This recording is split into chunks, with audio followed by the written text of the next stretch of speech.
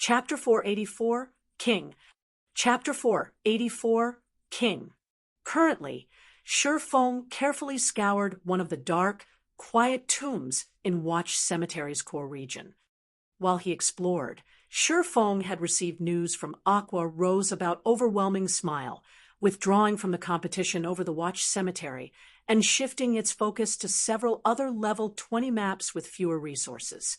The members of Overwhelming Smile had also begun to keep a low profile. With the threat of Overwhelming Smile gone, Shifeng decided to transverse deep into Watch Cemetery's core. The tomb he currently explored was unique. It was a resting place for royalty. It was also known as a king's tomb. Locating this particular tomb had not been easy, as it had been built to prevent grave robbers from plundering the valuables buried with the dead. This place had been carefully hidden. It had been built inside a cave under a steep cliff. After its construction, the original path used to travel to this place had been destroyed. After several hundred years, vines had covered the cliff, making it even more difficult to notice the cave. In the past, a skilled assassin had accidentally discovered this location. Afterward, that assassin had led a powerful team to the king's tomb and successfully plundered the treasure inside. After claiming the treasure, he sold the item for over 1,000 gold, earning everyone's envy. Even so, in the god's domain of that time, the assassin had still taken a loss when he sold the item. Why had it been a loss? Although the item was utterly worthless to an independent player, to guilds, it was priceless. Various large guilds would willingly spend 2,000 or 3,000 gold, much less 1,000. The treasure the assassin had found was a guild residence promotion order. All guild residences started out as a 1-star residence when established.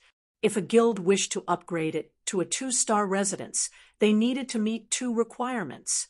First, a guild needed a sufficient amount of guild popularity. The second thing they needed was a 2-star guild residence promotion order. If a guild residence reached 2-star status, the guild could establish certain facilities that were unavailable to a 1-star residence. More importantly, a guild residence's private rooms would change. Guilds could only establish 1-star private rooms in a 1-star residence, whereas 2-star private rooms could be established in a 2-star residence. By resting for 24 hours in a 1-star private room, players could store up to 20% of the double EXP buff. In a 2-star private room, however, players could store up to 25% after 24 hours. In addition, a guild could establish a smithy inside a 2-star residence, allowing members to have their weapons and equipment repaired. Moreover, the repair fees as the guild's smithy were 10% cheaper than elsewhere. Repair fees were always expensive. Although there was only a 10% difference, players could still save a significant amount of money. Currently, Zero Wing's popularity had exceeded 5,000 points. It had met that requirement for the upgrade. Hence, now was the perfect time for Shifeng to collect the promotion order. Danger awaited any player inside the king's tomb as traps had been built throughout the crypt. Unfortunately, none of these traps proved to be useful against Shifeng. He destroyed every trap he encountered with a single slash. This should be it, Shifeng muttered as he entered a majestic stone room, focusing on the tightly sealed white jade sarcophagus lined with gold that occupied the center of the room. Wetting his lips, he advanced towards the sarcophagus. When Shifeng was only 20 yards away, the sarcophagus suddenly opened. Black smoke slithered out of the sarcophagus. Soon, the black smoke coalesced into a youth in golden armor. The youth had a white cape draped over his shoulders and a golden crown adorning his head. More importantly, the youth carried the air of a king. Anyone who basked in his aura would tremble and submit body and soul. However, this youth's body was currently in a half-transparent, ethereal state. He was not a physical entity, but a ghost. To be precise, this youth was the ghost of a king. as expected of the king of a generation. Even in death, his still possesses such a powerful aura. If he were still alive, I'd have no hope of escaping with my life, Shifeng muttered after observing this ghost king with omniscient eyes. King of Ghosts, Monroe Bell, High Lord. Level 30, HP 4, 000, 000/4, 000/000. Being capable of receiving the title of king proved that Monroe Bell had been a Tier 3 class before he died. The pair of swords in Monroe's hands indicated that he had been a Tier 3 sword king, the equivalent of a great lord during his lifetime. However, after Monroe Bell died, he had weakened significantly. Now, he was only as strong as a high lord. Even so, he would not be an easy challenge for Shifeng. Immediately, Shifeng activated Heavenly Dragon's power, increasing his strength by 100%, HP by 300%, and defense by 300%. Suddenly, Shifeng's HP rose past 27,000. However, his HP could not compete with the King of Ghosts, which possessed 4 million HP. Shifeng then used the activatable skill of the 7 luminaries' rings aura of water, Life Bloom, recovering 20% of his HP every second for 40 seconds. During this period, it would be the equivalent of having a powerful healer healing him indefinitely. Grave Robber received the Sword of Justice's retribution. Monroe Bell's pitch black eyes locked onto Shifeng. Taking a step forward, the King of Ghosts dashed toward Shifeng as he sent a flurry of sword thrusts at the intruder with his king's sword. The King of Ghosts' sword carried with it a majestic aura. The aura alone was enough to scare an ordinary player, much less the flurry of thrusts. Monroe Bell's attack was like a tsunami. He gave Shifeng no opportunity to evade the strikes. Shifeng immediately activated Purgatory power, allowing his attack speed to soar. He then used Wind Blade and charged forward. Facing the countless oncoming sword thrusts, Shifeng chose to face brutality with grace, and rather than confronting the attack head-on, he deflected the strikes to the side. However, despite the extreme speed of his swords and the fact that he was already in the flowing water realm, he could not keep up with the dozens of sword thrusts. As a result, he received multiple hits. Shifeng was not courageous enough to face Monroe Bell directly. A high lord far surpassed an ordinary lord. Monroe Bell suppressed Shifeng completely in terms of strength and speed. Even if Shifeng activated twofold Berserk, the result would be the same. Furthermore, Monroe Bell was not an ordinary high lord. The King of Ghosts had been a bona fide sword king before he died. In terms of combat technique utilization, he was even stronger than ordinary experts. Hence, challenging the High Lord in a direct confrontation would only be detrimental to Shifeng. If Shifeng had not reached the flowing water realm, gaining insight into an opponent's actions, he would never have come here, only to die. After all, level 30 was a dividing line in God's domain. Monroe Bell's attack power was also terrifying. Shifeng had received close to -2,000 damage from a casual slash, and more than -4,000 damage if the King of Ghosts struck him with a skill. If Shifeng had not activated Heavenly Dragon's power, increasing his defense significantly, Monroe Bell's normal attack could have dealt over -4,000 damage, whereas a skill would deal over -10,000.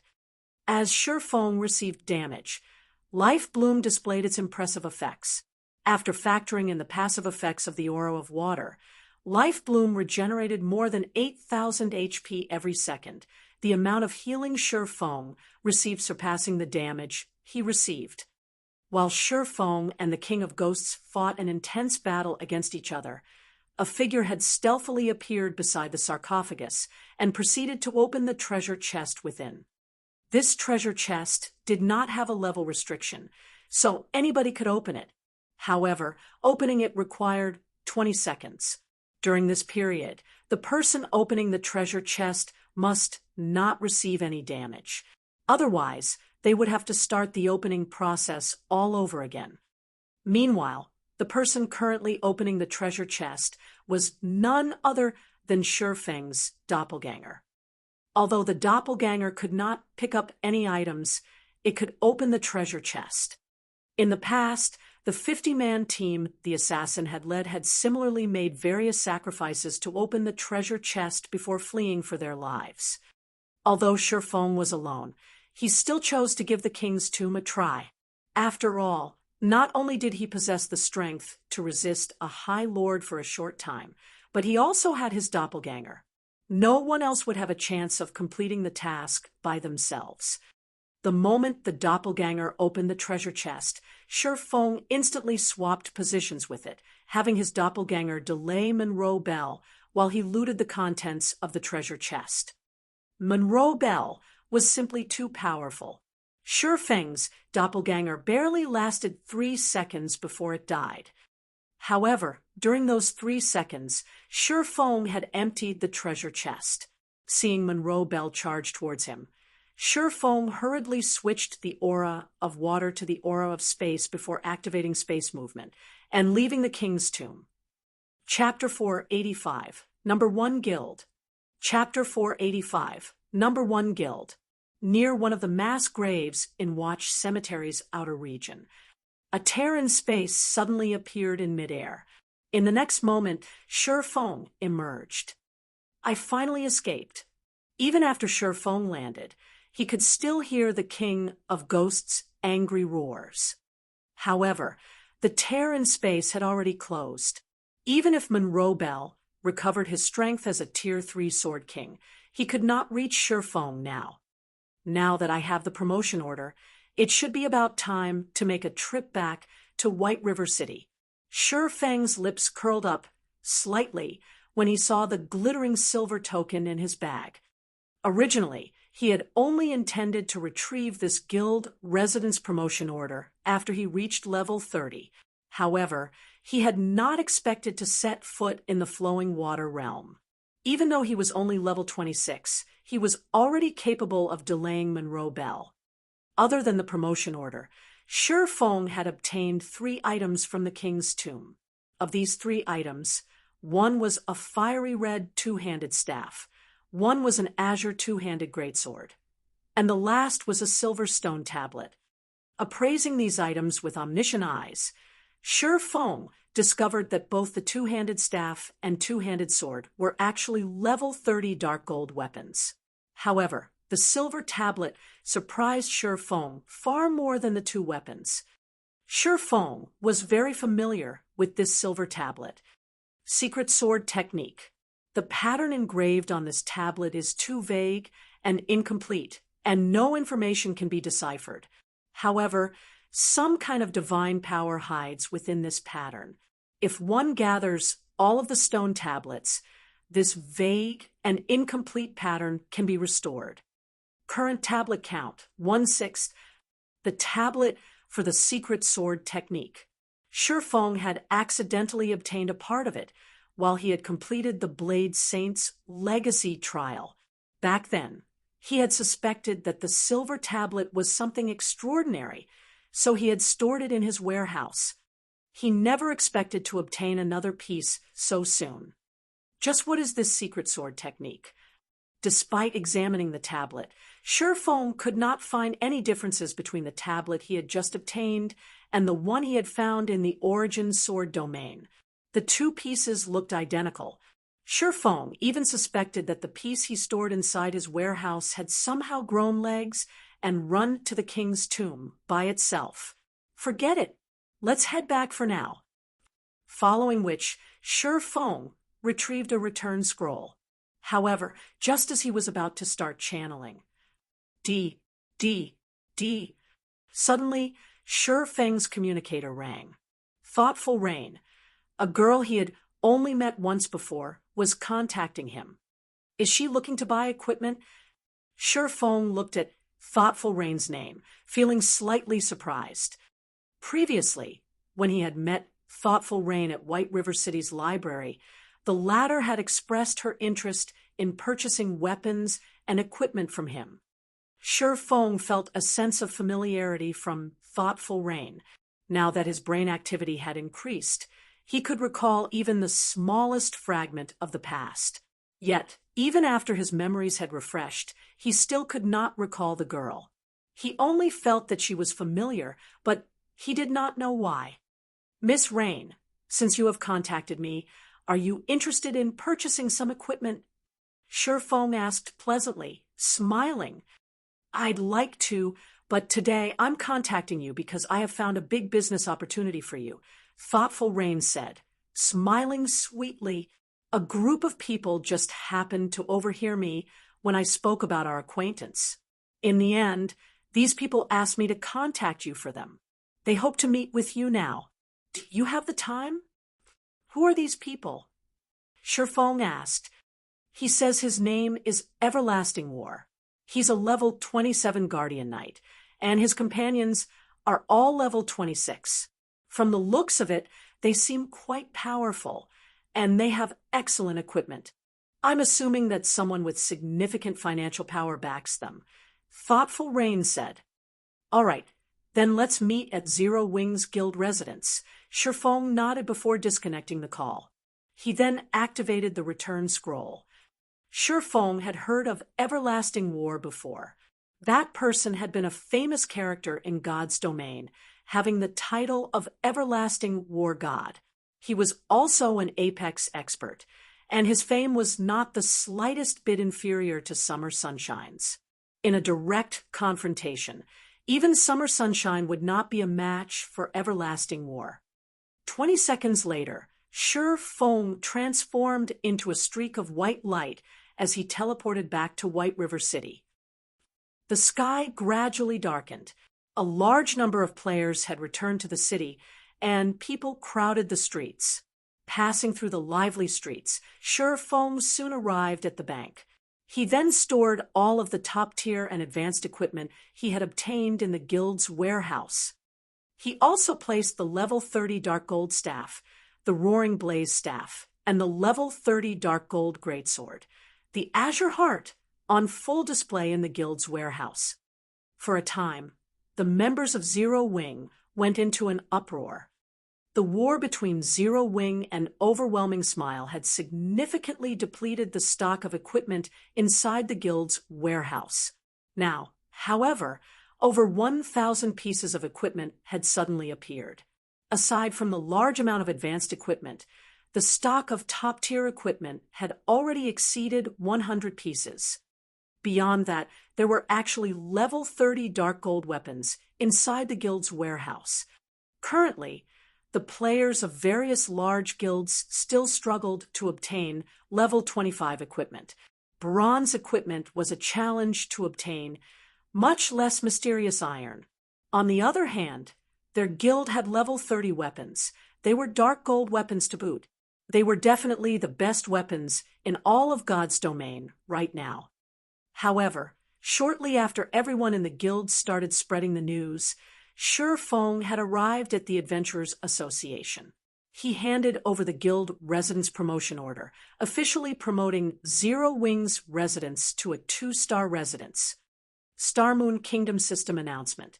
Congratulations to Zero Wing for becoming the first guild in Starmoon Kingdom to own a 2-star guild residence, rewarding 30,000 guild popularity, 500 gold coins to the guild, and 1 guild smithy promotion order.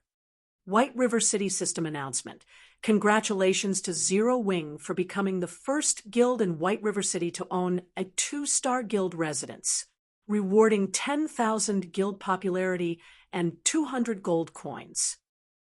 The system announcement repeated 3 times, and every player in White River City heard it loud and clear. Damn, what is this crap? Our guild hasn't even obtained a guild residence. Yet, already, Zero Wing has a 2-star guild residence? What's this 2-star residence thingy? Lots and lots of money. Suddenly, Starmoon Kingdom's official forums exploded with activity. Everyone discussed Zero Wing, and the various large guilds had also begun asking around about the benefits of a 2-star guild residence. Also, what was a guild smithy promotion order? However, the activity on Star Moon Kingdom's forums paled in comparison to White River City's. Zero Wing is simply too amazing. Overwhelming Smile has only managed to establish its guild residence after much difficulty, yet Zero Wing has already obtained a 2-star guild residence. I've just received news that Zero Wing's warehouse has received an influx of top-tier equipment. There are even level 30 dark gold weapons in there. Now, Zero Wing's guild residence has been promoted to 2 stars. Zero Wing is simply overpowered. It seems that Zero Wing is still the true overlord of White River City. Although Overwhelming Smile is rich, it still cannot compete with Zero Wing. Now, even Overwhelming Smile's financial power in the game is no match for Zero Wing. We will have a better future if we join Zero Wing. That's not all. I've just made some inquiries and found out that guilds can establish a guild smithy inside a 2-star guild residence. The repair fees there are 10% cheaper than elsewhere. Meanwhile, that guild smithy promotion order can be used to promote a 1-star guild smithy into a 2-star guild smithy. The repair fees of a 2-star are even lower, 15% cheaper. You can save so much on repair fees alone. Other guilds have no chance against Zero Wing. All hail Zero Wing. I want to join Zero Wing. For a time, Zero Wing became the #1 guild in the hearts of White River City's players of White River City. Suddenly, White River City went into a frenzy as players tried to join Zero Wing. Chapter 486, Generous Benefits. Chapter 486, Generous Benefits. Inside the Adventurers Association, Surefoam was currently applying to establish a forge inside Zero Wing's guild residence. Sir, this is the model list for smithies. In addition, there is also a list of blacksmiths. You may choose any of the names listed there. The NPC at the counter smiled as she passed 2 lists to Surefoam. In God's domain, buildings were not limited to a single model. There was a large variety of models available for players to choose from. Players could even design their own buildings, though designing one from scratch required a lot of time. If not for highlighting the uniqueness of one's own guild, most players would choose one of the hundreds of models that were already available. Promotion of buildings only required a promotion order. There was no need to spend any money. However, constructing a new building or reconstruction required a large sum. Depending on the size of the building, the materials required, and the building's function, the price of construction would vary. A guild smithy was extremely important. Hence, Surefoam needed to decide carefully. Smithies were differentiated by 3 grades: ordinary, refined, and luxury. Though the price of each smithy was higher than the last, each grade was also more efficient. Ordinary smithies cost between 100 gold and 200 gold. Aside from repairing weapons and equipment, guild members could also sell their unwanted items to the NPCs at the smithy. Refined smithies cost between 300 gold to 500 gold. Aside from having all the functions of an ordinary smithy, refined smithies had a more refined and luxurious appearance.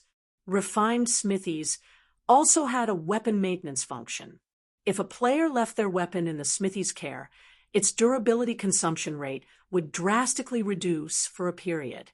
At the same time, one could also hire intermediate blacksmiths if they had a refined smithy. One should not underestimate the function of blacksmiths. These blacksmith NPCs all possess different capabilities. For example, some blacksmiths might take less time than others to repair weapons and equipment. Other blacksmiths might produce stronger maintenance effects. Hence, hiring a powerful blacksmith was of utmost importance. Lastly, luxury smithies cost between 800 gold and 1,000 gold. Aside from having all the functions of a refined smithy, luxury smithies had a rest area that allowed guild members to accumulate the double EXP buff. However, 48 hours of rest was required to accumulate 20% of the buff. In addition, luxury smithies contained forging rooms. Moreover, these were advanced forging rooms, which were far more effective than those at the Starstreak trading firm. One could also hire advanced blacksmiths. For the guild's future development, we'll get the most benefits from the best option.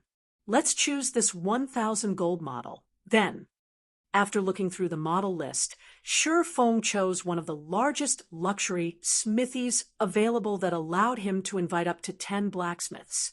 After deciding on the model, he began to choose his blacksmiths. Shifeng had received 700 gold from the system reward alone. In addition, he also received over 300 gold for each dragon scale set equipment that sold at the Blackwing auction house. At this point, he had already sold more than 20 sets. Currently, Shifeng had more than 8,000 gold on his person, making him wealthier than any single guild in Starmoon Kingdom. Moreover, gold would continue to fill his bags as more sets of dragon scale set equipment sold. So, he did not mind constructing the best smithy available, following which Shifeng chose to hire 10 advanced blacksmiths. These 10 NPCs were the most skilled blacksmiths one could currently find. Their monthly wages ranged between 3 and 5 gold. After Shifeng finished dealing with the smithy, he searched for a secluded location to adjust his appearance back to Yifeng. He then hailed a horse carriage and returned to Zero Wings Guild residence. When Shifeng arrived at the residence, he discovered a sea of players crowding the entrance, creating an extraordinarily lively atmosphere. There were currently 2 berserkers in dragon scale set equipment standing guard and maintaining order at the residence's entrance. The fine gold rank glow from the sets thoroughly awed the players who had come to sign up for the guild. Is that a fine gold set equipment? I've seen it on the forums before. I think it's the dragon scale set equipment. Currently, a single set costs more than 300 gold. Zero Wing is just too rich. They actually bought 2 sets. Not just 2. I hear that Zero Wing's warehouse also has 1 set available for trade. As the crowd discussed Zero Wing's wealth with astonishment, the newly constructed smithy also attracted their attention. The smithy's construction was not as tedious as the guild halls. The smithy required much less time as it had fewer functions. As long as the guild paid the construction fees, the smithy could be completed in less than 10 minutes. Zero Wing's smithy was 3 stories tall. The smithy's luxury-grade appearance dazzled the onlookers, and many among the crowd even believed that they had arrived at the capital city's advanced smithy. The smithy was large enough to accommodate several hundred players, and it was even larger than an ordinary guild hall. This is my first time seeing such an extravagant smithy. Zero Wing isn't giving Overwhelming Smile any chance of survival. Zero Wing's smithy is almost the same size as Overwhelming Smile's guild hall. It's so much fancier than their guild hall, too. From what I heard from Zero Wing's guild members, this smithy even has a weapon maintenance function that reduces the durability consumption rate of a weapon for a certain amount of time. With this, who knows how much money we can save when grinding monsters and raiding dungeons. For this guild smithy alone, I'll do anything it takes to join Zero Wing. The independent players who had come to participate in Zero Wing's test watched the guild's transformation with reverence, their desire to join Zero Wing intensifying. Morale among Zero Wing's members soared when they saw the growing flood of players coming to join their guild. Now, whenever they strode down the streets with their 6-winged emblem revealed, they would receive countless envious stares. Standing a short distance away from the residence's entrance, Thoughtful Rain quickly noticed Shifeng's arrival. Waving her hand, she shouted, "Yifeng, we're over here." Shifeng promptly walked over. Standing beside Thoughtful Rain was the expert who Shifeng was extremely familiar with, Everlasting War. However, though Shifeng knew about Everlasting War in the past, the reverse was not true. The 5 companions by his side were also outstanding experts. In the past, Shi Feng had lived in an entirely different world from them. He had failed to reach even the upper ranks of God's domain, much less the pyramid's peak. Yi Feng, let me introduce you. This man is Everlasting War. He wishes to discuss business with you. Thoughtful Rain slowly introduced Everlasting War's party to Shi Feng. At this moment, Everlasting War was shocked after evaluating Shi Feng. The pressure he felt from Shi Feng was intense. He had not expected Zero Wing to possess another unfathomable expert besides Black Flame. "Hello, I am Yi Feng," Shi Feng said, smiling faintly at Everlasting War. "This place isn't suitable for a discussion. Why don't we head inside to chat?" Saying so, Shi Feng led the group into the rest area in the guild residence's smithy. The rest area was very elegant, even having beverages available for guild members. This rest area was no less impressive than the city's restaurants. "Wah, is this really a smithy?" Trailing after Thoughtful Rain, Blue Bamboo's eyes shone brightly as she entered Zero Wing's residence. It was as if she had just stepped into an entirely different realm. Secretly, she said, "Rain, look, that's the weapon maintenance room. There are such high-quality weapons inside. Even the blacksmiths are the rarely seen advanced blacksmiths. Rain, make sure you say something to Yi Feng later. With such awesome guild benefits, it would be a huge shame if we didn't join." Chapter 487, Dark Arena. Chapter 487, Dark Arena. Thoughtful Rain glanced at Blue Bamboo's pleading look before examining her elegant surroundings. Indeed, no other guild could compete with Zero Wing, so it would not be a bad choice for them to join this guild. "Huh, I only met Yi Feng by chance. Our relationship isn't what you imagine. I can only try my best. Don't expect too much," Thoughtful Rain replied softly through their private chat. "MHM." Blue Bamboo nodded vigorously. Compared to Blue Bamboo's fascination, Everlasting War and his companions only considered Zero Wing's benefits and environment decent. However, compared to a small, unknown guild, the sudden emergence of a great expert like Shi Feng was what truly shocked them. Carefully observing his surroundings, Everlasting War suddenly realized that Zero Wing's members were actually quite powerful. They were much stronger than the members of other guilds. As the rumors had said, Zero Wing was the true overlord of White River City. A moment later, Shi Feng had led the group to one of the small rooms located in the rest area. The environment inside the room was excellent, and the pleasant aroma filling the air soothed everyone's tense spirits. Shi Feng had to admit that the luxury version of the smithy was worthy of the price. He had not spent 1,000 gold for nothing. "What would you like to talk about?" Shi Feng asked casually as he looked at Everlasting War. "Originally, I had hoped to ask brother Yi Feng to introduce us to your guild leader, Black Flame. However, seeing as brother Yi Feng possesses such strength and is one of the upper managers of Zero Wing, discussing this matter with you should have the same effect," Everlasting War said leisurely. "Truth be told, we are not players from Starmoon Kingdom. Rather, we are from the Beast Empire, the 8th strongest country in God's domain. As you can see, although we are independent players, our weapons and equipment are not the possessions of ordinary independent players. Indeed, the majority of your party's equipment consists of level 25 fine gold equipment. The level 25 shield and weapon in your hands are even dark gold rank, something extremely rare throughout God's domain.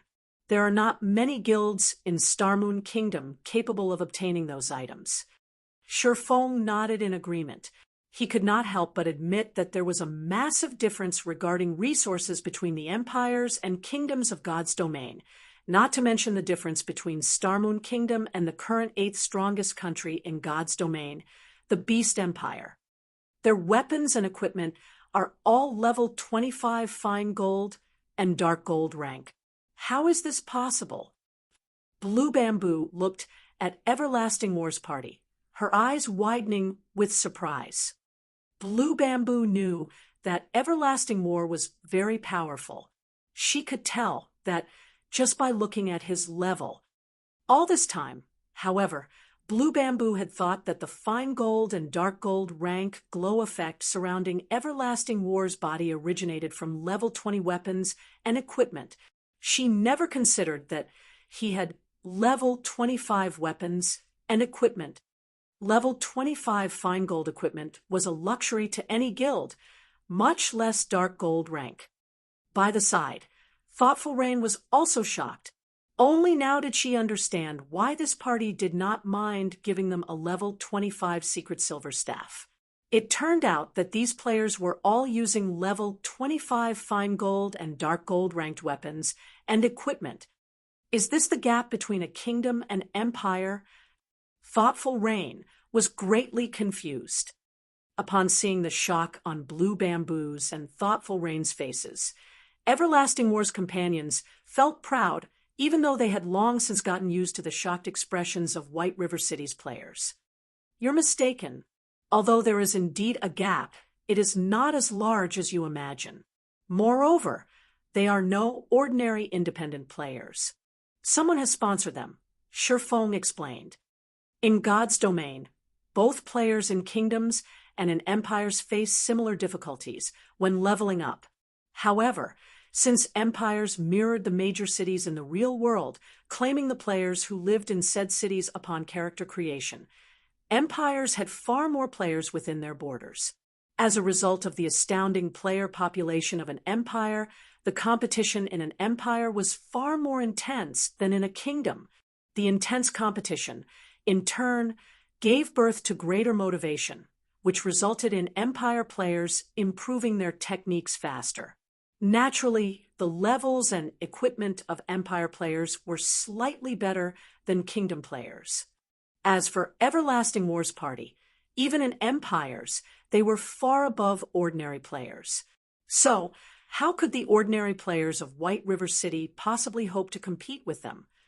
Shifeng's declaration stunned Everlasting War's companions, shock coloring their expressions as they stared at Shifeng's calm smile. Shifeng's words were not incorrect in the least. It was as if he had seen through every detail about them. Brother Yifeng is as amazing as expected. Someone has indeed sponsored our weapons and equipment. This is also why we have come in search of Guild Leader Black Flame. Everlasting War did not deny Shifeng's statement. Slowly, he said, "You might not know this, but a few days after God's Domain launched, the various major corporations around the world began to invest in the game. In order to prevent an overly intense struggle, these corporations began hidden competitions with each other. These competitions take place in the dark arena. The various major corporations send their experts to face each other, taking the chance to probe the opponent's strength. The victors earn large amounts of gold, credits, rare materials, and other benefits that you cannot even begin to imagine. I have come here today with the purpose of inviting Guild Leader Black Flame to join our battle team. If our battle team wins, it will benefit a guild such as Zero Wing that lacks funding.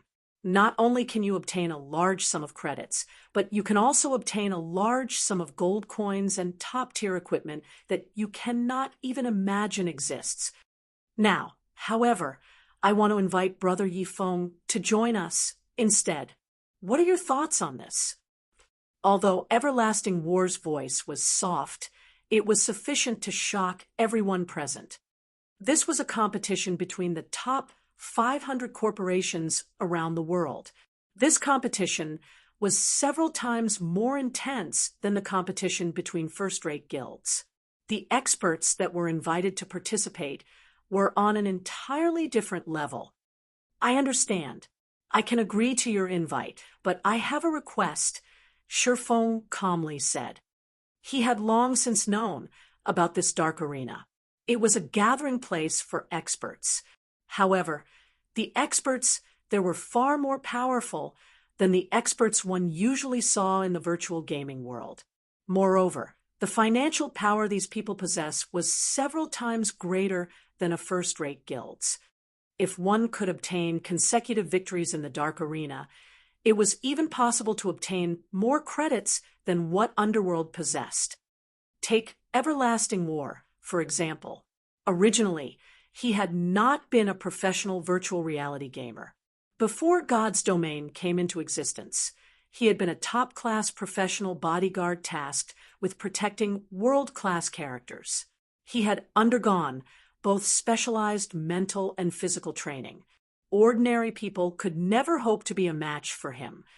Only the price the Dark Arena had offered was very high. It was enough to tempt even Everlasting War to play God's Domain. In the end, Everlasting War had become the everlasting war god of the Dark Arena, one of the apex existences of God's Domain. In the past, Shi Feng had been fortunate enough to witness some of the matches in the Dark Arena. However, he had never even come near to qualifying to participate, as this was a competition between major corporations. Only those who were invited were allowed to participate in the Dark Arena. Request. Everlasting War could not help his surprise. He had not expected Shi Feng to maintain his composure. However, he decided to ask, "May I know what this request is?" Chapter 488, Young Genius. Chapter 488, Young Genius. Although Everlasting War had already spoken, his companions had frowned in response to Shi Feng's reply. They had never expected that Shi Feng would try to negotiate. Countless people yearn to join a competition of such level. Yet, even many of the experts on the God's Domain experts list had been rejected. They were already stooping pretty low by willingly inviting an unknown expert, such as Shi Feng. Even world-renowned players fought to join the Dark Arena. Participating in the Dark Arena was already a supreme honor in and of itself. Not only could one win endless riches, but they could also receive the admiration of millions. It was even possible for one to become an international celebrity with a single battle. Not even the ruler of Star Moon Kingdom was a match for the Dark Arena's participants in terms of status. After all, that was a stage at the international level. Thoughtful Rain and Blue Bamboos, Little Jaws hung in shock, their eyes filled with disbelief as they watched Shi Feng. The competition between guilds in God's Domain was intense. Almost every guild was supported by many corporations. However, not even the backer of a first-rate guild could compare with international corporations. It was merely an ant in the eyes of such giants. Although the virtual gaming industry's total value rose with each passing year, it was still significantly inferior to other top industries. If a guild could obtain the financial support from such a corporation, they could instantly become a super guild, surpassing any first-rate guild in God's Domain. With such a good opportunity at hand, Shi Feng actually had a condition. However, Shi Feng did not care about what others thought about him. Taking a sip of tea, he returned his gaze to Everlasting War, saying slowly, "My request is very simple. I hear that each battle team participating in the Dark Arena consists of 10 members. Seeing as you only have 6 members at the moment, I wish to invite 3 of my people to join. That way, we will have a full battle team. What do you think?" "You must be insane. Just inviting you is already leader's limit, yet you still want to invite 3 others to join the team? Who do you think started this battle team?" A youth in black armor shot up from his seat in anger. The other members of Everlasting War's party were also clearly angry.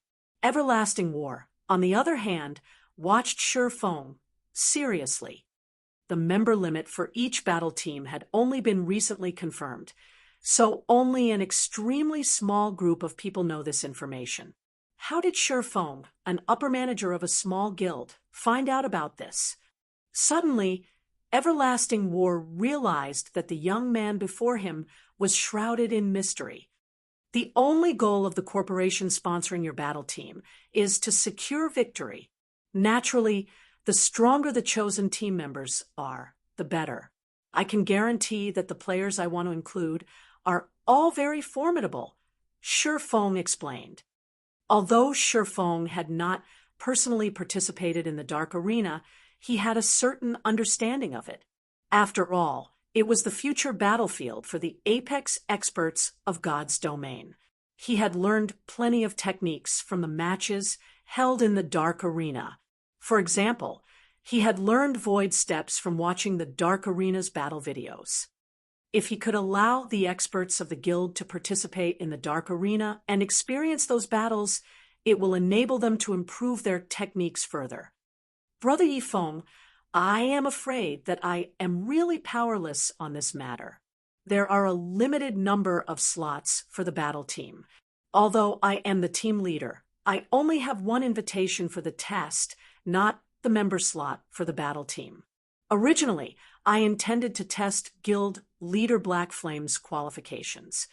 However, even if he is qualified, I believe that as the leader of a guild, he should be very busy with its management. Even if he has the strength, he should not have that much time to spare. That's why I wanted to invite Brother Yifeng, Everlasting War said, smiling bitterly. The competition between these international corporations was extremely intense. Every position on the battle team was unimaginably precious. So how could they give them away to Shifeng so easily? I expected as much. All right, I accept your invitation. When will the test be held? Shifeng nodded. He knew how valuable the slot was. The invitation alone had already greatly surprised him. However, he still wanted to know how much power Everlasting War, this battle team's leader, wielded. If he could obtain another slot, he would have truly profited. The unified testing time has yet to be determined. Let's add each other as friends for now. Once those in charge have decided on a time, I will contact Brother Yifeng immediately. Everlasting War promptly sent a friend request to the swordsman before him. After Shifeng added Everlasting War as a friend, they chatted about matters relating to the Dark Arena. Seated by the side, Blue Bamboo was utterly stunned by the two's conversation. She had never imagined that Zero Wing was so amazing. It had actually received an invitation from an international corporation. If the guild received support from such a corporation, its potential would be unimaginable. Blue Bamboo's decision to join Zero Wing solidified. After both sides chatted for another half an hour or so, Everlasting War's group departed. Big Brother Everlasting, there are countless experts in God's domain. Aside from Black Flame, how could you invite Yifeng so casually? What if he fails to pass the test when the time comes? It won't look good to our superiors. Why don't we head over to Star Moon City and take a look? There might be some other amazing experts there. A beautiful female elementalist wearing crimson robes suggested. I know. Our superiors gave me an invitation slot precisely because they wish to test my judgment and to see whether or not I am suited to lead this team. They will definitely replace me if I fail. Knowing this, I won't act recklessly. However, this Yifeng is indeed amazing. Based on his appearance, I'm guessing he is only around 20 years old. Yet when he moves, not a single action reveals a weak point. There were not even any excess actions in his movement. I have already been in the refinement realm for close to 27 years already, so I can tell that he has clearly already set foot into the refinement realm. Moreover, his progression into the realm is also not shallow. This Yifeng is simply unbelievable. He is truly a young genius. As for Black Flame, I have already watched his battle videos. Although Black Flame is indeed amazing, his performance shows that he has only taken half a step into the refinement realm. He only displays such overwhelming might due to his equipment and skills. With the power backing me, I can easily obtain things such as top-tier equipment. Otherwise, I would not have chosen Yifeng. Refinement realm experts are as rare as phoenix feathers in God's domain. We are already very lucky to have encountered one. Even if we went to Star Moon City, it is unlikely that we will find another such expert. All right, let's return to leveling up for now. His teammates could not help their surprise after listening to Everlasting War's reasoning. They had not realized that Everlasting War had such a high opinion of Shifeng. However, they also had to admit the scarcity of refinement realm experts. Even the 5 of them had only taken half a step into that realm. After Everlasting War and his party left, Shifeng turned to thoughtful Rain. Thanking her, I am truly grateful for Miss Rain's help today. If not for your introduction, I would not have such a fortuitous opportunity. If Miss Rain wishes to purchase equipment for yourself, I can offer 50% discount. Really? Thoughtful Rain knew how expensive top-tier equipment was on the market. Moreover, top-tier equipment was not necessarily available. If she could purchase top-tier equipment at a 50% discount, she could save tens of thousands of credits with each item. She could save over 1 million credits if she bought an entire set. In addition, the equipment available on the market was nowhere near as good as Zero Wing's equipment. Of course, Shifeng laughed. Great, I want to buy a set, then. Also, my best friend here, Blue Bamboo, has always been very interested in joining Zero Wing. However, as she has only recently started playing virtual reality games, she's not very strong. Can you perhaps allow her to join? Thoughtful Rain asked meekly. I'm afraid I really cannot help you with that. Not even an upper manager like myself is allowed to bend the guild's rules, Shifeng said, shaking his head. However, I can allow your friend to join and train herself with our guild's elite parties, having her learn the combat techniques of God's domain. Once she's sufficiently strong, she can then become an official member of Zero Wing. What do you think? I'll do it. I'll go. Originally, Blue Bamboo had been extremely disappointed when she heard Shifeng's initial refusal. However, being able to improve herself with the elites of Zero Wing was not a bad alternative. Chapter 489, Shop. Chapter 489, Shop. Upon hearing Blue Bamboo's agreement, Shifeng immediately contacted Aqua Rose and had her organize an elite dungeon raiding party. A dungeon was a very good place for players to improve their techniques. Independent parties normally only raided normal mode dungeons. Even ordinary guild parties would only occasionally raid hard mode dungeons. As for elite parties, they raided hard mode dungeons slightly more often. Zero Wing's elite parties, however, were different. When they raided dungeons, hard mode was the lowest difficulty they would choose, though they would often challenge hell mode. To raid a hard mode dungeon, players only needed to meet the minimum requirement for equipment. The requirement for techniques was not very high. However, it was a different story for hell mode.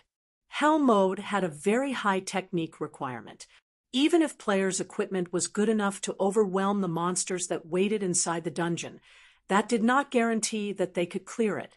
Their techniques needed to reach a certain standard before they could raid the dungeon successfully, so it was a very good place to train one's techniques. Zero Wing also had a requirement set for its elite members. Every week, elite members needed to raid hell mode dungeons a certain number of times. Although this was a stringent quota, members who fulfilled it would earn plenty of guild points as compensation for the deaths they suffered inside the hell mode dungeon. This was also why Zero Wing's elite members were so much more powerful than the elite members of other guilds. As long as Blue Bamboo trained diligently and polished herself in hell mode dungeons for a time, she should not have any issues passing Zero Wing's evaluation. Following which, Thoughtful Rain and Blue Bamboo each purchased a set consisting of level 25 secret silver and fine gold equipment for elementalists and clerics, spending over 1,000,000 credits in total.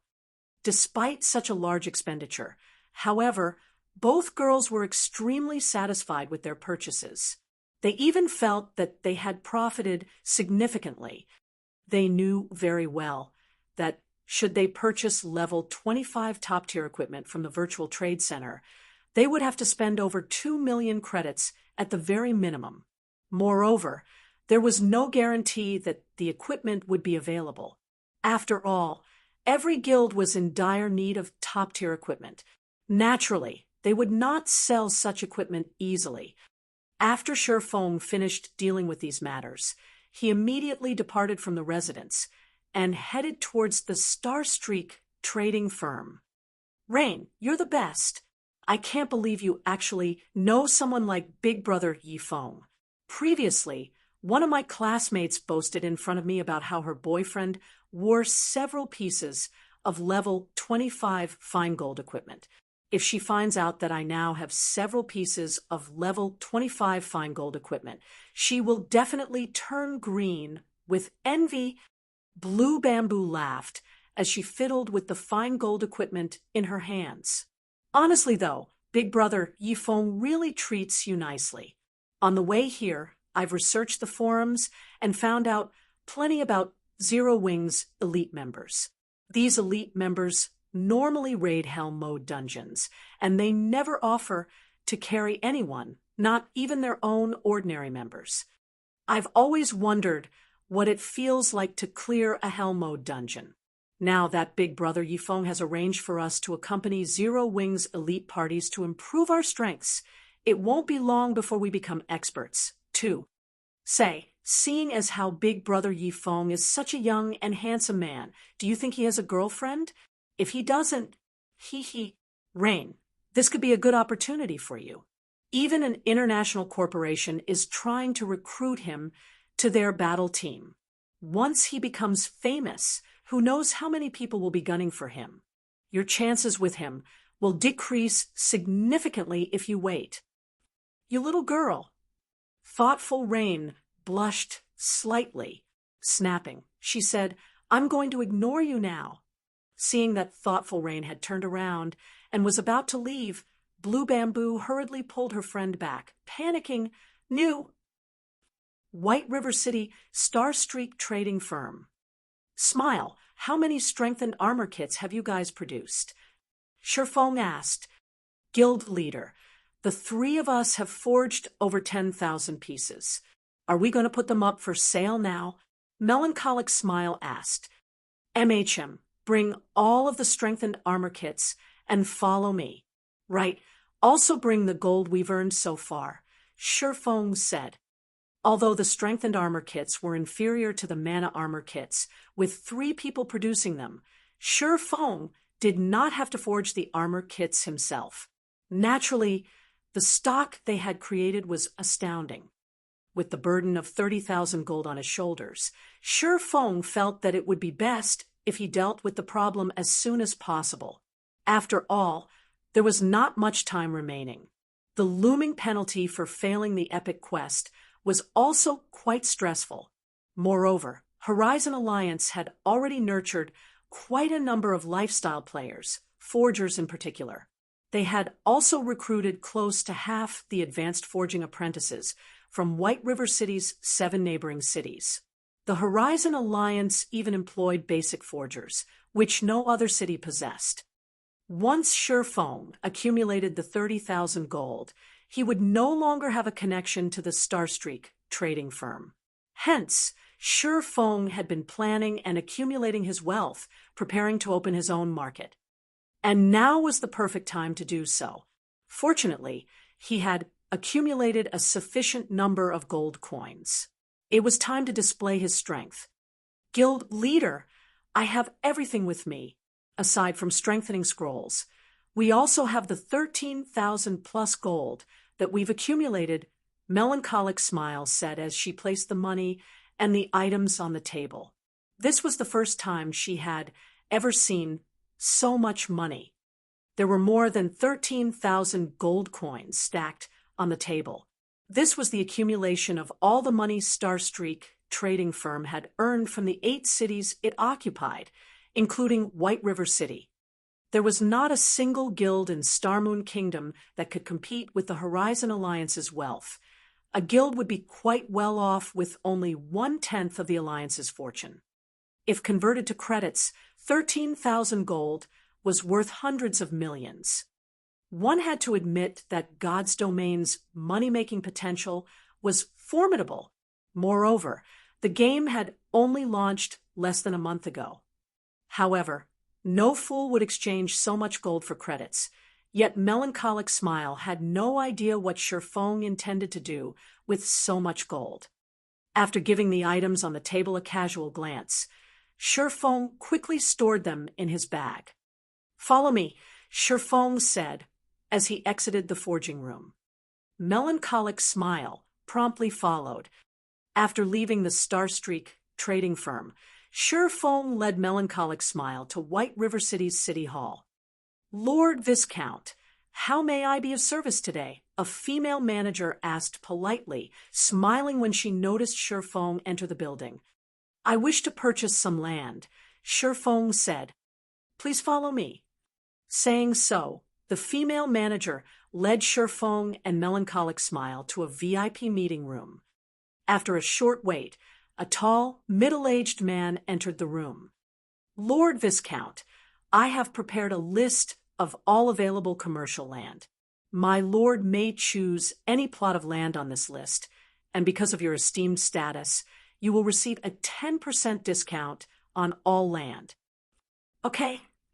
Shifeng only glanced through the pages, not bothering to read them in detail. He then said, "I want these 2 plots next to the bank and the auction house." If one pointed out the most valuable plots of land in White River City, the first would be the plot directly beside the auction house. The second was next to the bank. The third was near the 2 aforementioned establishments. And the fourth was next to the Virtual Trade Center and the Adventurers Association. This held true for every city in God's domain. In the past, these plots of land had been highly sought after. Renting one of these plots for just a month could be astronomically expensive. Moreover, as God's domain developed, the money one could earn would grow. Naturally, it also cost a significant sum to purchase these plots of land. Moreover, one must also possess certain status if they wanted to purchase land. Money alone was not enough. As a viscount, Shifeng could only purchase a limited number of plots. Thus, he chose only 1 plot per location to begin his shop's operation. Chapter 490, Candlelight Trading Firm. Chapter 490, Candlelight Trading Firm. Without hesitation, Shifeng requested the 2 most popular plots of land in White River City. When Melancholic Smile saw the prices, her little mouth fell wide open. These prices were outrageous. An ordinary plot of land in White River City cost over 1,000 gold. If the land were in the densely populated Central District, it would cost more than 3,000 gold. As for the 2 plots Shifeng had set his sight on, each cost over 8,000 gold. If they converted 8,000 gold to credits, they could establish a relatively large company in the city in reality. However, Shifeng did not consider his choices to be expensive. In the future, these 2 plots would become extremely valuable. In the past, he could not have obtained them even if he wanted to. Players frequented both the auction house and the bank. Hence, the traffic was guaranteed. If not for his need for money right now, Shifeng would have preferred to purchase several more plots of land. By the time White River City became the number 1 city in Starmoon Kingdom, the value of the city's land would soar by more than 100-fold. "Lord Viscount, for the 2 plots of commercial land you have chosen, one costs 9,200 gold, while the other costs 8,800 gold, coming to a total of 18,000 gold. After including the 10% discount, your total is 16,200 gold, the male manager said with great excitement. In addition, After purchasing these 2 plots of land, there will be a 15% property tax each month. If taxes aren't paid for in 3 months, these plots will be locked. If the taxes aren't paid for in half a year, the city will reclaim the land. This is a scam. Melancholic Smile nearly shouted when she heard the male manager's explanation, flushing with anger. They had already spent so much money to purchase these 2 areas, yet they were still required to pay a 15% property tax every month. In total, they were required to pay 2,700 gold in property taxes for the 2 plots of land. Not even first-rate guilds had that much gold. Most importantly, they had to pay this tax every month. Here is 16,200 gold. Shifeng handed over the money without hesitation. Shifeng was very familiar with God's domain's rules, so he had expected this. Moreover, the main god system had implemented this property tax with the purpose of avoiding someone powerful from monopolizing a city's land. Although the property tax seemed absurdly expensive, gold coins would become easier to earn as players leveled, resulting in their depreciation. Gold coins would not remain as valuable as they were now. Hence, paying 2,700 gold each month was no big deal. A short moment later, the manager passed the deed for the 2 plots of land to Shifeng. With this, Shifeng could now establish shops on these 2 tracts anytime he wanted to. Moreover, these 2 areas were relatively large. They were in no way inferior to the Starstreak trading firm. At the end of the day, the Starstreak trading firm did not belong to Shifeng. Even if he managed it well, the firm still belonged to NPCs. However, if he established shops on the plots he had purchased, he could do whatever he wanted to them. It was a lot more convenient. Soon after, Shifeng chose 2 relatively good building models in the city hall, with both being 3-story buildings. He could use the first floor to sell products, and use the second to establish a warehouse, forging rooms, and other necessities. Finally, the 3rd floor could be an office area. However, to construct these 2 shops, Shifeng had spent another 2,000 gold, after which he hired over 20 advanced NPCs to conduct daily management and sales in each shop. After spending all this money, little remained of Shifeng's funds. Fortunately, the Dragon Scale set equipment sold consistently in the Blackwing auction house, and a large sum of gold coins would fill Shifeng's pockets every now and then. Smile. I'll leave the management of these 2 plots of land to you for now. I've already given you the authority you need. Begin transferring our members from Starstreak little by little. As for our products, we'll set the strengthened armor kits as our main focus. There is no need to sell them over at Starstreak, Shifeng said. Guild leader, if we only sell the strengthened armor kits at these 2 locations, it will divert traffic from Starstreak, impacting our business there, Melancholic Smile said, concern filling her voice. That is precisely my intention. I want to lure all of the old customers of Starstreak to the new shops. Just do as I say. As for the price for these strengthened armor kits, set them at 7 silver coins minimum. We can't afford a loss from selling them. Shifeng laughed. Although the Starstreak trading firm was still somewhat useful to him, its greatest purpose to Shifeng lay in the initial business. Now that he had accumulated sufficient capital, he had to abandon it little by little. After all, the moment he earned the 30,000 gold and completed his quest, the Starstreak trading firm would sever all ties with him. If he did not prepare for it now, it would be too late in the future. Guild leader, rest assured, I will make sure the prices of the strengthened armor kits stay above 7 silver coins, Melancholic Smile said. She was very confident about the strengthened armor kits they had produced. Even as basic forgers, their success rates at producing the strengthened armor kits were below 30%. Meanwhile, the material cost for producing each strengthened armor kit was over 1 silver.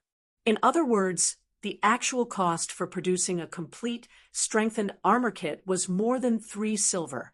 In reality, selling them for only 7 silver coins was simply too cheap. Even if Shi Feng had not given the order, she had intended to set the initial price of the strengthened armor kits at 10 silver. After all, with the current average level of players, a price of 10 silver coins was definitely affordable. Guild leader, you haven't named the shops for these 2 locations yet. What will you call them? Melancholic Smile asked as she looked at Shi Feng. A small spark may kindle a raging fire. Let's call it the Candlelight Trading Firm. Shi Feng sighed as he looked at the deeds to the 2 golden real estates in his hand. At this moment, he finally had his own capital. With these 2 plots, he had taken a large step ahead of the other guilds. His guild would have a relatively stable source of income in the future, and he wouldn't have to fear becoming any guild's target. Shortly after, both Shi Feng and Melancholic Smile visited to the 2 plots of land they had just purchased. At this moment, however, the buildings were still under reconstruction, so they could not view the shop's full elegance. It would take several more hours before the reconstruction work would be completed. At that time, they could open for business. There sure are a lot of players in White River City right now. Shi Feng examined his surroundings, discovering a sea of players near the auction house. The area was even more crowded than it had been in his previous life. Guild leader, this is a given. Zero Wing and Overwhelming Smile are constantly competing over White River City. Zero Wing is also the first guild to own a guild residence in Starmoon Kingdom. In addition, there are Overwhelming Smile's impressive offers to consider. As a result, many players from other cities were tempted to migrate and develop themselves in White River City. Based on the statistics published the day before yesterday, White River City is currently the 2nd most populous city in Starmoon Kingdom. It is only slightly behind Starmoon City. An ordinary city could not compare with a capital. Even if White River City offered a massive advantage, many players still preferred to mingle in the capital city. Starmoon City? Upon hearing Melancholic Smile's words, Shi Feng suddenly remembered something. He had befriended someone in Starmoon City before and had intended to purchase land through him. Originally, he had planned to direct Zero Wing's development towards Starmoon City. In the end, he had dismissed this notion and focused on making White River City the #1 city in Starmoon Kingdom. After all, unlike in Starmoon City, Zero Wing had an extraordinary background in White River City. Currently, although he no longer intended to develop Zero Wing in Starmoon City, the capital city's population was still very attractive. After all, in God's domain, players were a city's resource. The more powerful a city was, the more powerful the guild controlling said city could become. It seems I need to make a trip to Starmoon City. Shi Feng suddenly thought of a plan that could advance White River City's development further. Chapter 491, Holy Land for Experts. Chapter 491, Holy Land for Experts. Just as Shi Feng was about to head towards White River City's teleportation hall, the clear ring of his communicator reached his ears. Aqua, what's wrong? Shi Feng asked after accepting the call. Guild leader, good news. Previously, your feat of killing so many of Overwhelming Smile's experts boosted our guild's morale. Currently, our members are flooding the fields to participate in the war. As Overwhelming Smile's expert parties are no longer appearing on the battlefield, we've gained significant advantages. We have already taken out over 20,000 Overwhelming Smile members. Probably because we're the first guild to kill over 20,000 players in an all-out war, an advanced NPC from the Adventurers Association just visited, issuing an epic guild quest. The quest is called Ancient Battlefield, and only the guild leader of the guild is allowed to accept the quest.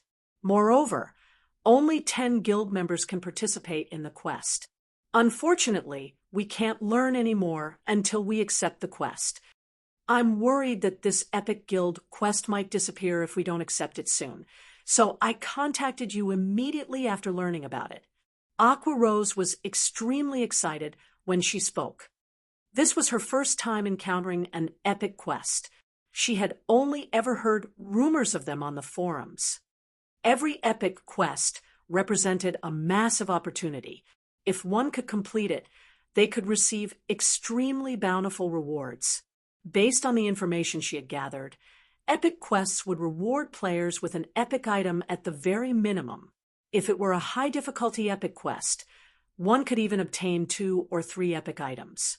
Meanwhile, the quest the guild had just received was an epic guild quest. It was a lot more difficult than an epic quest meant for individual players. If they could complete it, they would reap a frightening harvest. Ancient Battlefield.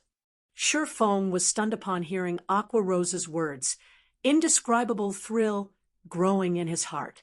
Hurriedly, he asked, Aqua, are you sure you read that correctly? The information on the guild's quest board is clear, and I made sure to read it very carefully. I can say with certainty that it is an epic quest. Even I didn't believe it at first when I was told. After verifying it multiple times, I am sure that it is the epic quest Ancient Battlefield, Aqua Rose said, practically glowing with excitement. If they could complete this epic quest and obtain several epic items, it could help them immensely when they raided large-scale team dungeons in the future. Now that Zero Wing waged war against Overwhelming Smile, morale was very important. The news about Sure Fong taking out the underworld guards with one hit had caused Zero Wing to instantly become the publicly acknowledged #1 guild of White River City. This incident had also placed significant psychological pressure on Overwhelming Smile's members. If Zero Wing could take the lead by conquering a large-scale team dungeon, gaining even more top-tier equipment and prestige, Overwhelming Smile would have no hope of competing with Zero Wing in the future. However, Aqua Rose did not know that, in reality, what had shocked Sure Fong was not the difficulty of the quest, but the ancient battlefield itself. In the past, the ancient battlefield had been immensely famous in God's domain. It had become so famous because of its alternative name, the Holy Land for Experts. The ancient battlefield was known as the Holy Land for Experts because the map was a training ground specifically designed by the main god system for players. This training ground's purpose was to allow players to gain a better understanding of the combat style of God's domain. In the past, countless noobs and new players had instantly soared to become experts precisely because of the ancient battlefield.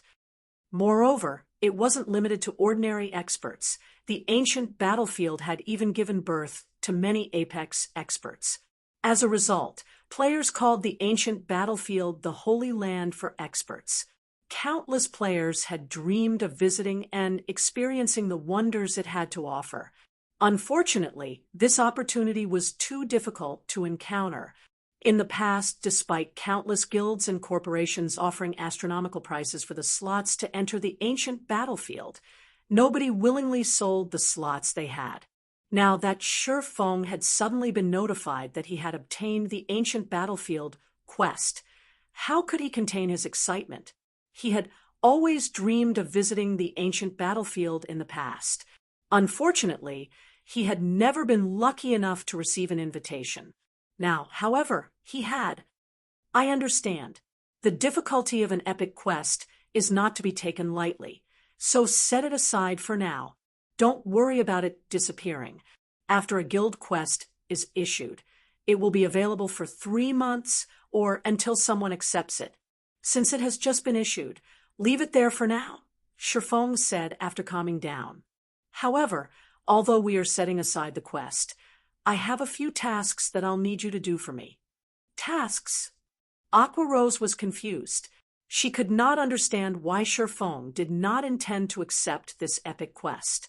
Although she knew that the difficulty of an epic quest was unmatched, without accepting the quest, How could they possibly know whether or not they could complete it? It was a pity to leave the quest there like that. Most importantly, it was so tempting. That's right. In order to complete this epic quest, we will need sufficient combat power. I need you to contact Fire Dance and the others and tell them to stop trying to level up to deal with Overwhelming Smile. The same goes for you. All of you should focus on improving your combat techniques. I will also frequently give you pointers. In a few days, I will test you all to see how much your combat techniques have improved.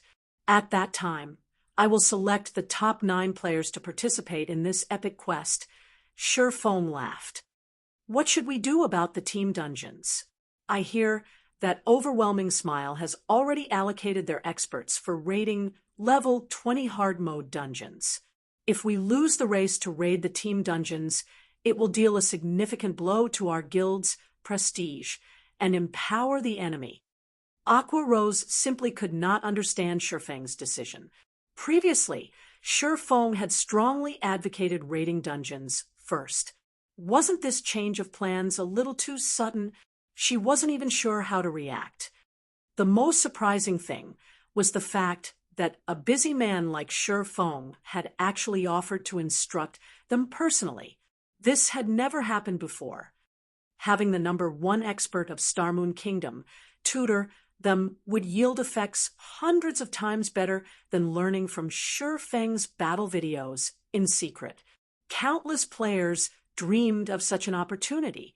There were even some who had offered 1 million credits on the official forums, hoping to hire Sherfeng as their personal trainer. It would be a lie if Aqua Rose said she was not excited. This was just as thrilling as the epic quest. Sharpening your axe will not delay your job of cutting wood. Do you think that conquering a large-scale team dungeon will be so easy without a certain degree of strength? Beyond that, the quest only requires 10 people. We can just have the others continue with raiding the dungeons. Sherfeng did not bother to explain further. He could not reveal too much information. Aqua Rose had no idea just how important this ancient battlefield quest was. Raising an army was easy, nurturing a general was not. In the past, no one had been willing to trade their spot on the ancient battlefield, even when offered a legendary item. The competition over a measly dungeon had meant nothing. If possible, Sherfeng would have accepted the quest immediately. However, doing so would be a massive waste. Besides, leaving the quest for players to see would provide a powerful incentive. Sherfeng did not have any concrete information about the situation inside the ancient battlefield. He only knew that the better the combat techniques a player possessed, the greater their harvest would be. Hence, Sherfeng had specifically instructed Aqua Rose and the others to spare some time to improve their techniques.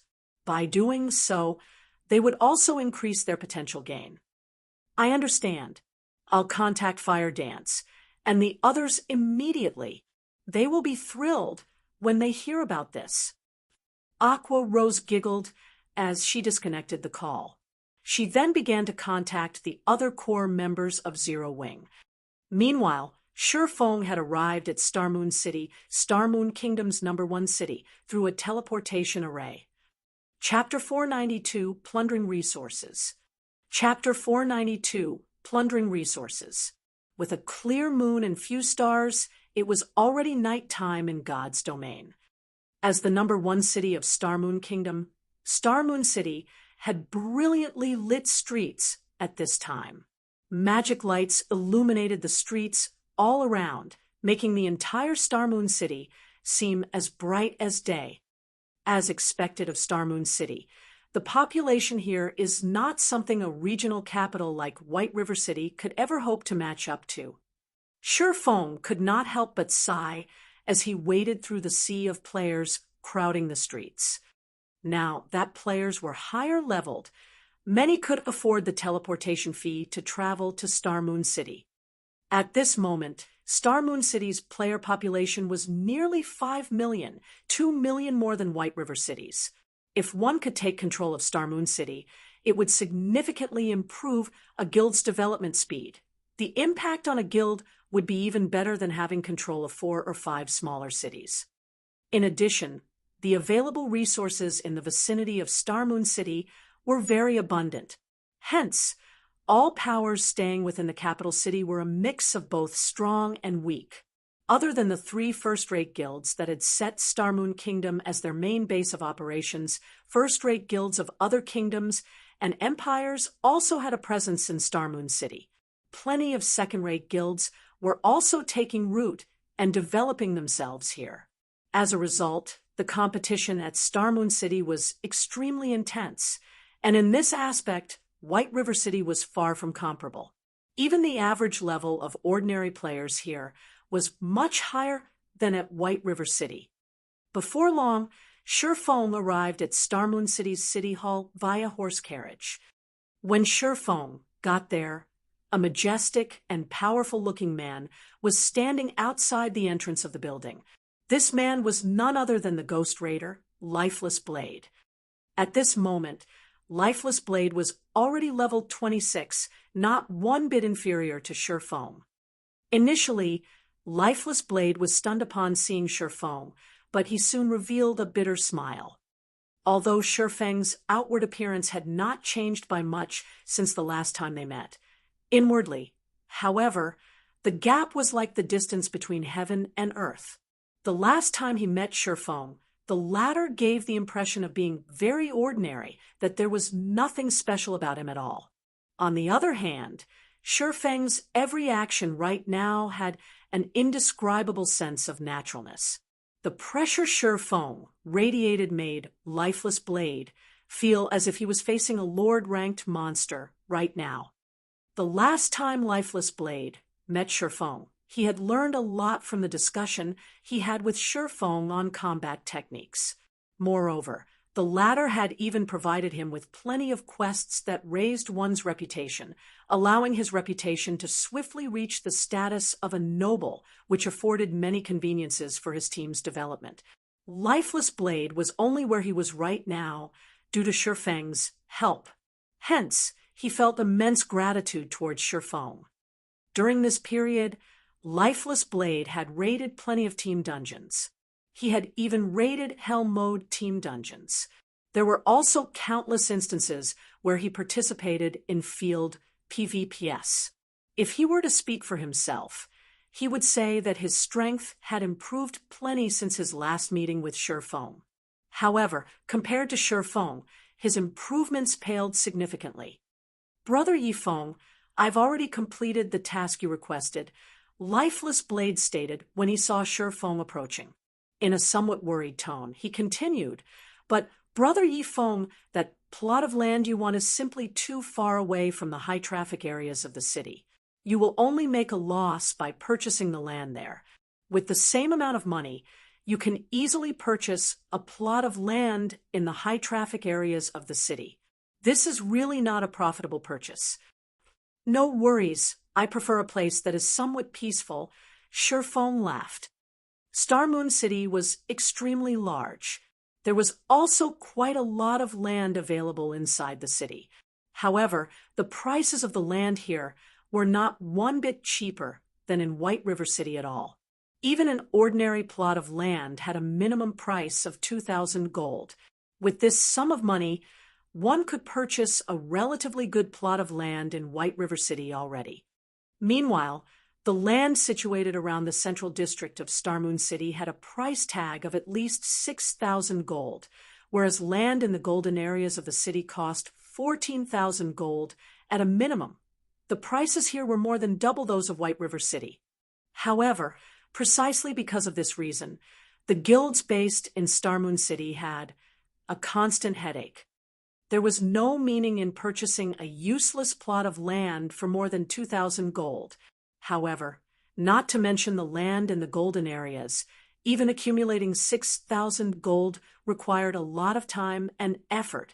Hence, practically nobody was paying attention to the land within the capital right now. However, the many guilds in Star Moon City had neglected a point. Since the land of the capital city was so expensive, Wouldn't the guilds developing at the capital city at the initial stages of the game suffer immensely? Not to mention the expensive land, but there was also the high difficulty of earning reputation in Star Moon City. No matter how one looked at the situation, guilds that were developing themselves in the capital city would be at a disadvantage during the early stages of the game. In reality, however, that was not the case. It was only because everyone had yet to deepen their understanding of the commercial lands of Star Moon City. Only after some time had passed would everyone come to realize that some ordinary plots of land in Star Moon City were actually much better than land in the Central District, and these were the lands surrounding certain special buildings. Star Moon City was the core of Star Moon Kingdom, and many powerful high-tiered NPCs were gathered here. There were even many establishments here that were unavailable in other cities. Although these establishments were not as popular as the auction house, bank, and such locations, the player traffic at these locations still greatly surpassed that of many of the lands located in the Central District. In the past, many guilds and players who were lucky enough to purchase these plots of land had made themselves a fortune through them.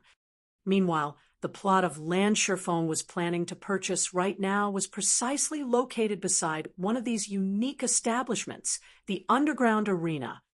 Although only a small number of players frequented the Underground Arena at the moment, that traffic would increase, along with the growth in popularity of arena matches.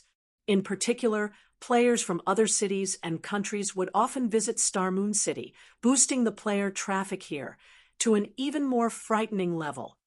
Sherfone truly wished he could purchase every plot of land surrounding the Underground Arena. Unfortunately, he no longer had that much money on him right now. Forget it. It's your money anyway. Lifeless Blade shook his head and sighed. Including the ownership transfer fees, the plot of land Sherfone had set his eyes on cost nearly 3,000 gold. That was enough money to purchase a relatively good plot of land close to the Central District. Following which, Lifeless Blade led Sherfone into the city hall and carried out the purchase and transfer procedures.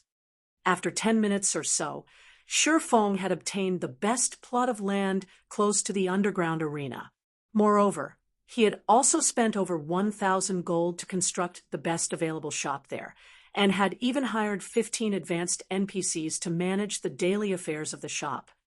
Witnessing how Sherfone had spent close to 4,000 gold coins so casually nearly shut down Lifeless Blade's brain. This was his first time seeing a spendthrift like Sherfone. Not only had Sherfone wasted his money on an ordinary plot of land, but he had even spent over 1,000 gold to construct the best available shop. In Star Moon City, Lifeless Blade's team could be considered extremely wealthy. Yet, even so, their liquid assets only amounted to dozens of gold. Even a first-rate guild could not easily take out 1,000 gold. Yet, Sherfone had spent it casually, as if he was buying vegetables at a market. At this point, Lifeless Blade had even begun to wonder whether Zero Wing, the guild behind Sherfone, was manufacturing gold coins. In the face of Lifeless Blade's stunned reaction, Sherfone simply gave the man a smile. He did not bother giving any explanations. Now that he had established a branch of Candlelight trading firm on this plot of land, he had the foundation to begin plundering the resources of Star Moon City. As long as he sold the strengthened armor kits here in limited quantities, the players here who needed these items would end up heading over to White River City's Candlelight trading firm to purchase them when the local supply ran out. With this, Sherfone could secretly steal the player population of Star Moon City. Over time, the players of Star Moon City would become White River cities. By the time the guilds competing over Star Moon City realized their situation, everything would be too late. Afterward, Sherfone discussed matters relating to Star Moon City's situation with Lifeless Blade. He then logged out of the game to rest as he patiently awaited the completion of Candlelight trading firm's construction. Chapter 493, Big Dipper Competition. Chapter 493, Big Dipper Competition. After logging out of the game, Shi Feng exited his virtual gaming cabin and began today's training plan. Ever since his brain activity increased, it was as if Shi Feng had entered a whole new world in regard to his control over his own body. During this period, he had continuously been adapting to the new changes. A human's body was subject to the brain's control. The brain controlled processes such as hormone production, cellular immunity, and physical power control. As these processes involved a lot of information, the brain carried out these processes automatically.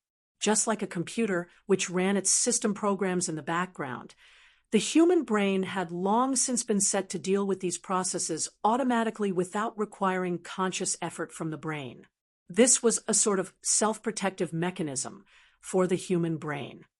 However, with the increase in brain activity and, simultaneously, brain usage rates, humans could actively control these processes instead of leaving the brain to passively control them. If brain activity increased to a sufficient level, humans could even control their own body's hormone production, fine-tuning their own bodies to increase their own lifespans, maintain a youthful appearance, and so on. In particular, with a high enough brain activity, one could even control their brain's subconscious inhibition of their body's physical power.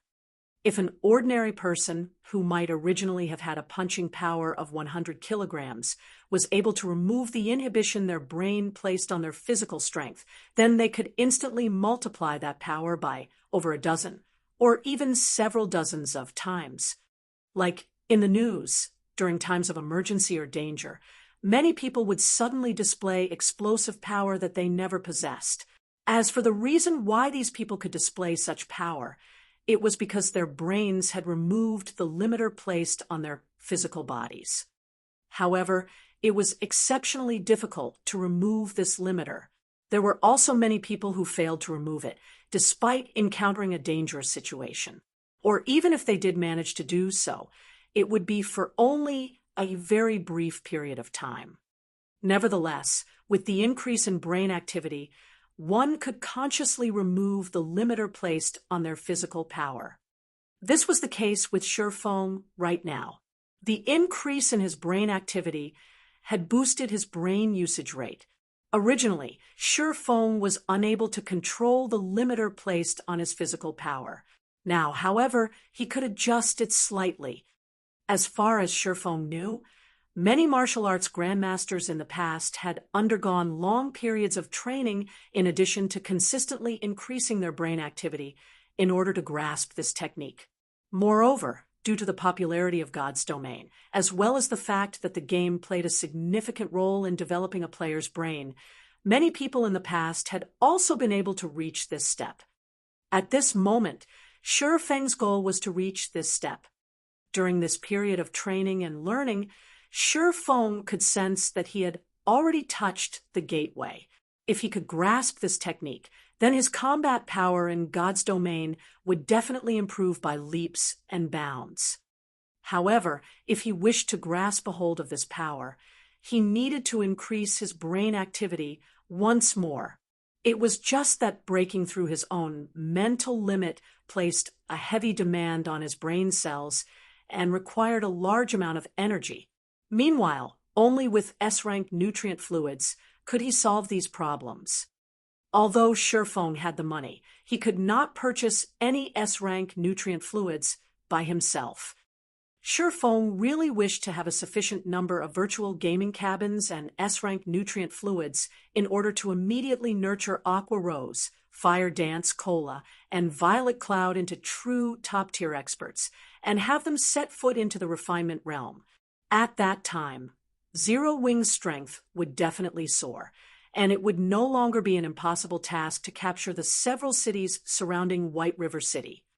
Just when Shi Feng had completed his morning training and was about to have his lunch, the quantum watch on his wrist rang. "Mr. Shi Feng, I am Mr. Xiao Yu's assistant. Your competition today is scheduled at 5 p.m. I have come to pick you up in advance. The car is already waiting downstairs.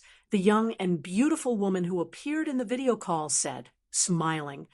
All right, I'll be there in a moment, Shifeng replied before disconnecting the call. Meanwhile, on the ground floor of Shifeng's apartment, a maglev limousine was currently parked outside the building. A man and a woman stood quietly beside the car, waiting.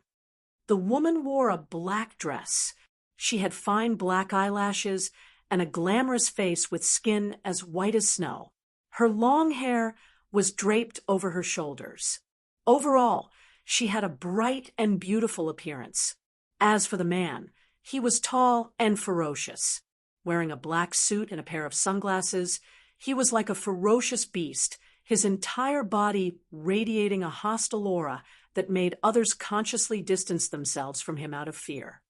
When the residents of the community saw this scene, they thought that a big shot had come visiting. This guy sure knows how to take his time. The female assistant, Liang Jing, looked at her quantum watch. In an impatient tone, she grumbled, "Just what does Chairman Xiao see in him to actually have us come fetch him?" She was the head assistant for Big Dipper Training Center's chairman. Yet now, she was actually sent to escort a youth. The man standing beside her right now was also no ordinary character. He was called Lu Jihong, and he was the personal bodyguard of Chairman Xiao. Lu Jihong's strength was simply amazing. He could easily deal with 7 or 8 ordinary people simultaneously.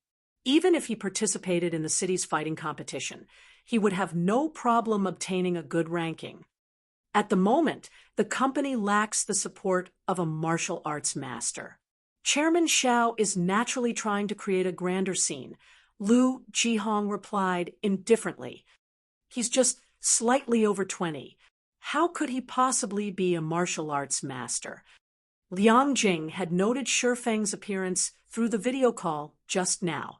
No matter how she looked at it, she could not relate Shifeng to those 30 to 40-year-old masters. I hear that his opponent this time is quite amazing. Even Master Chen Wu has referred to that person as a fighting genius.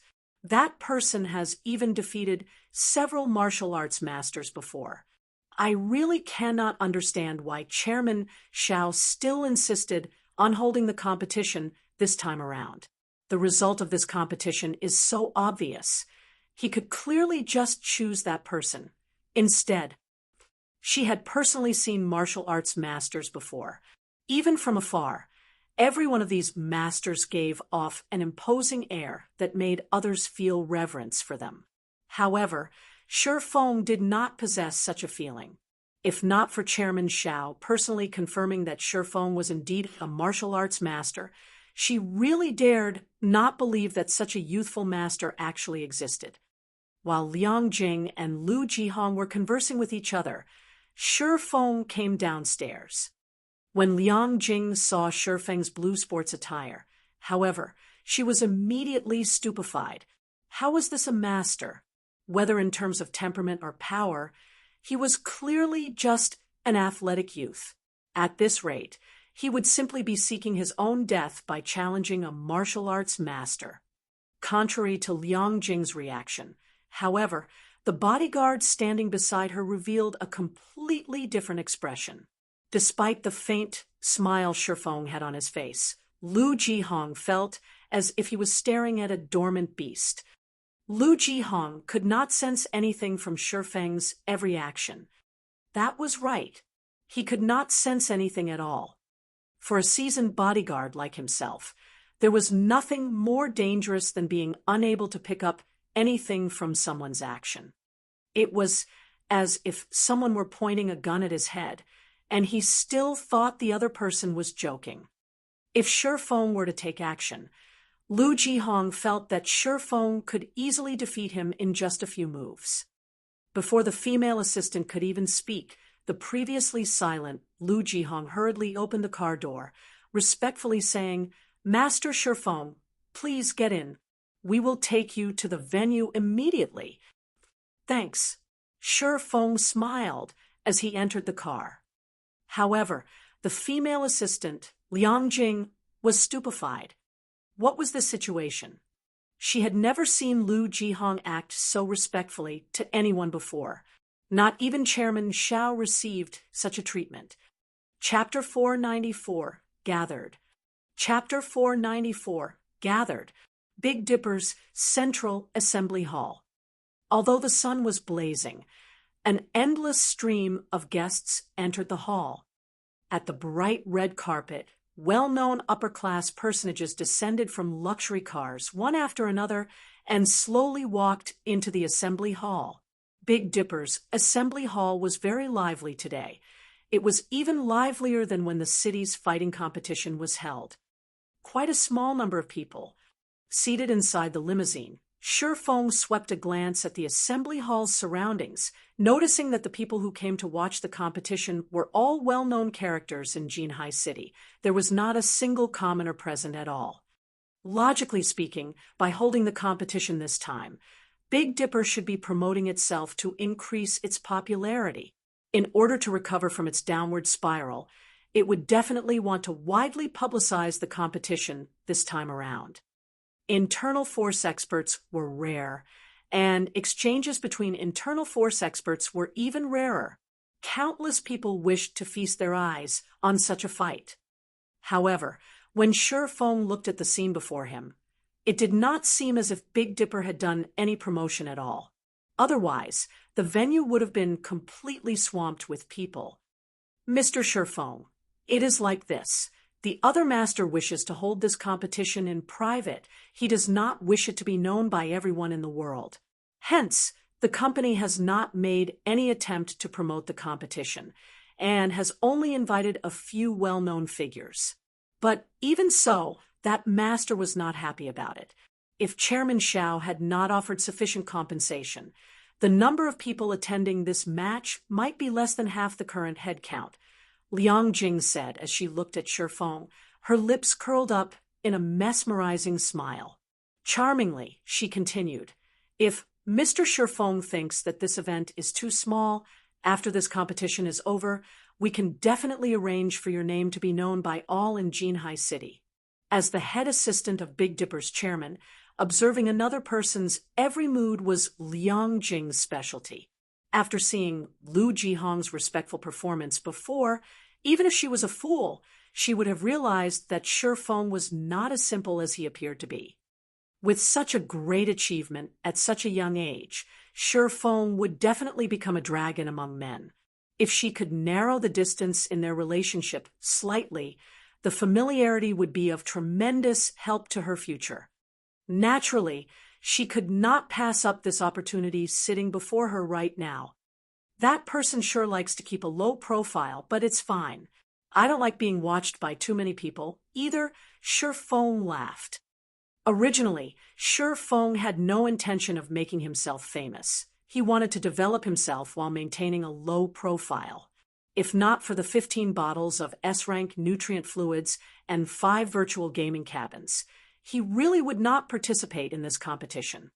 Soon, Shifeng followed Liang Jing to the backstage of the assembly hall to rest there as he quietly awaited the start of the competition. At this moment, the competition hall inside Big Dipper's assembly hall was already packed with people. Every one of these attendees held considerable status in Jinhai City. Plenty of well-known figures from other cities had also turned up this time around. Meanwhile, seated inside the VIP room on the second floor were the few titans of Jinhai City. At this moment, Xiao Yu was entertaining these VIPs. If Shifeng were present in this room, he would definitely discover a lot of people he was familiar with here. Seated in the center of the room was none other than Jinhai University's headmaster and chairman, Su Wenqing. Seated beside him were Zhao Jianhua of the Zhao Group, Master Chen Wu of Jinhai City's #1 dojo, and many more high-profile characters of Jinhai City.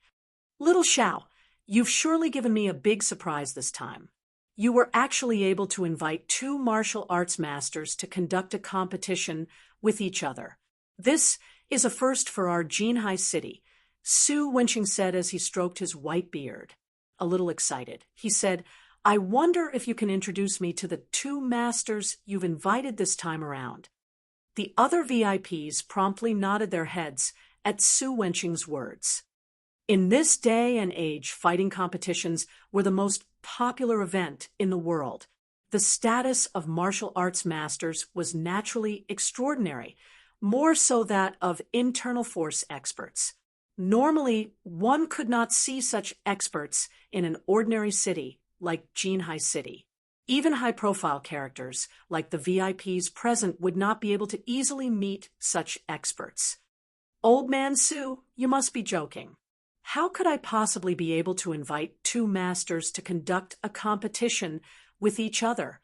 The two of them just happen to want to compare notes with each other, so they allowed me to arrange this competition," Xiao Yu said, laughing. Currently, his heart was filled with an indescribable sense of joy. The two masters are currently resting and preparing for the competition later. It would not be convenient to invite them over right now, but I'll definitely arrange for a meeting afterwards. "I hear that the two masters competing this time are very young. Is that true?" Su Wenqing asked curiously. "Yes, the two of them are indeed very young. Both haven't even reached the age of 30 yet." Xiao Yu nodded, then added proudly, "In particular, Master Chun Wu has also met the master that we've specially invited this time. Although he is only 27 years old, his strength is very frightening. He has already defeated several well-known masters. During this period, I heard that he is planning to join the qualifiers for an international fighting competition, and that he has a high chance of obtaining a good result. Indeed, that Master Lei Bao is really a prodigy. I've compared notes with him before. Unfortunately, I was easily subdued in just a few moves. Now that Master Lei Bao has undergone over a year of intense training, his current strength should be even more frightening. When I met him before, I even felt chills running through my body." Chun Wu nodded as he sighed in admiration. Lei Bao was definitely the most powerful internal force expert he had met. A martial arts prodigy.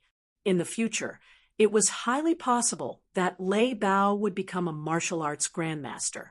At that time, Lei Bao would probably be able to defeat him easily even without using internal force.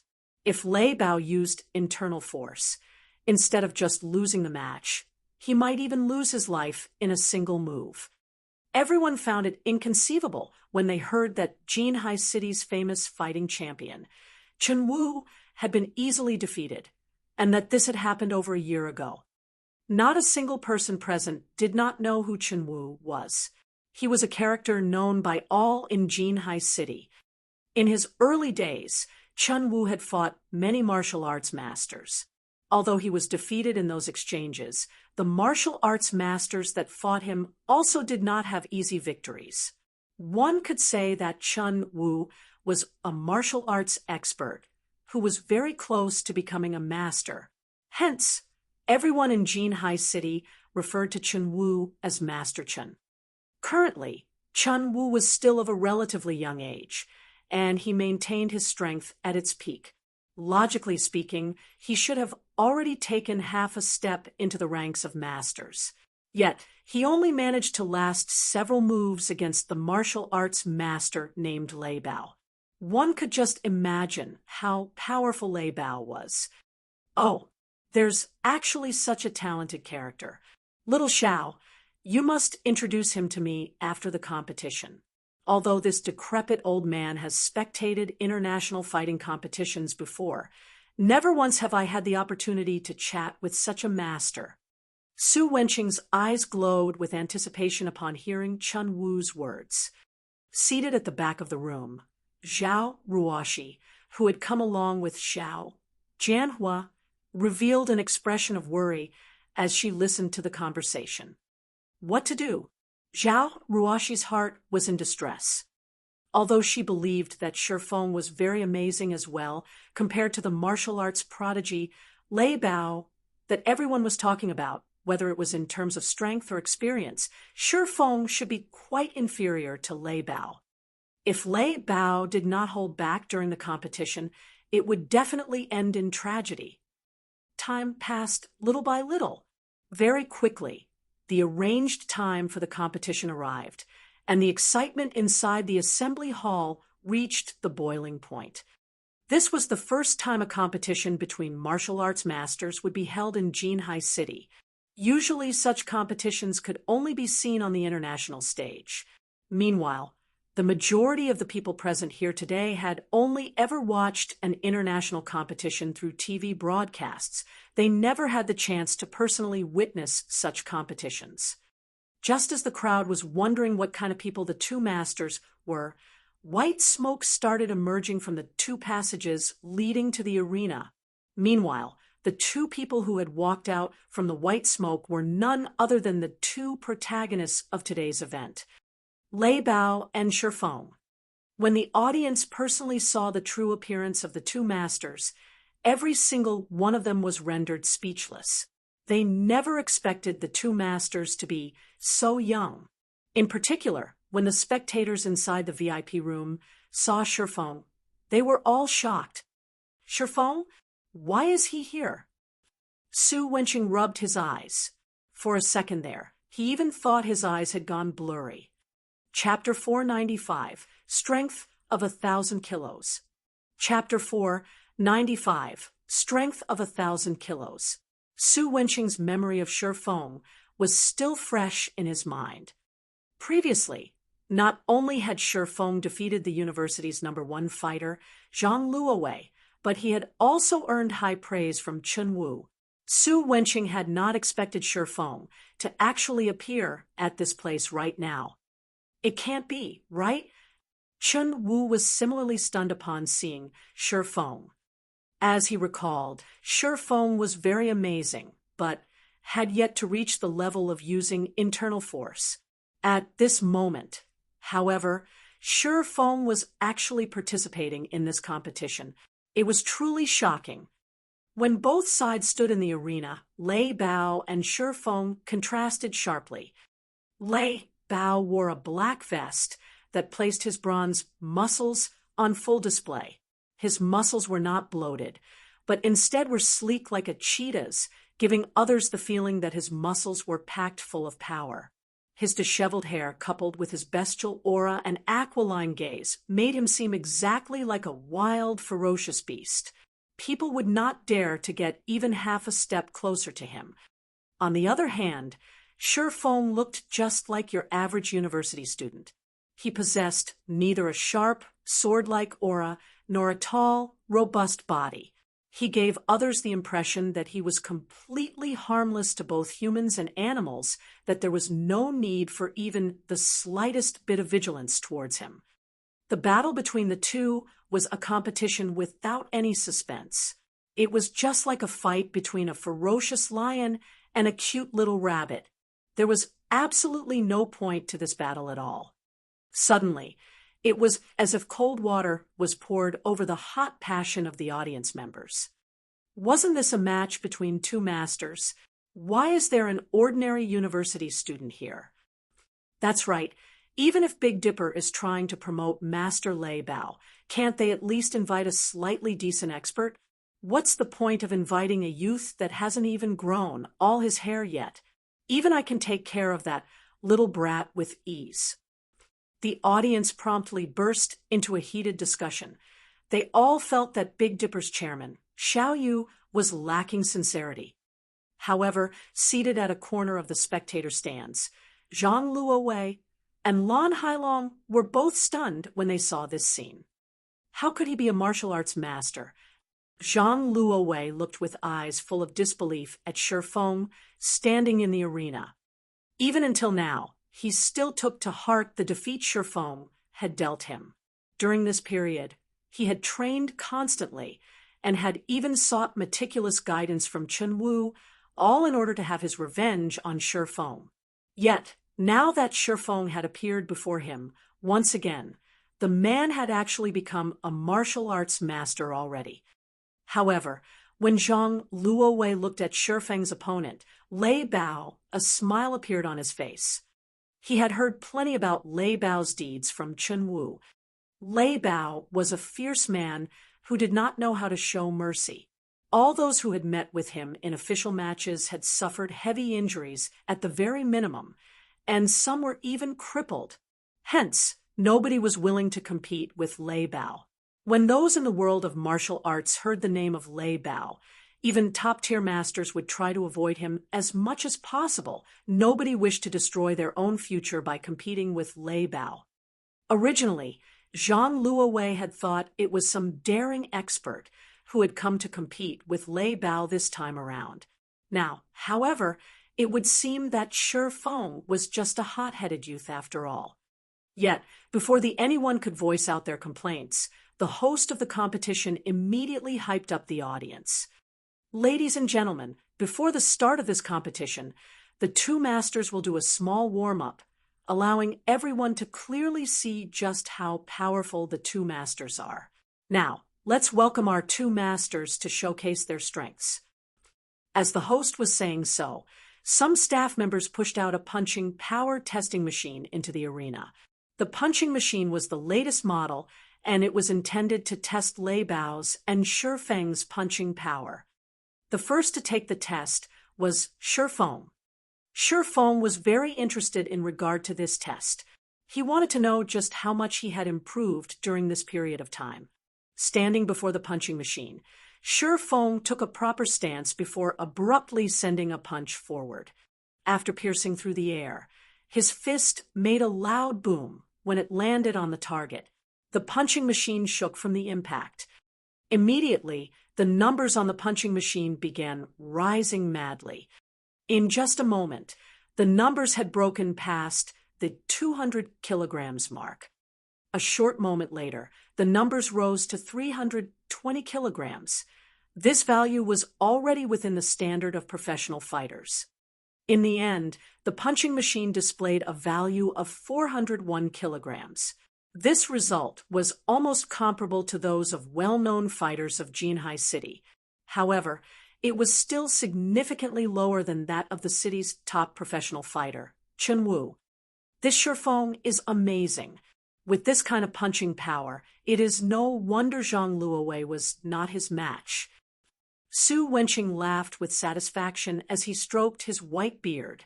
If he already possesses such strength at such a young age, he might be able to catch up to you, Master Chun Wu, in just a few more years. Chun Wu's punching power record could be said to be the record for the entire Jinhai City. Chun Wu's punching power was 453 kilograms, a value that made ordinary people stare in admiration. With just a single punch, Chun Wu could bend even a thick metal board. Let alone the fleshy human body. Chun Wu could even turn a durable maglev car into a pile of scrap metal in a short amount of time.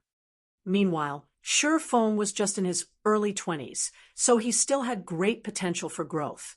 He would have no problem surpassing Chun Wu's punching power record. Old man Su, you jest. This is but the result little brother Shifeng has achieved using only his physical strength.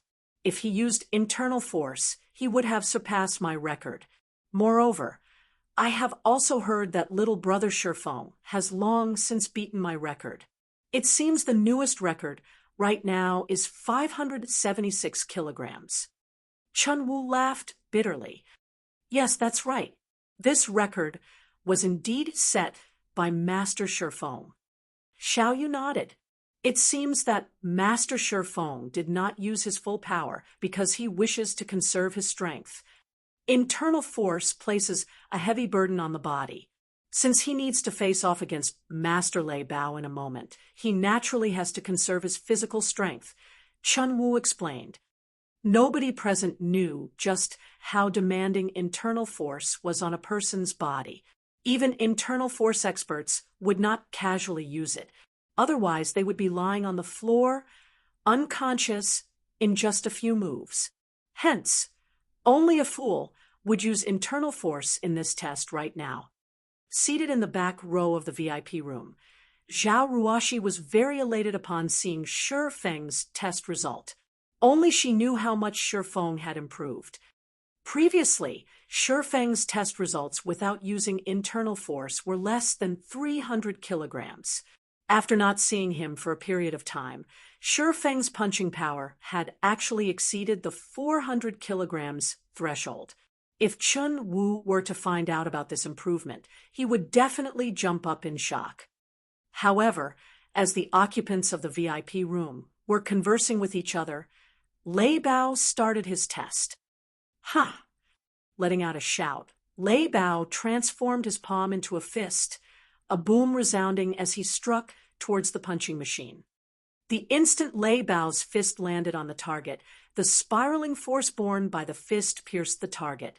Lei Bao's fist ended up landing directly on the steel plate behind the target. Pung! The durable steel plate was dented right away, and even the entire punching machine itself was knocked backwards. Meanwhile, cracks also started appearing on the marble floor beneath Lei Bao's feet, as if it had been struck by a sledgehammer. Ding, ding, ding. The punching machine rang continuously. Most people in the spectator stands might be unfamiliar with this sound. However, for those who frequently trained and tested themselves, this was a sound that garnered their reverence. Because this sound was none other than the prompt for a record being broken. At this moment, however, nobody in the spectator stands was reacting to the sounds produced by the punching machine, because everyone was completely stunned by Lei Bao's destructive punch. Is he even human? Zhao Ruoxi's alluring eyes widened, her attention fully focused on the value displayed by the punching power testing machine. 656 kilograms. This record was far above the one Shi Feng had set. Sure enough, Lei Bao really is a martial arts prodigy. Even the strength he has achieved through training is incomparable to that of ordinary people, Chun Wu said, shocked. Chapter 496, Tiger Roaring. Chapter 496, Tiger Roaring. Lei Bao's punch had stunned the entire assembly hall. A moment later, a loud round of applause, as well as gasps of admiration, filled the room. When this punch landed, it was as if a small car had struck the punching machine.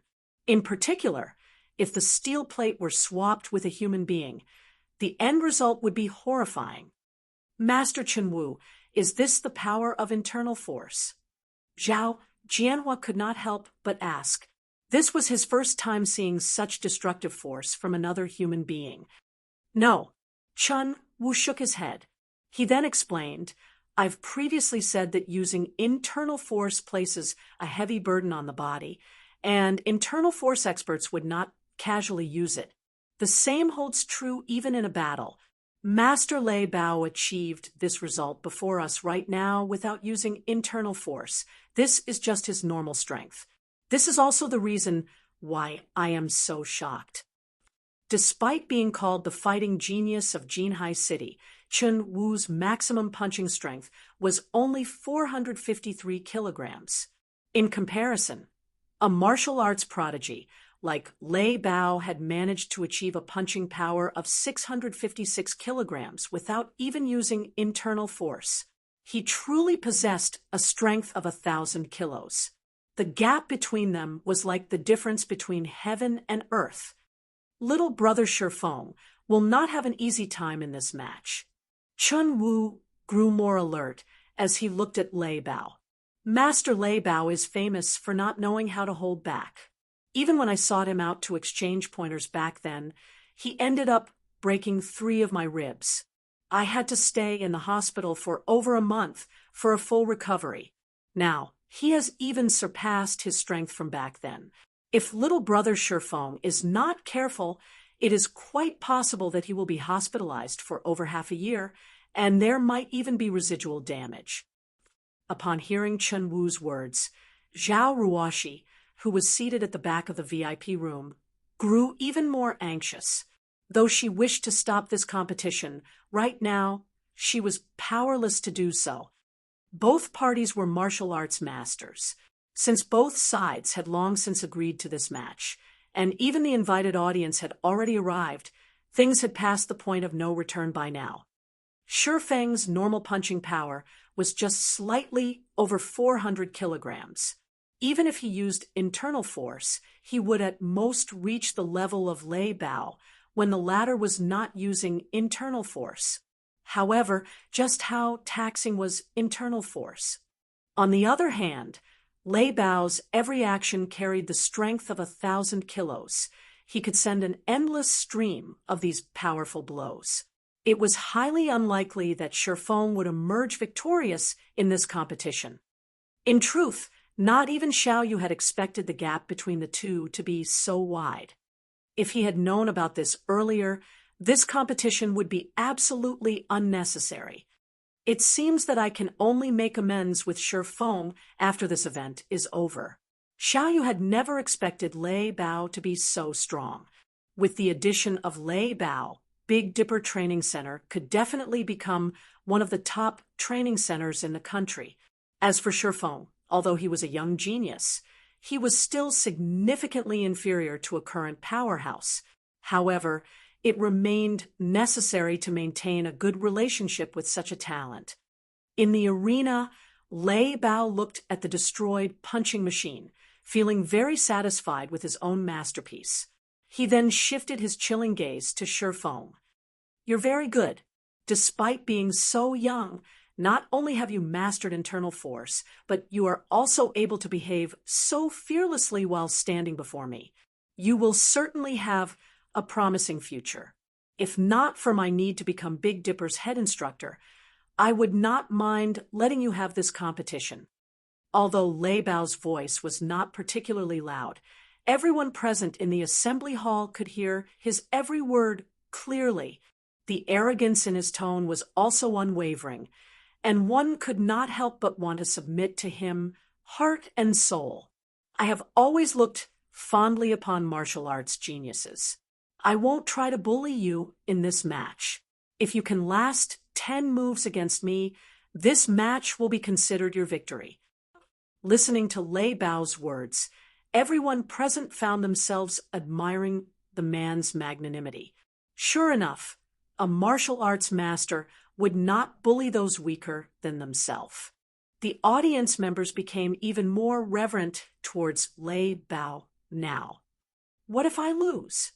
Shifeng calmly asked, completely unmoved by Lei Bao's words. "You really are smart," Lei Bao laughed. "If you lose, take me as your teacher. I will pass on all my skills to you. I assure you that you can definitely surpass me in the future. This should be a worthwhile trade, right?" Before this fight was arranged, Lei Bao had already heard about Shifeng. He knew that Shifeng did not have a master, so Shifeng should be a self-taught martial arts master. In other words, Shifeng was a true genius. Martial artists were very picky when it came to accepting disciples. After all, they would only be humiliating themselves if they chose a weakling as a recipient of their legacies. Hence, martial artists would always carefully choose their disciples. Meanwhile, a youth like Shifeng, who had already learned how to use internal force at such a young age, was naturally a prime candidate for a disciple. Just before, even Chen Wu had been tempted to take on Shifeng as his disciple. Unfortunately, Shifeng's current strength was no longer beneath him, so he had to dismiss this idea altogether. Lei Bao, however, was different.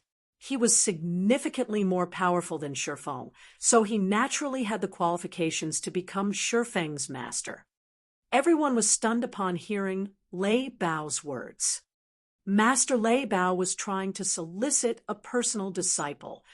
Many in the spectator stands immediately turned to look at Shifeng in envy. A single glance was all it took to tell that Lei Bao was a top-tier martial arts master. It even was highly possible for him to become a martial arts grandmaster in the future. Countless people out there wished they could become the personal disciple of a generation's grandmaster. Yet, such an opportunity had actually landed in Shi Feng's lap right now. Why is it him? At this moment, Zhang Luowei's eyes became bloodshot.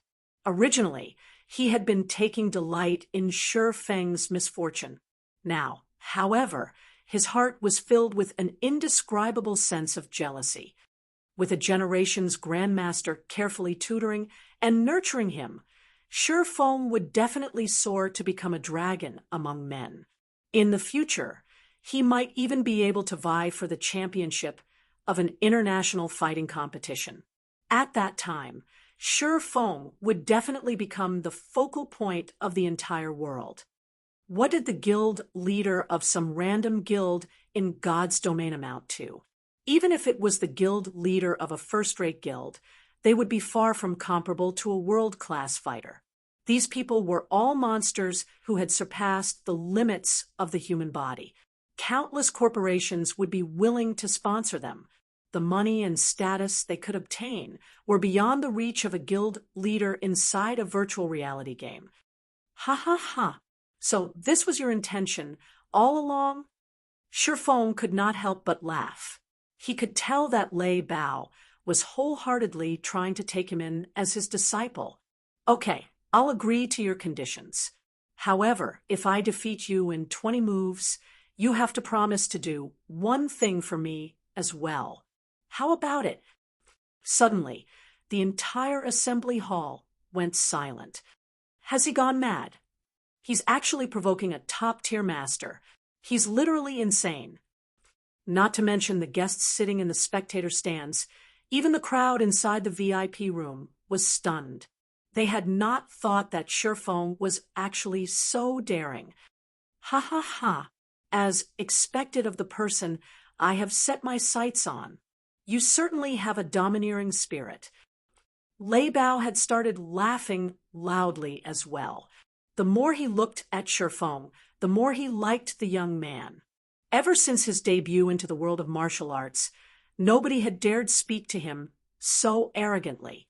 Now that he was 28 years old, he was only a hair away from reaching the rank of Grandmaster. Unfortunately, even until now, he had yet to find a person to pass his legacy to. Meanwhile, he had only come to this place after hearing news about Shi Feng. Otherwise, how could a small-time training center like Big Dipper invite a true god like him? Saying so, both parties stepped into the ring. Upon the referee's order, the match officially began. Watch this. The instant the match started, Lei Bao strode forward, rushing up to Shi Feng like a furious gale. Immediately after, his fist made a turn as he did a half-step collapsing punch. There were no fanciful movements in Lei Bao's technique. His punch was simple and straightforward, yet fast and fierce. When sending out his punch, Lei Bao's body had also released the thundering roars of tigers. Peals of thunder echoed throughout the assembly hall. The sounds were absolutely breathtaking. Tiger roaring, muscle and bones singing. Shi Feng was stunned. Lei Bao had actually trained both the inside and outside of his body to the peak. Chapter 497, Initial Mastery. Chapter 497, Initial Mastery. The instant Lei Bao sent out his fearsome punch, Shi Feng hurriedly leaned back like an agile monkey. He did not attempt to block Lei Bao's fist at all. When Lei Bao's fist was only centimeters away from its target, Shi Feng abruptly contracted his abdomen, narrowly avoiding the attack. Lei Bao's punch carried with it a fearsome shockwave. Even through a layer of clothing, Shi Feng could feel his abdomen receiving part of the shockwave. If that violent force landed directly on his body, the consequences would be unimaginable. The members of the audience were stupefied once again. Tiger roaring? How is this possible? Seated in the VIP room on the second floor, Chun Wu saw Lei Bao's punch, and his eyes glowed brightly and his heart thumped madly. The ecstatic expression on his face made it seem as if he had just seen a peerless beauty. Tiger roaring? The spectators beside Chun Wu echoed his words in confusion. However, seeing Chun Wu's excited look, they could guess that it was a very powerful technique. Chun Wu nodded. With great excitement, he explained, only when a person has managed to merge both their internal and external power can they produce that kind of sound. One could say that it is the proof that one has trained their body to its limits. Normally, only experts at the Grandmaster level are capable of such a feat. I never imagined that Master Lei Bao had actually managed to achieve it so soon. With this, it won't be long before Master Lei Bao breaks through his limits and becomes a generation's Grandmaster. Countless martial arts masters had trained themselves desperately, yet still failed at combining their internal and external forces. On the other hand, before even reaching the age of 30, Lei Bao had already succeeded in pushing his body to its limits. Now he could utilize internal force freely, applying it to his every action. He fit the term martial arts prodigy to a T. Even if Shifeng knew how to use internal force, when faced with Lei Bao, someone who had pushed his body to its limits, he had zero chance of victory. While Chun Wu explained, the roars of tigers filled the arena. Lei Bao's every move was incomparably fierce, alternating between collapsing punch and cannon punch one after another. Speed, accuracy, and ruthlessness. He made full use of all three of these aspects. Afterimages of Lei Bao's fists filled the ring. Step by step, his violent attacks pressed Shifeng harder and harder. If Shifeng stopped evading these attacks, only a tragic end awaited him. Hence, Shifeng had no choice but to keep retreating. Although Lei Bao held an absolute advantage in this fight, Shifeng had yet to receive a single blow even until now. So strong. With each step Shifeng retreated, he could clearly feel the power behind Lei Bao's punches growing ever so slightly. Likewise, his fists were also speeding up. If not for Shifeng's brain activity increasing, significantly improving his five senses and his control over his own body, Lei Bao would have defeated him in just a few moves. Even so, Shifeng could only last a few more moves right now. He would still end up defeated soon. It was no wonder Lei Bao was so confident that he could defeat him in 10 moves. In the next moment, Lei Bao's body tilted forward slightly as he sent a half-step punch at Shifeng's face. At this point, he had already cornered Shifeng. There were no more paths of retreat available to him. Suddenly, Shifeng's body swayed as he took the initiative to welcome this punch. Is he trying to get himself killed? Lei Bao was dumbfounded. Meanwhile, outside the ring, everyone in the spectator stands thought they could foresee the ending scene of this competition. Many already envisioned the instant Shifeng's head exploded into tiny little pieces. Some of the more timid women, who could not bear to watch this gruesome scene, had immediately shut their eyes. It's over. Chun Wu could not help but exclaim. Lei Bao's punch could dent even a sturdy steel plate. Yet, Shifeng was actually using his head to meet Lei Bao's fist. The instant Shifeng's head was about to collide with Lei Bao's iron fist. Whether it was Shifeng's breathing or heartbeat, both seemed to have stopped completely. Before Lei Bao could react, he discovered that his fist had actually brushed past Shifeng's face, only scratching the young man's cheek and leaving behind a small bloodstain. Meanwhile, Shifeng's fist had somehow landed on Lei Bao's abdomen already. Lei Bao only felt a huge thrust on and pain in his abdomen. Although he wanted to use the power in his muscles to dispel this force, he suddenly discovered that he actually could not, even in the slightest. Like a steel needle, this force penetrated directly into his body. In the next moment, his entire person went flying across the ring. When his body landed heavily on the floor, he immediately coughed out a mouthful of blood. At this point, he could no longer continue fighting. For a time, everyone in the assembly hall was completely flabbergasted. Originally, this competition's outcome should have been Lei Bao's victory. Yet, such a sudden, reversal had actually happened. Nobody in the audience had even managed to get a clear view of what had happened. They had only seen Lei Bao's fist penetrating Shi Feng's head. In the next moment, Shi Feng's fist was already on Lei Bao's abdomen, and in the end, Shi Feng was the victor of this competition. Master Chen Wu, you are an expert yourself. Can you tell us what exactly happened just now? Su Wenqing was extremely curious about this situation. Everyone else seated near Chen Wu promptly turned to look at the martial arts master as well, hoping to obtain an answer from him. After some time passed, I have no idea either, Chen Wu said as he shook his head. The two's exchange had simply been too fast. Their speeds were already beyond what he could respond to. Hence, not even he knew what Shi Feng had done exactly. He only knew that Lei Bao's lethal punch had not landed on Shi Feng. However, who was Lei Bao? Back then, the situation had already reached the point of no return.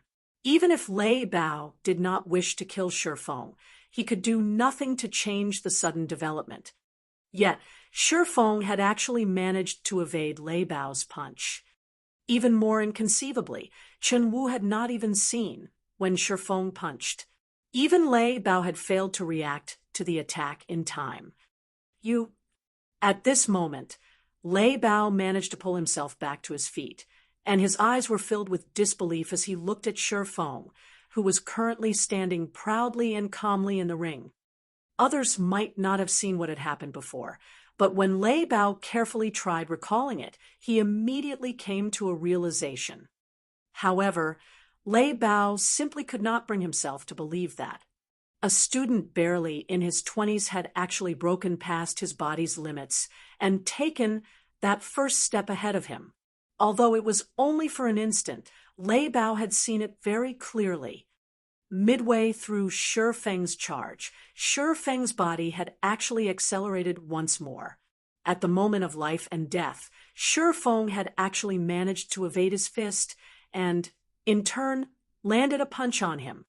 While the audience had their heads in the clouds, trying to recall the scene where Shi Feng defeated Lei Bao, Zhang Luowei, and Lan Hailong, seated in the spectator stands, were both frozen with fear.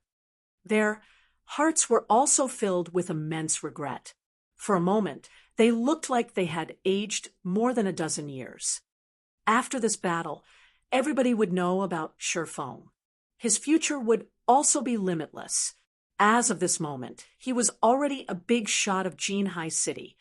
Meanwhile, Zhang Luowei, as Shi Feng's fellow student, had actually tried to take action against Shi Feng. Looking back at his past actions, he had simply been seeking his own death. As for Lan Hailong, if he had known before that Shi Feng was actually so powerful, he would have long since given his all to recruit Shi Feng. He definitely would not have feuded with Shi Feng over a measly Ling Failong. At this point, both Zhang Luowei and Lan Hailong entertained thoughts of getting rid of Ling Failong. If not for that damnable Ling Failong's little tricks, they would have long since climbed onto Shi Feng's massive boat and ridden along his waves of success, instead of being enemies with Shi Feng as they were right now. Luowei, tomorrow, you and I will both go and meet with Shi Feng. If we do not dispel the rage in his heart, our future will be grim, Lan Hailong whispered helplessly. Indeed. Fortunately, we only have a minor dispute with Shi Feng. The main problem is Ling Failong.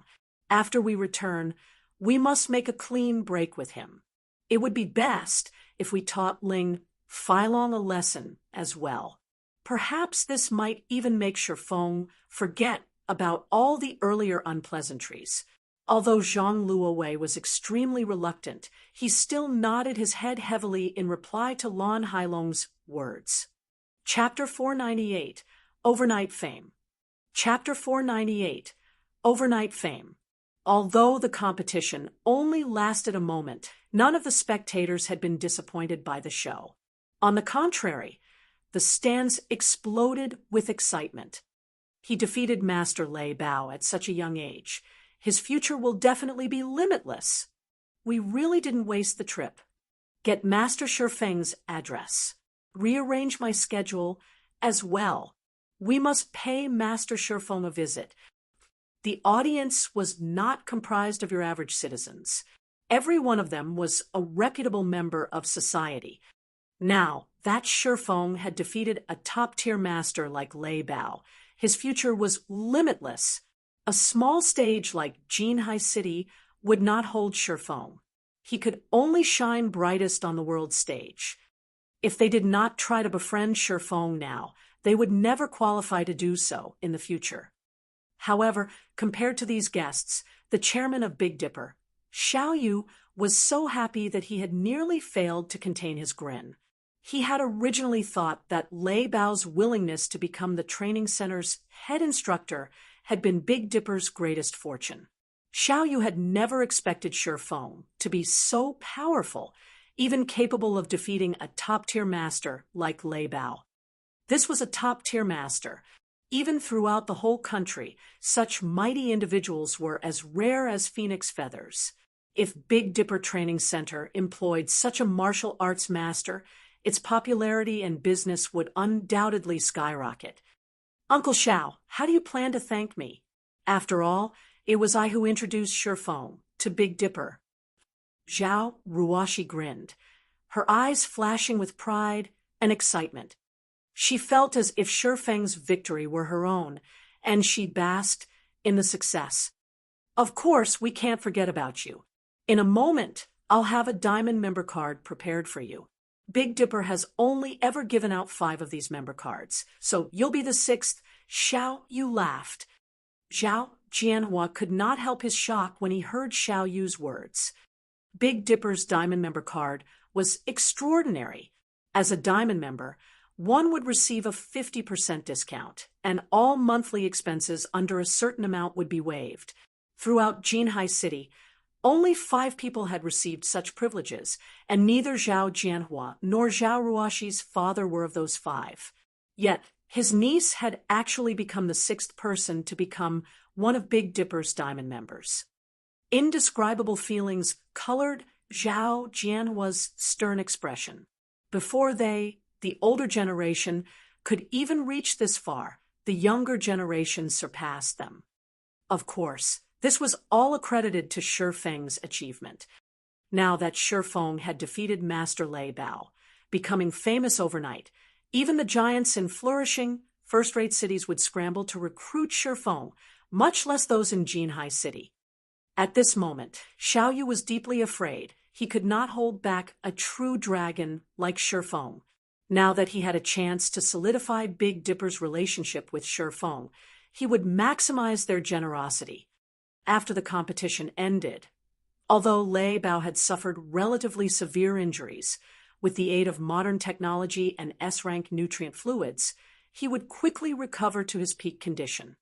Master Shifeng, I am convinced of my loss in this competition. Please don't hold back and state your conditions. Since I have made the promise, I will not go back on my word, Lei Bao said weakly as he joined Shifeng in the lounge. At this moment, Lei Bao was still slightly pale. Lei Bao did not think that it was a coincidence that Shifeng just so happened to have broken past his limits, obtaining power and physical reactions beyond his body's capabilities in the moment between life and death. At the very least, Shifeng should have already touched the boundaries of that realm. Shifeng was just a young man in his early 20s, yet he had already reached such mastery. Shifeng was easily stronger than Lei Bao himself. Lei Bao could not wrap his mind around it. Even if Shifeng began training while still inside his mother's womb and had received all sorts of resources, he should not be able to obtain the power to surpass his physical limitations at such a young age. If Lei Bao was a martial arts prodigy, then the man before him was a demon. Even if he were not convinced of his defeat, he had to accept it. Since Master Lei Bao has agreed, then I want you to join my workshop, Shifeng laughed. Lei Bao was a top-tier master who had trained both his inner and outer body to their limits. Shifeng had only been able to defeat Lei Bao due to luck. Fortunately, Shi Feng's brain activity had improved before participating in this competition. He had even grasped the beginnings of the technique to unlock his brain's physical limiter. Although he had only overcome the limiter for an instant, it had been enough for him to reach a new level of strength, allowing him to defeat his opponent. In addition, Lei Bao had also been caught unprepared. Otherwise, there was more than a 90% chance that Shi Feng would have suffered defeat in this competition. To Shi Feng's current self, it was still somewhat early for him to overcome his brain's limiter. The brain limited a person's strength to protect the body. Before the physical body reached sufficient durability, actively trying to remove this limiter would only do more harm than good. Not to mention, Shi Feng had yet to grasp this power fully. It might seem that Shi Feng had only received a small scratch during the competition, but in reality, his body had been significantly damaged due to the explosive force he had displayed. Even without moving, Shi Feng felt like needles pricked his entire body.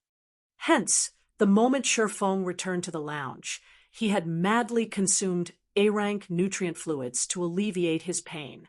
After this competition, he would not be able to train for quite some time. Join your workshop. Lei Bao frowned. Every martial artist wished to remain free and unfettered. He barely had enough time to train and improve himself. How would he find the time to work? Master Lei Bao, please relax. My workshop is a virtual gaming workshop that focuses on the most popular game, currently God's Domain. You only need to work at night while you rest. The workshop will not interfere with your life during the day. You can do whatever you want during that time, Shi Feng slowly explained. He knew very well what Lei Bao worried about. Although Lei Bao had never come into contact with virtual reality games, especially God's Domain, Lei Bao was still a top-tier martial arts master. Currently, although Aqua Rose and the others had the potential, their foundations were lacking. They still needed to improve before they could become top-tier experts. However, Lei Bao was different. His combat foundation was extremely sturdy. If he familiarized himself with his body in God's Domain and integrated the techniques he had learned in real life, he could very quickly become one of Zero Wing's top combatants. Okay, I'm relieved to hear that. Lei Bao nodded. He then left the lounge. Lei Bao's addition to Zero Wing would undoubtedly give the guild another fierce general. While Shi Feng rested, 3 others entered the lounge. Lifting his head, Shi Feng noticed that one of the new arrivals was none other than Big Dipper's chairman, Xiao Yu, with Liang Jing and Zhao Ruoxi following closely behind. At this moment, Zhao Ruoxi wore a blue one-piece that looked both light and elegant. Her inky hair scattered around her waist like a waterfall, adding a few hints of elegance to her originally innocent temperament. Upon entering the room, Zhao Ruoxi beamed at Shi Feng, both worry and joy filling her eyes. Now that Shi Feng had become famous overnight, the originally silent and unknown boy from school was no more. Now, he had become Jinhai City's focal point. Even Old Man Su wished to have a proper chat with Shi Feng. Chapter 499, Rising of Candlelight. Chapter 499, Rising of Candlelight. In the lounge, both Liang Jing and Xiao Yu approached Shi Feng with far more caution and respect than in the previous meetings. Only Zhao Ruoxi behaved as usual, smiling and laughing as she conversed with Shi Feng. There did not seem to be any signs of a barrier between them. Master Shi Feng, based on our previous arrangements, from today onwards, you will be Big Dipper's head instructor. At the same time, you will also become one of Big Dipper's directors, and as you requested, Big Dipper will also come up with an area that will be under your sole management.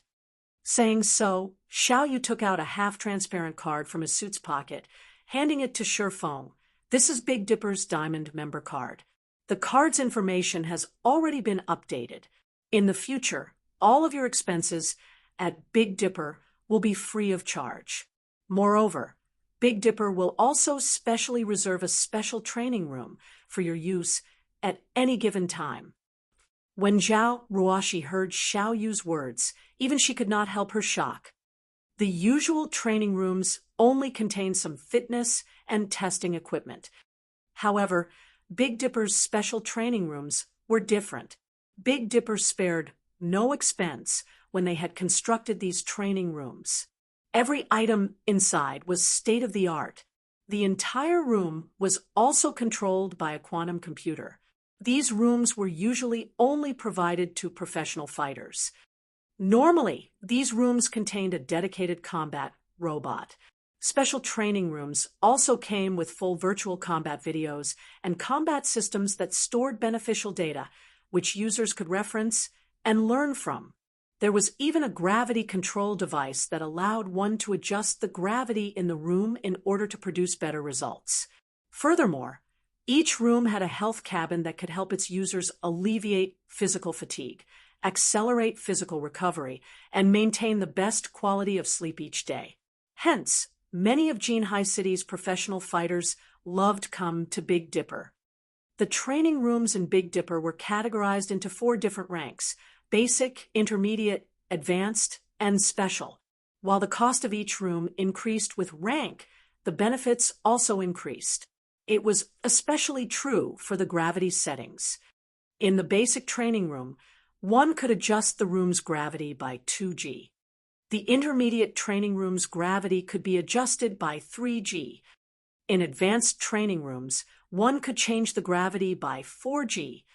In special training rooms, one could increase or decrease the gravity by 6G. It was impossible for ordinary people to train in such an environment. Even moving one's fingers would be difficult. As for the rental fees, ordinary people could not even afford a basic training room. It cost 3,000 credits to rent a basic training room for a day.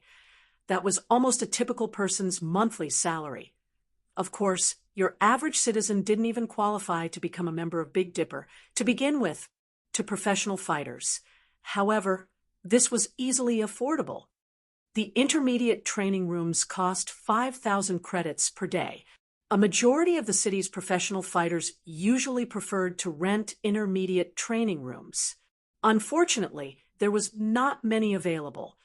Big Dipper only had 20 advanced training rooms, and they cost 10,000 credits to rent per day. This was practically the average price of renting a room at a 7-star hotel. As for special training rooms, there were only 5 in the Big Dipper Training Center, or better yet, in all of Jinhai City. The rental for these rooms was 30,000 credits per day. However, one would be lucky if they even had the chance to rent one of these rooms. Yet, now, Big Dipper had specifically reserved one of these rooms for Shifeng. Countless people would definitely turn green with envy if they found out.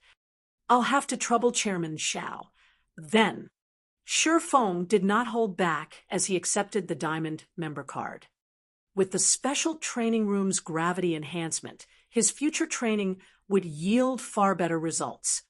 Master Shifeng, there is also the matter of the 15 bottles of S-rank nutrient fluids and 5 virtual gaming cabins that we previously agreed to. Our board of directors has unanimously agreed to increase the count to 30 bottles and 10 virtual gaming cabins. We will have the items delivered to you in a few days, Xiao Yu said with a smile. Also, I will have my head assistant, Liang Jing, follow you. She is always very efficient. If you have any matters in Big Dipper you need to deal with, please let her take care of them for you. All right. Shifeng did not refuse Xiao Yu's offer. He had no reason to refuse to begin with. Aside from how important S-rank nutrient fluids were to him, just the 10 virtual gaming cabins could raise Zero Wing's workshop to a whole new level. It would no longer be just your average workshop. As for the assistant named Liang Jing, Shifeng did not know much about Big Dipper.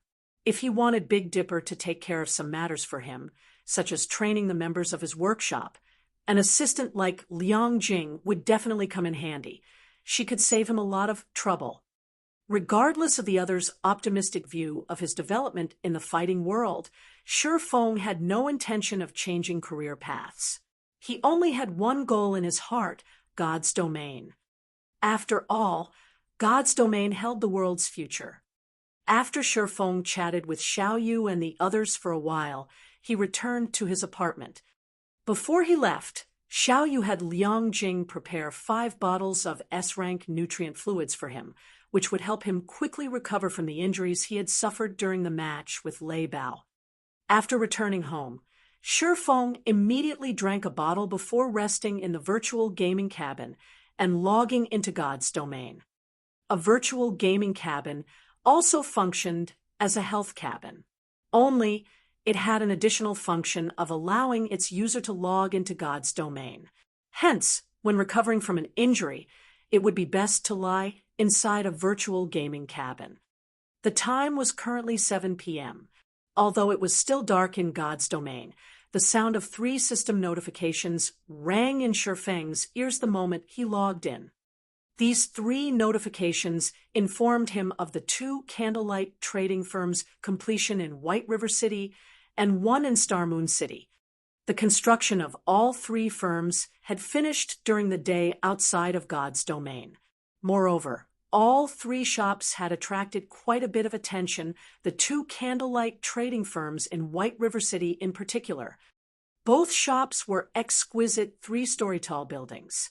Moreover, as both buildings had suddenly appeared beside White River City's auction house and bank, they had no difficulty attracting notice. In the end, many players had entered the buildings out of curiosity. Before they had investigated these new buildings, they had been ignorant. The moment they did, however, they were immediately startled.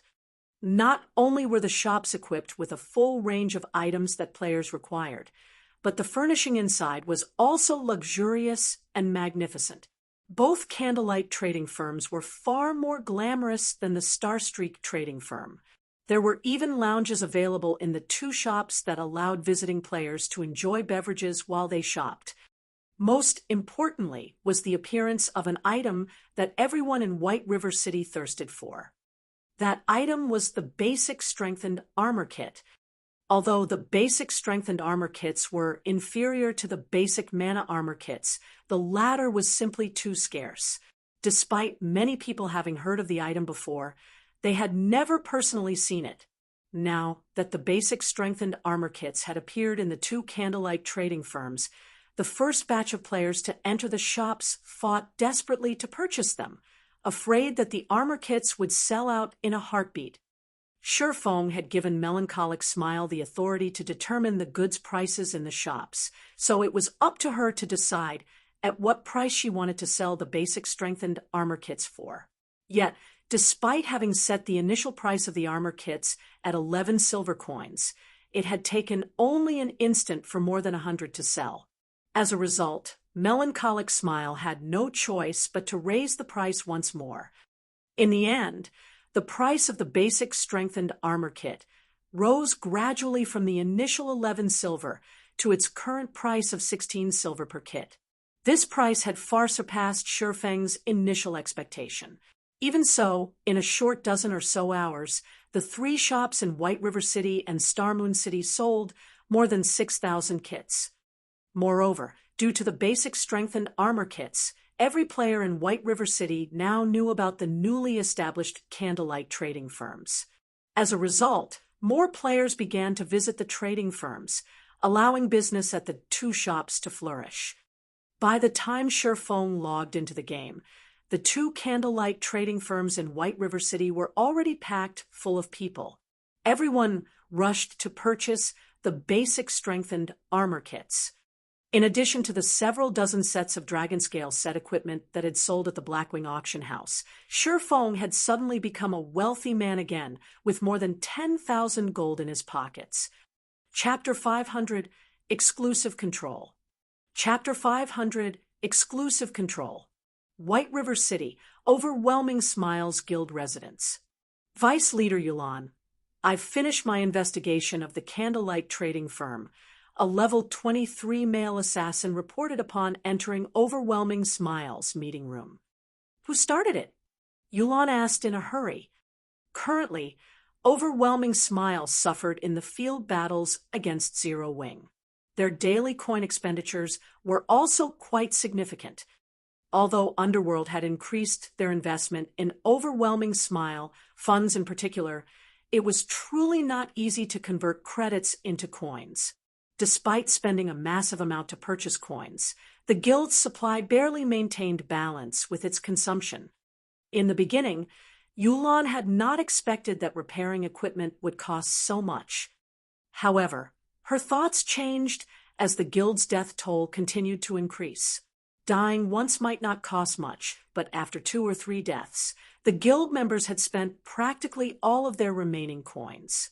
Afterward, in order to repair their equipment, these guild members had no choice but to choose coins as compensation.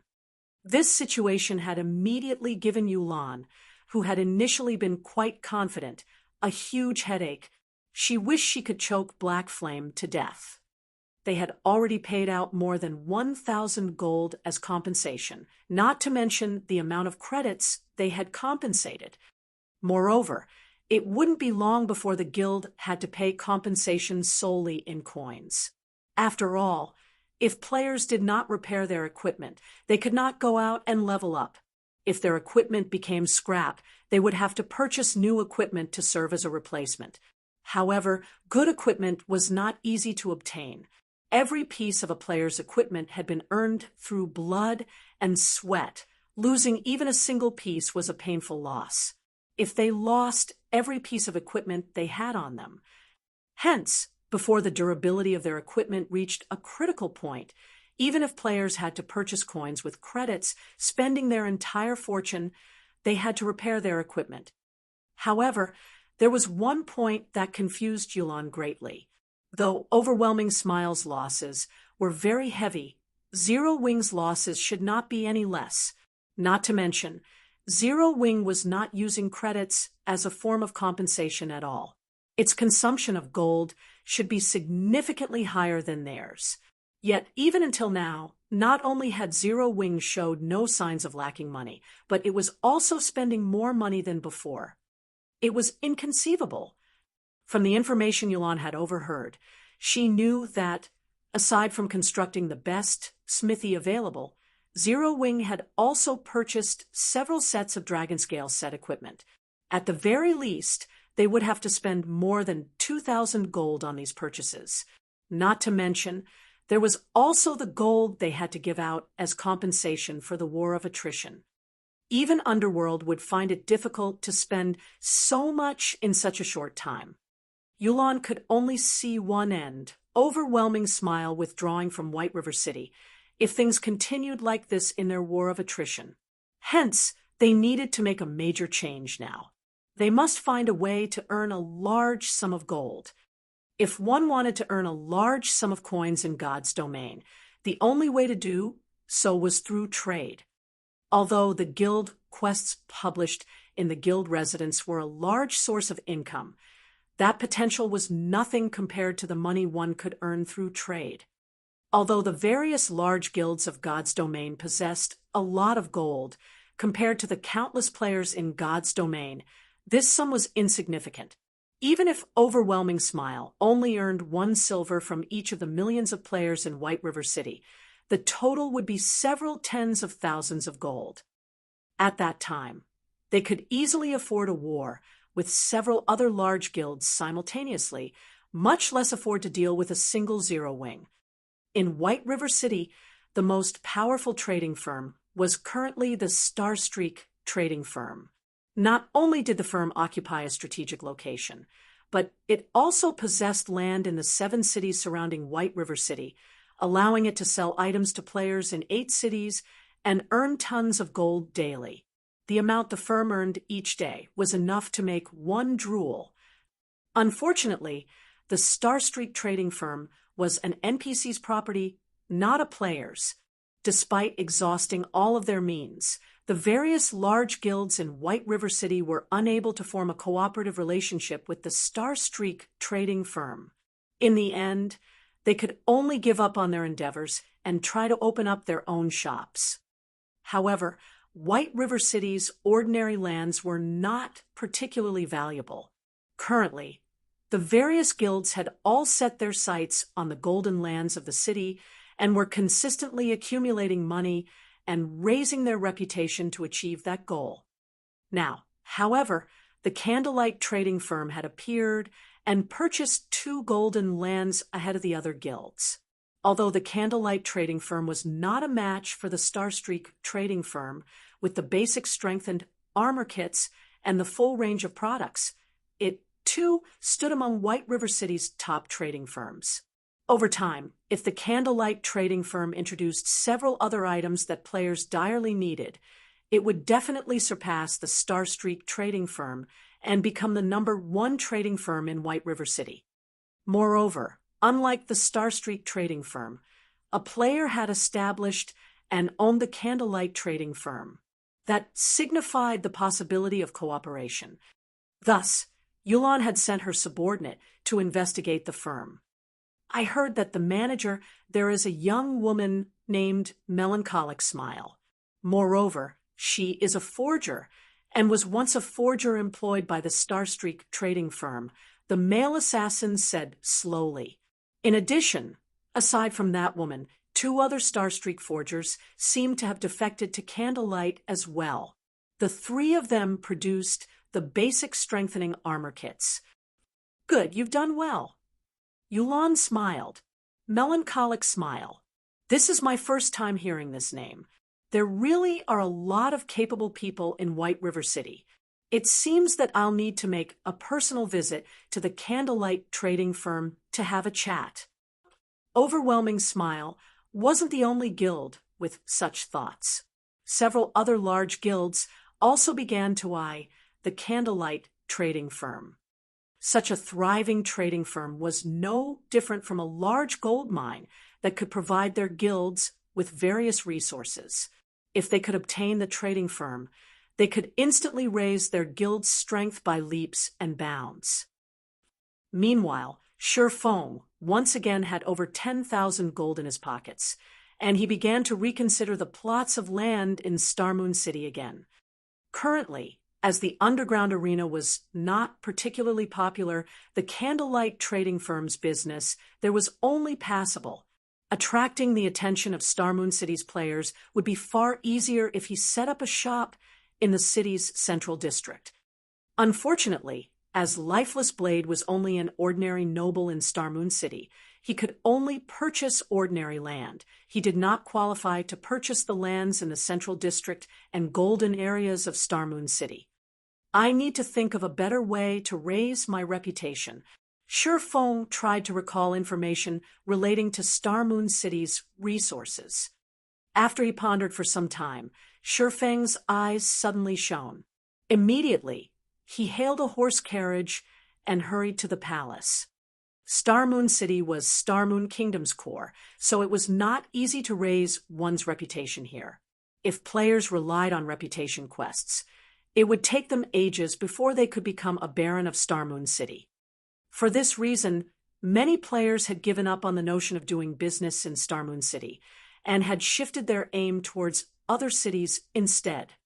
However, there were many players in Starmoon City. There was bound to be a few amazing characters amongst the millions of players. In the past, there were several independent players who had taken the lead and managed to become barons, even viscounts, before the various large guilds. In the end, these independent players had claimed a few good lands for themselves, taking the opportunity to make a fortune.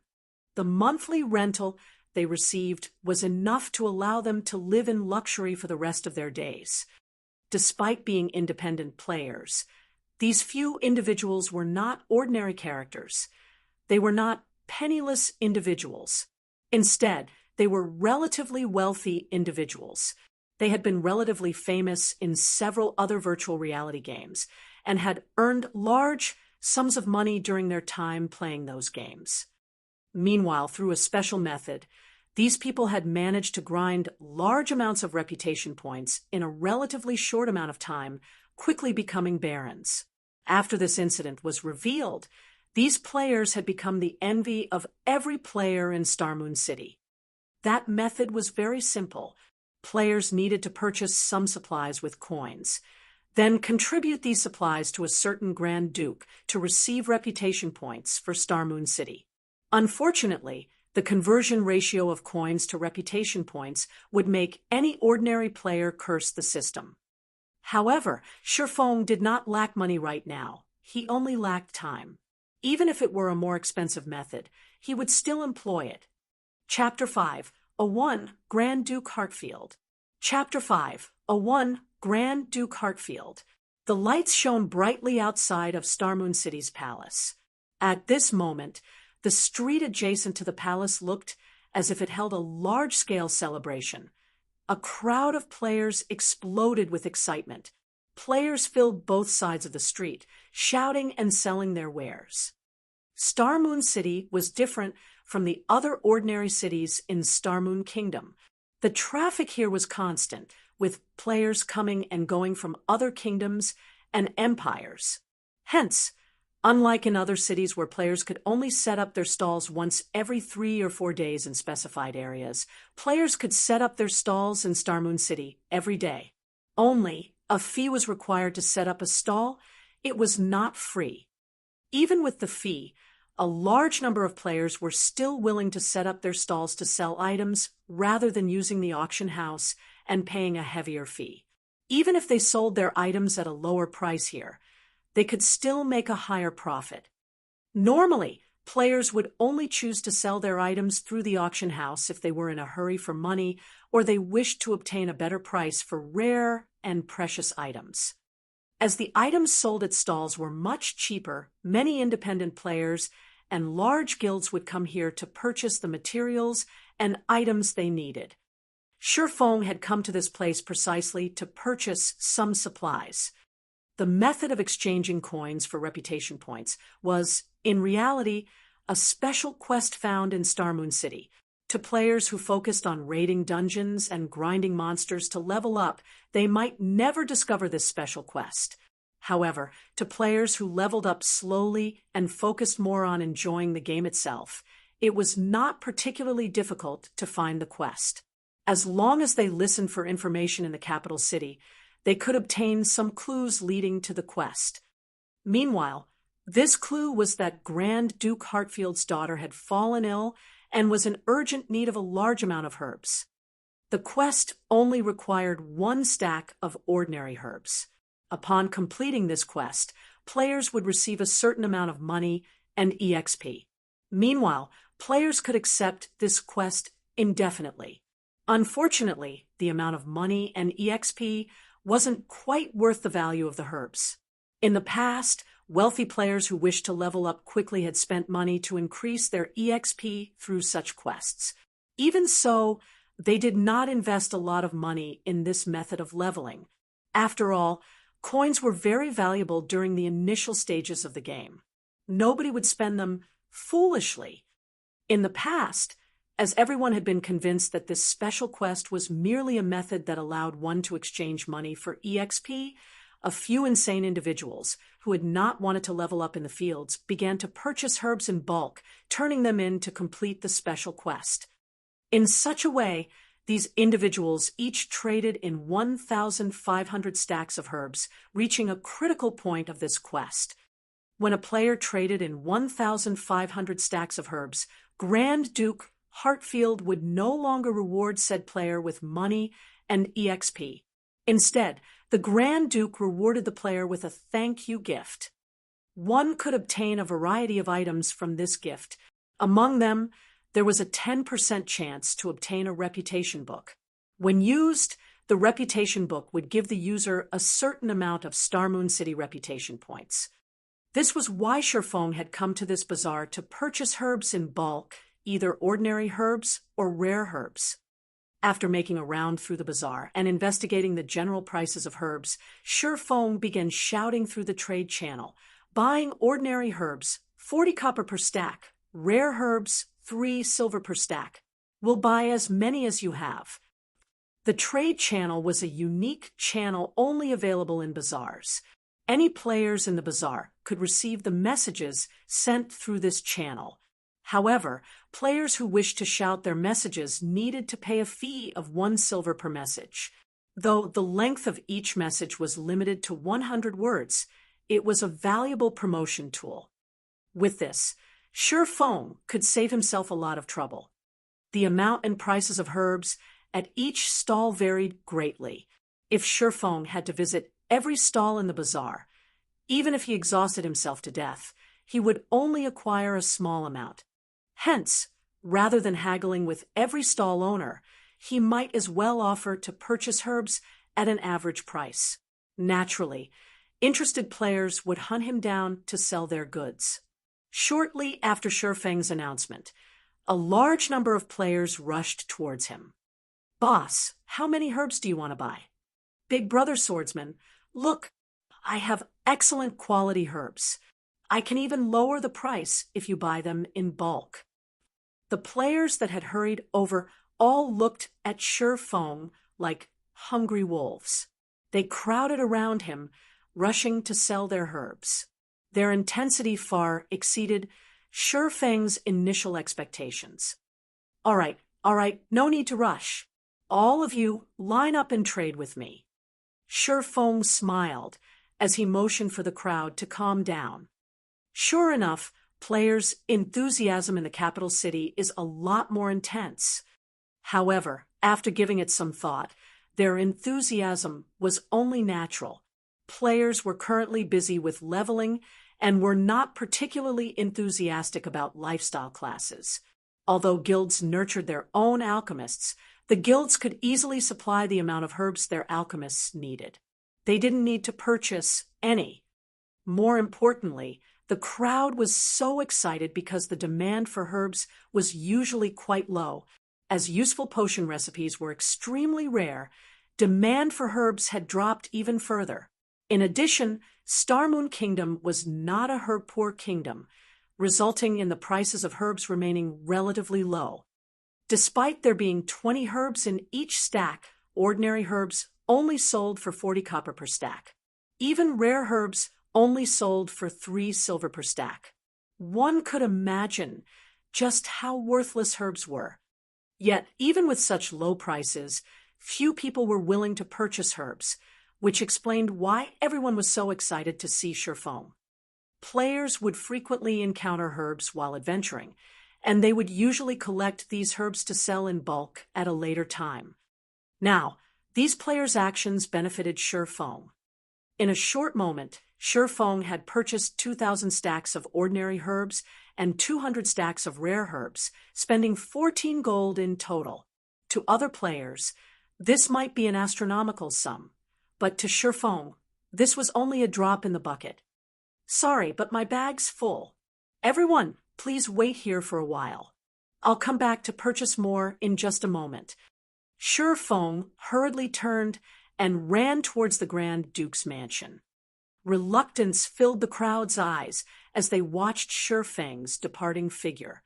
However, when they heard that he would return to purchase more later, they all chose to remain there, quietly awaiting his return. At this time of year, there were simply too few players willing to purchase herbs. Now that one such player had emerged, how could they easily give up on this opportunity? They would wait a few hours, if they had to, not to mention a few minutes. The Grand Duke's mansion was only a short distance from the palace. The journey there only took Shi Feng a dozen minutes or so.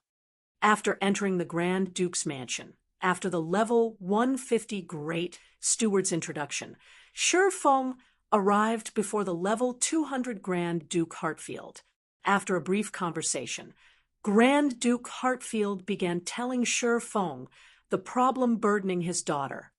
After which, Shi Feng received the special quest to acquire herbs. He then retrieved the herbs from his bag, one stack after another. For every stack of herbs Shi Feng turned in, he received 20 copper and 2,000 EXP in return. Though Shi Feng took a loss of 20 copper with each exchange, he did not pay it any mind. Compared to forging, his leveling speed from handing in the herbs was several times faster. As soon as he gave the Grand Duke the herbs, he immediately received EXP. The process was very fast and convenient. In mere moments, Shi Feng had turned in 1,500 stacks of ordinary herbs, earning a total of 3 gold coins and 3 million EXP. In less than half an hour, Shi Feng's experience bar rose significantly. Earning 3 million EXP in half an hour was an incredibly efficient way to level up. Unfortunately, after turning in the 1,500 stack of herbs, he only received a thank you gift for every subsequent stack of herbs he turned in.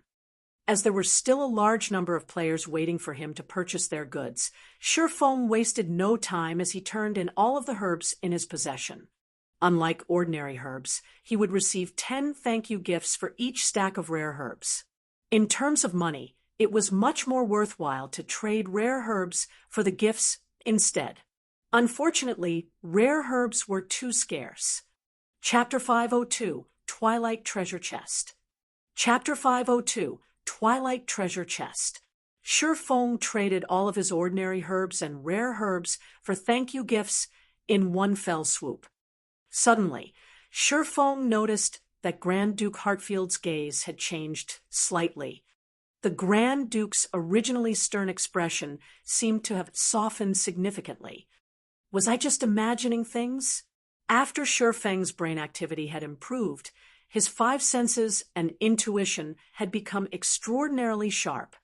Advanced NPCs of God's domain possessed very high intelligence. It was even higher than ordinary players. It was especially true for a level 200 Tier 3 NPC like Grand Duke Hartfield. Although Hartfield might not be as strong as Magistrate Weissman, not even Weissman dared to offend the Grand Duke. Hartfield was the only Grand Duke throughout Starmoon Kingdom, while the others were just dukes. In Starmoon Kingdom, his position was only below that of the king and equal to that of the kingdom's Grand Marshal, Adolf Serret. Working with the Grand Marshal, they protected the kingdom from both inside and outside threats. If Shi Feng could form a relationship with Grand Duke Hartfield, it would greatly benefit his future development in Starmoon Kingdom. Forget it. It's best to just focus on raising my reputation. Shi Feng shook his head to clear his mind. He then departed from the Grand Duke's mansion and returned to purchasing herbs. The thank you gifts did not take up a lot of space, with each stack holding up to 1,000 gifts. Shi Feng had received a total of 2,500 gifts, which took up only 3 bag slots. Upon arriving at the bazaar in front of the palace, sure enough, the herb-selling players had not moved. The moment these players noticed Shi Feng's return, they immediately rushed over to welcome him. In moments, Shi Feng's bag was filled to the brim once more. He then returned to the Grand Duke's mansion and began to trade the herbs for more thank you gifts. After spending several hours ferrying herbs from the bazaar to the Grand Duke's mansion, Shi Feng had purchased close to half of all the available herbs in Starmoon Kingdom, his total expenditure exceeding 400 gold. Originally, Shi Feng had hoped to continue purchasing herbs. However, his high-profile actions had attracted a lot of attention, and many people had begun secretly investigating the reason behind Shi Feng's purchases. After all, no guild lacked herbs. Even if a guild were trying to nurture a large number of alchemists, there should be no need for such a massive supply. It should be about time to call it quits. Shi Feng glanced at the several assassins spying on him from a distance. He would not give any of these people the slightest of opportunities to discover his intentions. Every time he visited the Grand Duke's mansion, he would look for a secluded location before disguising himself. Even if his trackers were quite capable without a particularly high-ranking identification skill, such as omniscient eyes, it would be impossible for them to see through his disguise. In reality, Shi Feng did not have to pay these people any heed. Even if they discovered this special quest, no guild would willingly spend so much money to earn some EXP. To be safe, however, Feng still disguised himself to avoid these players discovering the method of using money to earn reputation points just yet. After he finished purchasing his last batch of herbs, Feng departed from the bazaar and randomly picked a restaurant to enter. After using the demon mask to disguise his appearance, he boldly strode out of the restaurant and headed towards Grand Duke Hartfield's mansion. Inside the Grand Duke's abode, Feng habitually walked up to the Grand Duke and took out the final 1,000 stacks of ordinary herbs and 1,000 stacks of rare herbs from his bag, trading them all for thank you gifts. Suddenly, the familiar sound of a system notification reached his ears. System: Grand Duke Hartfield's favorability increased by 30 points. Sure enough, this special quest is not as simple as it seems. Feng grew slightly excited upon seeing this system notification. The higher ranked an NPC was, the more difficult it was to raise their favorability. The fact that he had increased the Grand Duke's favorability just by spending around 400 gold was completely worth it. However, giving the situation some thought, Feng felt that this result was quite reasonable. After all, he had already earned close to 120,000 thank you gifts. If each stack could hold 1,000 gifts, that was close to 120 stacks. Currently, the prices of herbs were only this cheap due to the fact that players of God's domain were still low-leveled and did not have much use for them.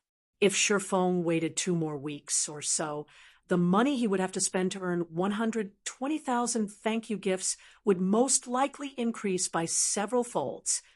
If the Grand Duke had nothing to say even after such a huge contribution, his heart was definitely made of stone. Young adventurer, thank you for your enthusiastic contributions. With this many herbs, I can extract a sufficient amount of herbal essence to cure my daughter. To show my gratitude, you may use those thank you gifts to trade for the treasures I usually store inside my treasury, Grand Duke Hartfield said, happily. Your Highness Hartfield, it will be my honor, Feng replied, immense joy filling his heart. Originally, Feng had intended to open the thank you gifts he had amassed in one sitting. He had never expected the gifts to have such a purpose.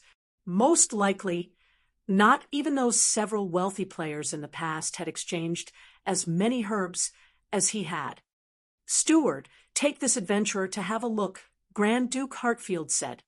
Yes, the Grand Steward answered before leading Feng to the treasury on the 3rd floor. The Grand Duke's treasury was heavily guarded.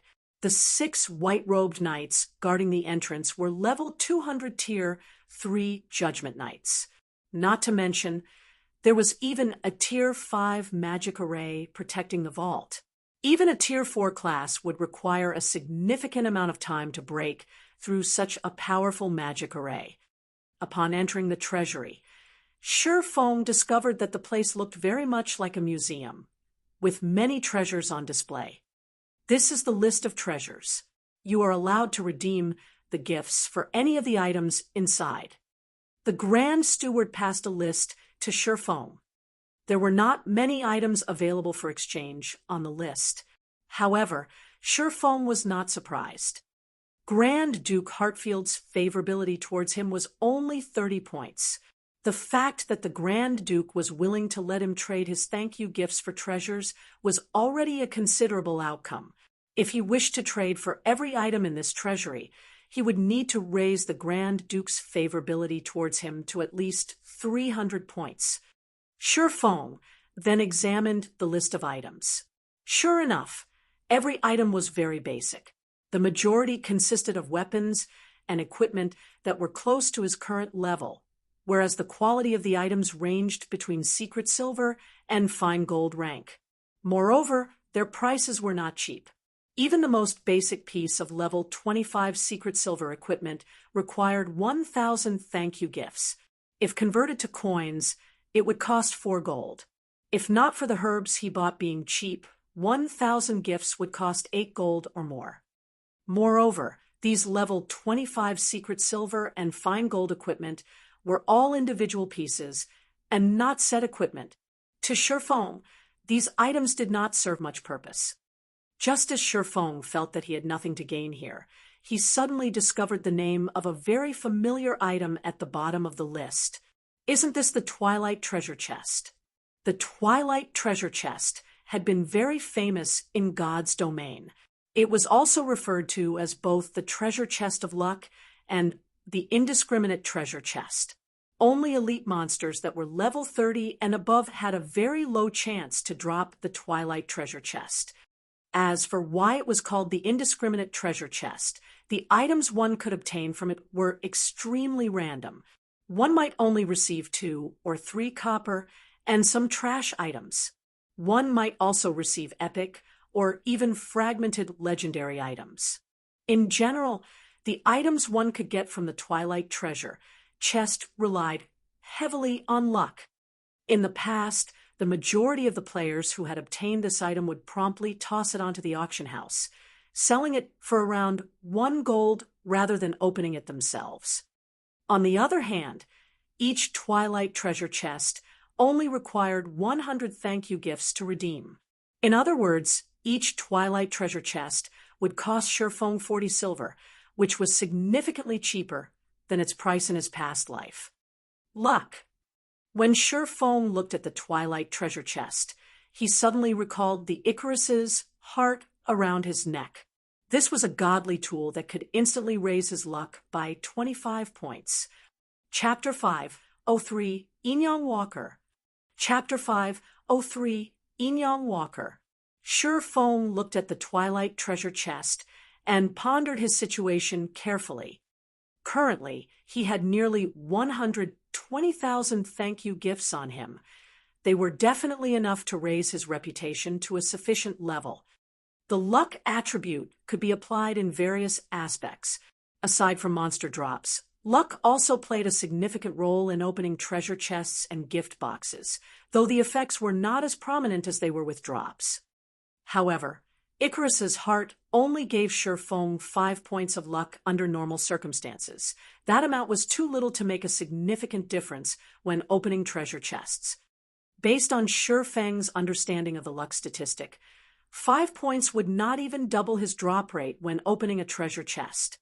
Meanwhile, the Twilight Treasure Chest was famed for being a miser of good items. Only by activating Divine Providence and boosting his luck to 25 points would his chances significantly improve when opening a treasure chest. However, Divine Providence only had a duration of 30 seconds, whereas its cooldown lasted 1 hour. Let's decide after I raise my reputation.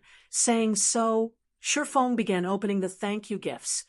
Each thank you gift only required 1 second to open. Shifeng opened 10 gifts in a row.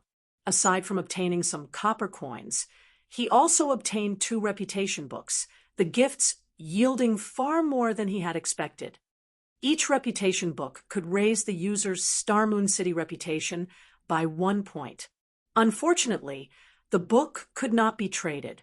Otherwise, Shifeng really would sell them to the public. However, these reputation books' effects weakened as a player's reputation grew. Below 100 points, the book would raise a player's reputation by 1 point with a 100% success rate. After reaching 100 points, there was only a 60% chance. At 200 points, that success rate fell further to 30%, 20% at 300 points, and 10% at 400 points. When a player's reputation reached 500 points, there was only a 3% chance to increase their reputation by 1 point when using the reputation book. To become a Baron, players required 500 reputation points. To become a Viscount, players required 1,000 reputation points. If Shifeng hoped to become a Viscount by relying on the reputation books, he would have to expend a staggering number. As for becoming a Count, which was 1 rank above a Viscount, that was practically impossible. That was because a player needed 3,000 reputation points to become a Count. The effects of just having 5 points of luck is really quite good. I wonder if it will be possible to obtain the Mastery Book. Feng grinned. With 5 points of luck, his chance of obtaining reputation books from the thank you gifts was indeed higher than other players. However, other than copper coins and reputation books, there was also an extremely small chance for players to obtain mastery books. Mastery was something very important to any player in God's domain. Taking Feng, for example, as his mastery was very high, his basic attacks dealt more damage compared to other players. If he could raise his one-handed sword mastery's rank to a basic sword master, he could increase his basic sword attack damage by 30%. That was 10% more than an advanced swordsman. With a 10% difference in basic attacks, the skill damage difference was even higher. Meanwhile, Feng was only dozens of points away from becoming a basic sword master. If he could obtain mastery books, he could advance his combat power further. By the time he went to the ancient battlefield to sharpen his techniques, he would also obtain better effects. Feng then began to open the thank you gifts frantically. 100, 300, 500, 1,000. After spending several hours, Feng opened more than 10,000 thank you gifts and obtained a total of 2,000 reputation books. In addition, he had also luckily obtained 8 mastery books. Each mastery book could give him 1 mastery point with 100% certainty. Will divine providence have an effect on the increase in reputation? When Feng thought about how, after his reputation reached 100 points, the reputation books no longer gave him 1 reputation point with 100% certainty, then meant that luck was involved. Since luck was involved, then it was definitely related to the luck attribute. Feng grinned slightly as he activated divine providence. Suddenly, a faint golden glow covered Feng's body as if he had received a blessing from heaven as he became the absolute focal point inside the entire treasury. Immediately, Feng began to activate the 2,000 reputation books. The activation process of a reputation book was very fast. The book would activate with a single click. Feng could gain many reputation books in just 30 seconds. In the next moment, Feng's finger transformed into an afterimage. With Feng's speed, he could click dozens of times every second, following which Feng heard the ringing of a continuous stream of system notifications. System, congratulations. You have gained 1 Star Moon City reputation point. System, congratulations. You have gained 1 Star Moon City reputation point. System, congratulations. You have gained 1 Star Moon City reputation point. 30 seconds later, of the 2,000 reputation books Feng obtained, only a little more than 700 remained. Meanwhile, Feng's reputation in Star Moon City had also risen to 436 points. He was only 64 points away from becoming a baron. The divine providence's effects were remarkable. Sure enough, it is effective. Feng immediately grew excited. Using this method, he could save a large number of thank you gifts. At this rate, not to mention becoming a viscount, he could even give becoming a count. Hence, Feng frantically opened thank you gifts once more. It just so happened that divine providence was on cooldown during this period. An hour later, Feng began another round of clicking reputation books. 30 seconds later, Feng's reputation rose from 416 points to 578 points, following which Feng continued opening the thank you gifts. After opening more than 30,000 gifts, Feng's reputation had finally reached 1,000 points, becoming a Viscount of Star Moon City. In addition, he had also obtained a total of 21 mastery books. Originally, Feng still intended to continue raising his reputation.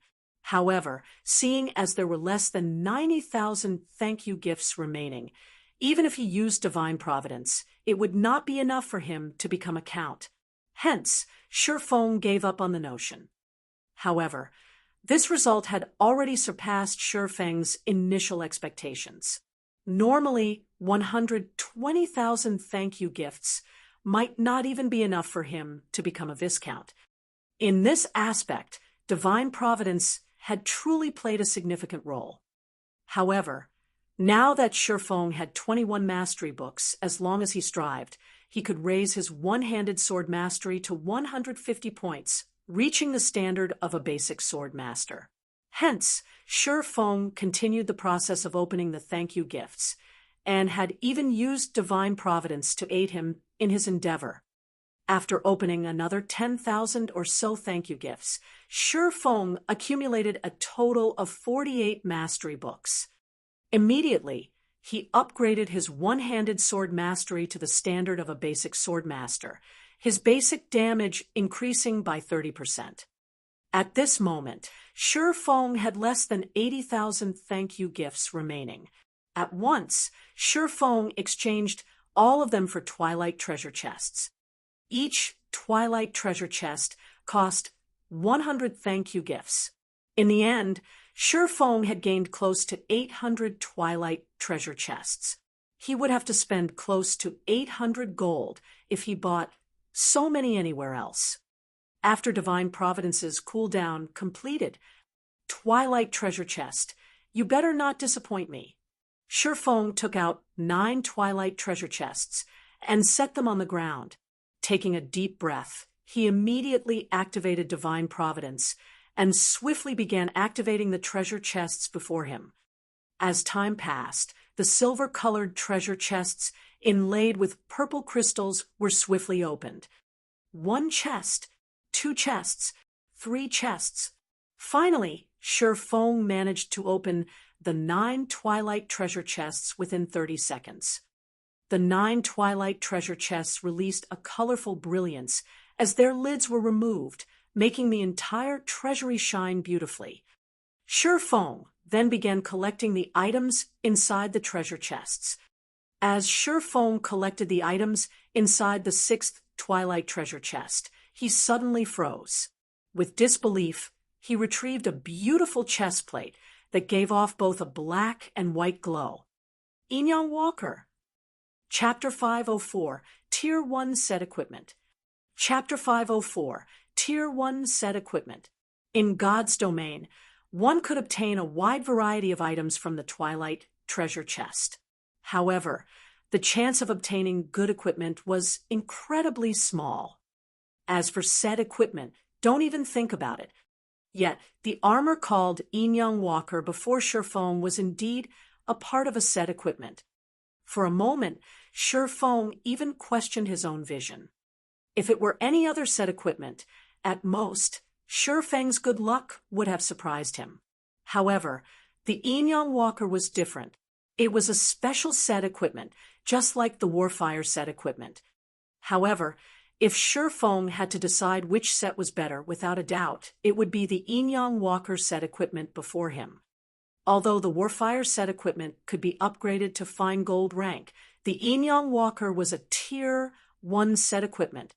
A Tier 1 set equipment was an exclusive set for Tier 1 classes. Although it had no grade, its boost to a Tier 1 player's combat power even surpassed Dark Gold set equipment. However, a Tier 1 set equipment also possessed heavy restrictions, as only designated classes could use it. Moreover, the set would bind to a player when equipped, and it could neither be dropped nor traded. However, it could be destroyed if its durability reached 0. Moreover, the repair fees for a Tier 1 set equipment could rival those of epic-ranked weapons and equipment. Despite having so many restrictions, a majority of the experts in God's domain loved these sets. However, it was extremely difficult to obtain a Tier 1 set equipment, as only level 20 or higher Great Lords had a chance to drop them. Both Great Lords in the fields and in dungeons had the same drop rate. Tier 1 set equipment was also known as the best set equipment, other than epic set equipment, available for Tier 1 players. It truly lived up to its name. The minimum level of a Tier 1 set equipment was level 20, and its attributes would increase alongside the player's level to level 50, which was when players could class change from a Tier 1 class to a Tier 2 class. If a player had a Tier 1 set equipment when they carried out their Tier 2 class change quest, the quest would undoubtedly be easier to complete. Shurfeng then appraised the Enyang Walker's chest plate. Enyang Walker set equipment. Level 20, level 50. Equipment requirement. Tier 1 Guardian Knight. Set consists of 5 parts: head, chest, hands, legs, and feet. Binds when equipped. Set effect. 2-piece effect. Defend skill increased by 3 levels. Defense increased by 10%. Damage received reduced by 15%. And healing received increased by 15%. 4-piece effect. Endurance increased by 15%, and strength increased by 10%. Obtain Enyang Shield skill. Cast a magic shield on yourself, reducing all magic damage received by 60% and gaining immunity to all control effects for 15 seconds. Cooldown, 2 minutes. 5-piece effect. Receive 1 stack of Enyang energy every time damage is received. After 30 stacks, Enyang power skill can be activated. Hatred increased by 100%. All attacks deal holy damage. All Guardian Knight skill effects increased by 50%. And all attributes increased by 15% for 24 seconds. Cooldown, 5 minutes. If I can gather the complete set and give it to a Tier 1 Guardian Knight, tanking bosses in large-scale team dungeons will be a breeze. Shurfeng inwardly sighed as he read the Enyang Walker's set effects. Obtaining even a single piece from the Twilight treasure chest was already nearly impossible.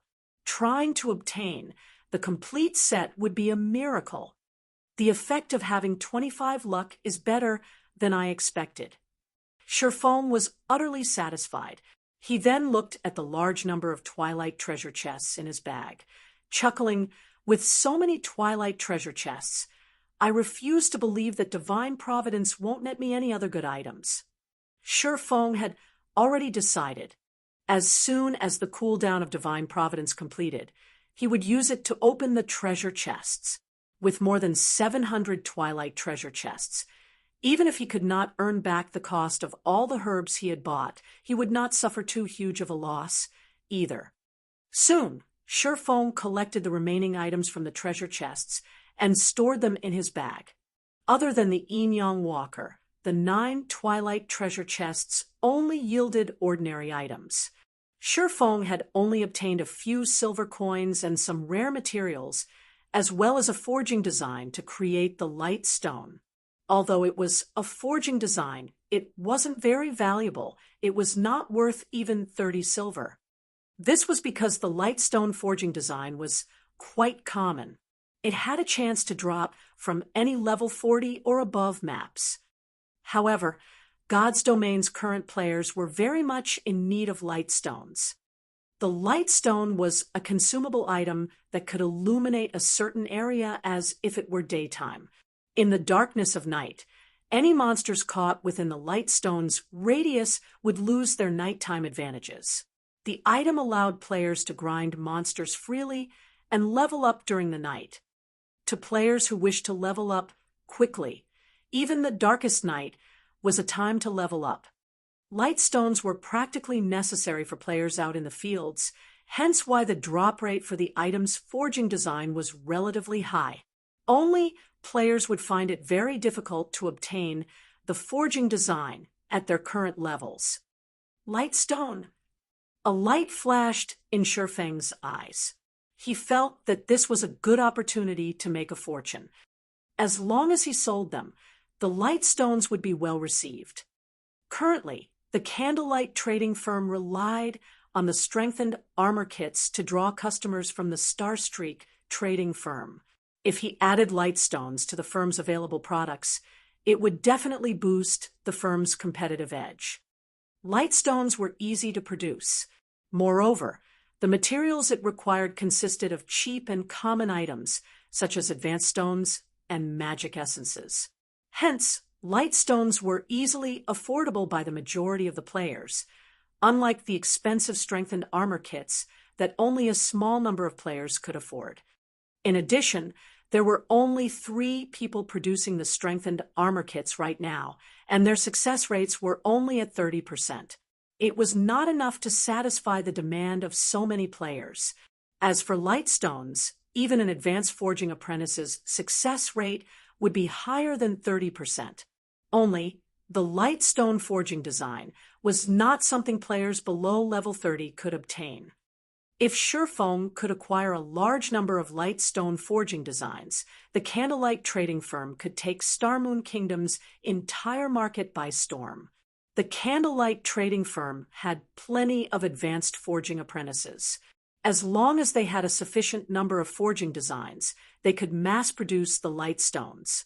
Not only could they supply the players from White River City and Starmoon City, but they could also provide an endless supply to other cities as well. At that time, even counting their money would become a laborious task. In any case, I have nothing better to do right now. I might as well grind for some lightstone forging designs. Shifeng grinned. Immediately, he recalled several maps suitable for grinding lightstone forging designs. Although those maps were all level 40 and above, Shifeng had the ignore level effects provided by the magic weapon Abyssal Blade, the Dragonclaw set equipment, and the Golden Stigmata. Combined, he could ignore up to 45 levels. In addition to Shifeng's own level, he could take on a level 70 monster should he choose to do so. Only, the attributes of a level 70 monster were a bit too powerful. Even if Shifeng could damage these monsters, they could kill him with a single slap. However, against monsters below level 50, he could definitely make an attempt as long as they were not chieftains or lords. Shifeng then headed to Starmoon City's City Hall to purchase a valuable golden land. While Shifeng had focused on raising his reputation, the dragon scale set equipment he had placed in the Blackwing auction house had finally sold out. In addition to the money Shifeng had earned through the Candlelight trading firms, he now had over 20,000 gold in his pockets. Thus, Shifeng decided to buy one of the plots of land beside the Starmoon Bank for 16,000 gold. However, as Shifeng was a Viscount, he received a 10% discount on his purchase. Even after constructing a new branch of the Candlelight trading firm, he had not even spent a total of 16,000 gold. After he had finished his business in the city hall, Shifeng took a horse carriage to the teleportation hall and teleported to the Twin Tower Highlands, a level 45 map with the highest drop rate for lightstone forging designs. Chapter 5:05 Domineering Melancholic. Chapter 5:05 Domineering Melancholic. White River City, inside one of Candlelight trading firm's forging rooms. Melancholic Smile was currently busy forging basic strengthened armor kits. There were simply too many players in White River City. With just the 3 of them producing the basic strengthened armor kits, it was impossible to satisfy the demand of so many players. Had they not produced a large number of the kits early on, their supply would have long since depleted. Sister Smile, there are 2 people on the first floor looking to discuss business with you. I understand. Like the others, have them wait in the reception room for now. I'll head over once I finish my work. But one of them is claiming to be Overwhelming Smiles Guild leader. Overwhelming Smiles Guild leader. Melancholic Smile could not help but pause. As one of the tyrannical guilds in White River City, it was far ahead of other guilds. Their funds and member count were also plain for all to see. A lifestyle guild's direction of development was completely different than combat guilds. In other words, there should not be any conflicts of interest between the two. However, a lifestyle guild did not possess any combat capabilities. When producing certain items, plenty of rare materials were required. Meanwhile, many of these materials dropped from dungeons. Hence, lifestyle guilds would usually cooperate with some combat guilds. In such a relationship, the combat guild in question would be responsible for supplying the rare materials, while the lifestyle guild would offer some discounts and give priority on sales of certain items to said combat guild. Ha ha ha. Just in time, Melancholic Smile said. I'll head over there now. Saying so, Melancholic Smile tidied up the materials on the table and headed downstairs. In the reception room on the first floor, many of White River City's guilds had sent representatives to the candlelight trading firm to discuss potential cooperation. However, when a man and a woman entered, the entire reception room's atmosphere sank. Everyone in the room immediately focused their attention on this pair of new arrivals, the woman in particular. Practically every guild in White River City knew who she was. This woman was none other than the guild leader of Overwhelming Smile's White River City branch, Yulan. The candlelight trading firm sure knows how to treat its guests to actually make us wait here with other guilds. Feng Xianyang swept a glance at the reception room, frowning slightly with discontent at the firm's arrangements. Yulan did not comment on Feng Xianyang's statement. Instead, she only sat down and waited quietly. Although Overwhelming Smile was a powerful guild with ample funds, the candlelight trading firm was no ordinary existence either. The fact that it had been able to purchase 2 of White River City's golden lands in such a short time displayed the firm's powerful backing. A short moment later, Melancholic Smile entered the reception room. Immediately, the atmosphere in the room relaxed significantly as the occupants promptly stood to welcome her, smiling. "Everyone, please sit," Melancholic Smile said after glancing around the room. Every player in this room was a big shot at the peak of White River City. Melancholic Smile never thought that the day would come where she would become one of these supreme characters as well. Before this, she was merely a forging apprentice who guilds would casually chase away, someone who relied on forging to earn some meager living expenses. Regarding these high-ranked managers from various large guilds, they were all existences that she would have only admired from a distance. Yet, now, every one of these powerful characters greeted her with fawning smiles. Compared to her previous life, it was as if she was in an entirely different world. When Melancholic Smile considered this, her thoughts immediately switched to the man who had helped her rise to this position. If Shifeng had not been willing to accept her back then, she would most likely have still worried over her day-to-day life.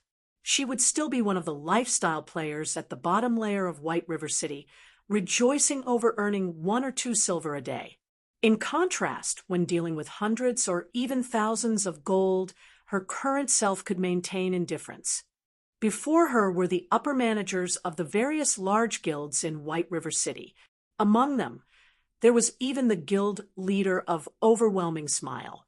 One could just imagine how much pressure one would feel from having to discuss business with these people. Yet Melancholic Smile, who had never encountered such a scene, spoke as naturally as if she were sipping tea while enjoying light conversation. "Seeing as everyone present wishes to cooperate with us, I will make things simple. We at Candlelight Trading Firm only have one requirement," Melancholic Smile calmly said. "You must sell all of the materials your guilds have collected to us. Everything. We will purchase these materials at 60% market value. In return, the Candlelight Trading Firm will give your guilds a discount on your purchases here. The discounts available range from 5% up to, but not limited to, 15%. In addition, we will reserve some of the rarer items for you, giving you priority to purchase them. If you accept these terms, you may sign the agreement that has just been given out. If not, then you may leave." Melancholic Smile's statement was firm and confident. The managers of the various guilds immediately sucked in a breath of cold air, every one of them falling silent upon hearing the woman's conditions. This was fraud. If they sold all of the materials they had obtained to the candlelight trading firm, what would be left for their own guilds? Moreover, the purchase price was only 60% of market value. Wouldn't they be better off selling their excess materials to the public? Most importantly, they could only receive meager discounts of 5% to 15%. Their guilds wouldn't gain much benefit from such a small discount. In the end, wasn't the candlelight trading firm getting the better end of this deal? I've already said my piece. You can take your time to think it over. However, note that I will take back the contracts in 30 minutes. Although Melancholic Smile could feel everyone's murderous gazes, she paid them no heed. Instead, she simply turned to leave. It was as if her actions had said, if you want to sign, go ahead. If not, get lost. Suddenly, the various representatives who had been so confident fell mute. Wait a minute. Feng Xianyang suddenly stood with a cold expression on his face. He glared at Melancholic Smile, sneering, "Don't you think you are going too far with your demands? You should know that there are many materials that only guilds like ours can obtain. Independent teams are simply not strong enough to provide a supply. If our guilds join hands to cut off Candlelight's supply, do you really think you can continue doing business?" Shocked, Yulan rushed to her feet, advising, "Young Master Feng has gone a little too far with his words. I ask for Miss Melancholic's understanding. However, we have all come here with the intent to do business. There should be a process of negotiation at the very least. The way you cut us off will not benefit either side. Why don't we sit down and discuss things properly?" Everyone in the reception room nodded in agreement. If every guild refused to sell their materials, how could Candlelight Trading Firm hope to continue its success in White River City? At the end of the day, a lifestyle guild was still a lifestyle guild. They were born to lower their heads to combat guilds. Ha ha ha, your statement is indeed reasonable. After thinking it over for a moment, Melancholic Smile nodded as she looked towards Feng Xianyang and Yulan. Smiling sweetly, she said, "Although what you've said is logical, I stand by my decision. Moreover, from this point onward, I retract Overwhelming Smile's contract. You two may leave now." "You—" Feng Xuanyang's eyes immediately became bloodshot as he nearly spat blood in rage. If not for the fact that they were still in the Candlelight Trading Firm, with the owner of the firm having absolute control over and being an invincible existence inside this place, he definitely would have killed Melancholic Smile by now. Yulan was similarly stunned by Melancholic Smile's words. Meanwhile, the upper managers of the various large guilds were also stupefied by this situation. In White River City, Overwhelming Smile was only second to Zero Wing. Yet Melancholic Smile had dismissed them with just a few words, showing no pretenses at all. This was simply too domineering. Chapter 506, Towers of Death. Chapter 506, Towers of Death. Underscore. After Melancholic Smile finished speaking. After a few moments, everyone in the reception room came back to their senses. However, they still stared at Melancholic Smile with surprise. Yulan had never expected things to develop in such a way.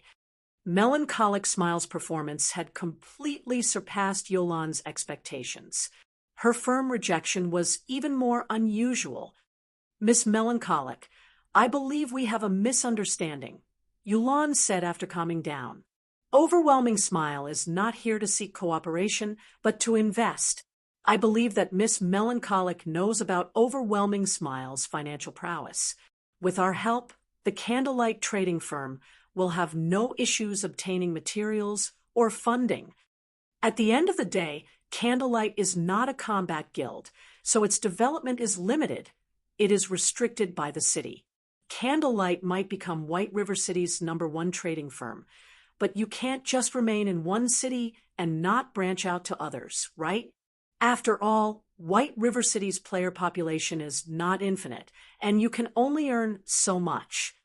I admit that Candlelight is very wealthy. However, purchasing golden lands in other cities requires sufficient reputation points there. Meanwhile, how can Candlelight hope to compete with the guilds that have been developing in said cities since the very beginning? By the time Candlelight's personnel gains sufficient reputation in other cities, other guilds will have long since purchased the best plots of land available. However, after we invest in Candlelight, the trading firm will not face such a restriction. Overwhelming Smile has plenty of personnel in other major cities, including the several cities neighboring White River City. As long as we have enough gold, we can purchase the most valuable land in every city throughout Starmoon Kingdom and establish the Candlelight trading firm all over the kingdom, saving you a lot of time and manpower. Is Miss Melancholic really not interested in such an opportunity? Yulan spoke confidently as she offered the attractive conditions. She had also hit the nail on the head by pointing out the Candlelight trading firm's weakness. Meanwhile, the fact that Yulan was able to make such a statement so confidently was all because of Overwhelming Smile's backer, Underworld. This was a feat that no other guild could ever accomplish, even first-rate guilds. Yulan's offer sorely tempted the other managers of the guilds in the reception room. Only they were somewhat disappointed that the Candlelight trading firm would no longer be theirs. They could already imagine the Candlelight trading firm's flourishing future. One side had the advantage of manpower and resources, while the other had coins and popular shops. The cooperation between the two was practically a match made in heaven. Yulan really is amazing. It's as expected of someone fancied by Underworld's elders. Feng Xianyang, who had initially been overwhelmed by his rage, silently praised Yulan as he listened to the woman. He snuck a peek at Melancholic Smile from the corner of his eyes, his heart filled with joy when he saw her silence. To a trading firm, particularly a trading firm with hot-selling commodities, what they needed the most was not materials, but a market to sell those commodities. Meanwhile, Overwhelming Smile just so happened to be capable of providing that market. This method of persuasion was far more effective than any threat. At this moment, Melancholic Smile opened her mouth and spoke. "Your conditions are tempting, but you may leave now. Everyone else, you have 30 minutes left to consider our offer. If you do not wish to cooperate, you may leave. I have other matters to attend to, so I won't accompany you any longer." Saying so, Melancholic Smile left the reception room, never once turning back. From the moment she had entered the room, she had acted as if she did not care about any of the representatives. Is she really not tempted? Yulan was stunned. With such huge potential profits, no sane trading firm would reject their offer. Even if Melancholic Smile rejected them eventually, it should be based on too harsh conditions. Yet, before they could even state their conditions, she had turned them away. Just what sort of situation was this? Before Yulan could make sense of the situation, the upper managers of the other guilds began signing their contracts, having already thrown their cooperation conditions out the window. Watching this, Yulan suddenly came to a realization. Melancholic Smile had displayed her might, killing the chicken to scare the monkeys. They just so happened to be that chicken. Feng Xianyang had also realized their situation. This had all been due to him voicing his rejection, becoming Melancholic Smile's target as a result. Despite this revelation angering him greatly, regret filled his heart. Just why had he been so eager to shoot off his mouth? As for encouraging Overwhelming Smile to face off against the Candlelight trading firm, that was simply impossible. Lifestyle players did not leave the city at all. If they remained in the city, who could do anything to them? Lifestyle players were unlike combat players, who relied heavily on their levels and equipment. Even if lifestyle players were killed until they fell back to level 0, so long as their lifestyle skills remained, they would feel no effect whatsoever. It seems that we can only hasten our own firm's establishment, Yulan's side. Things were becoming much more troublesome than she had initially expected. However, the candlelight trading firm had also given her a reminder. I have heard that Maple City's branch almost has enough reputation. We might as well develop our trade in Maple City. Moreover, the lands there are much cheaper. If we form an alliance with the other cities to target the candlelight trading firm, sooner or later, we can defeat it as well. Okay, leave that to me. At this moment, murderous intent filled Feng Xuanyang's eyes. Watching melancholic Smile's departing figure, he revealed a sinister smile as he said, "Though the trading firm itself is unwilling to cooperate, I refuse to believe that every worker is of the same opinion. I'll poach every single one of Candlelight's forgers. We'll see how long Candlelight lasts. Then, if a trading firm did not have a supply of goods, customers naturally would not visit it. It would be useless even if the trading firm occupied one of the city's golden lands." The fact that the Candlelight trading firm had become White River City's #1 trading firm so quickly was completely due to the basic strengthened armor kits. Otherwise, how could it possibly surpass the Star Street trading firm? While Feng Xianyang plotted ways to poach lifestyle players from the Candlelight trading firm, Shifeng had arrived at the Twin Tower Highlands. The Twin Tower Highlands was a level 45 to level 50 map. It could be considered a country within a country. Unlike the monsters in low-level maps, the monsters here were mostly intelligent orcs that fought and lived in tribes. If players were not careful, rather than hunting their prey, they very well might become prey themselves. To God's Domain's current players, the Twin Tower Highlands was definitely a forbidden land. Aside from the level suppression, the difference in attributes was already quite vast. However, Shifeng did not care about any of that. His own attributes had long since surpassed the standards of the current players. It was especially true after he had equipped the fragmented, legendary ranked Heavenly Dragon's Breath. In terms of attributes, he could easily match level 40 ordinary players. Without level suppression, a 5-level difference in attributes was nothing to Shifeng. Fortunately, Shifeng was very familiar with the Twin Tower Highlands. He had arrived at the core area of the Twin Tower Highlands, the Towers of Death, without so much as encountering a single monster. Dark clouds hid the tops of the 2 tall towers, preventing one from seeing them with a single glance. A thick layer of death also surrounded the towers as cold wind billowed around them. Tall ramparts surrounded the massive towers of death. An army of orcs patrolled the walls. Overall, the towers of death looked like an impregnable fortress. This was the best location for Shifeng to grind for the light stone forging designs. This should be it. Shifeng activated Wind Rider and the Ring of Nothingness and flew up to the tall walls. Sweeping a glance over the numerous level 47 orcs below the ramparts, a grin appeared on his face. Chapter 507, Explosive Power. Chapter 507, Explosive Power. Not only did the Towers of Death resemble a fortress, but there were also tens of thousands of monsters wandering inside their walls. It was simply impossible to infiltrate without a large team of more than 100 players. However, it was also why the Towers of Death were a good grinding spot. Although the common monsters, the hot-blooded orc warriors, behind the wall seemed to be covered in steel-like muscles, in reality, their strength was only an illusion. They were actually quite weak.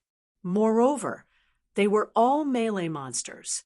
As long as a team had several powerful AoE classes, the Towers of Death would become a leveling heaven.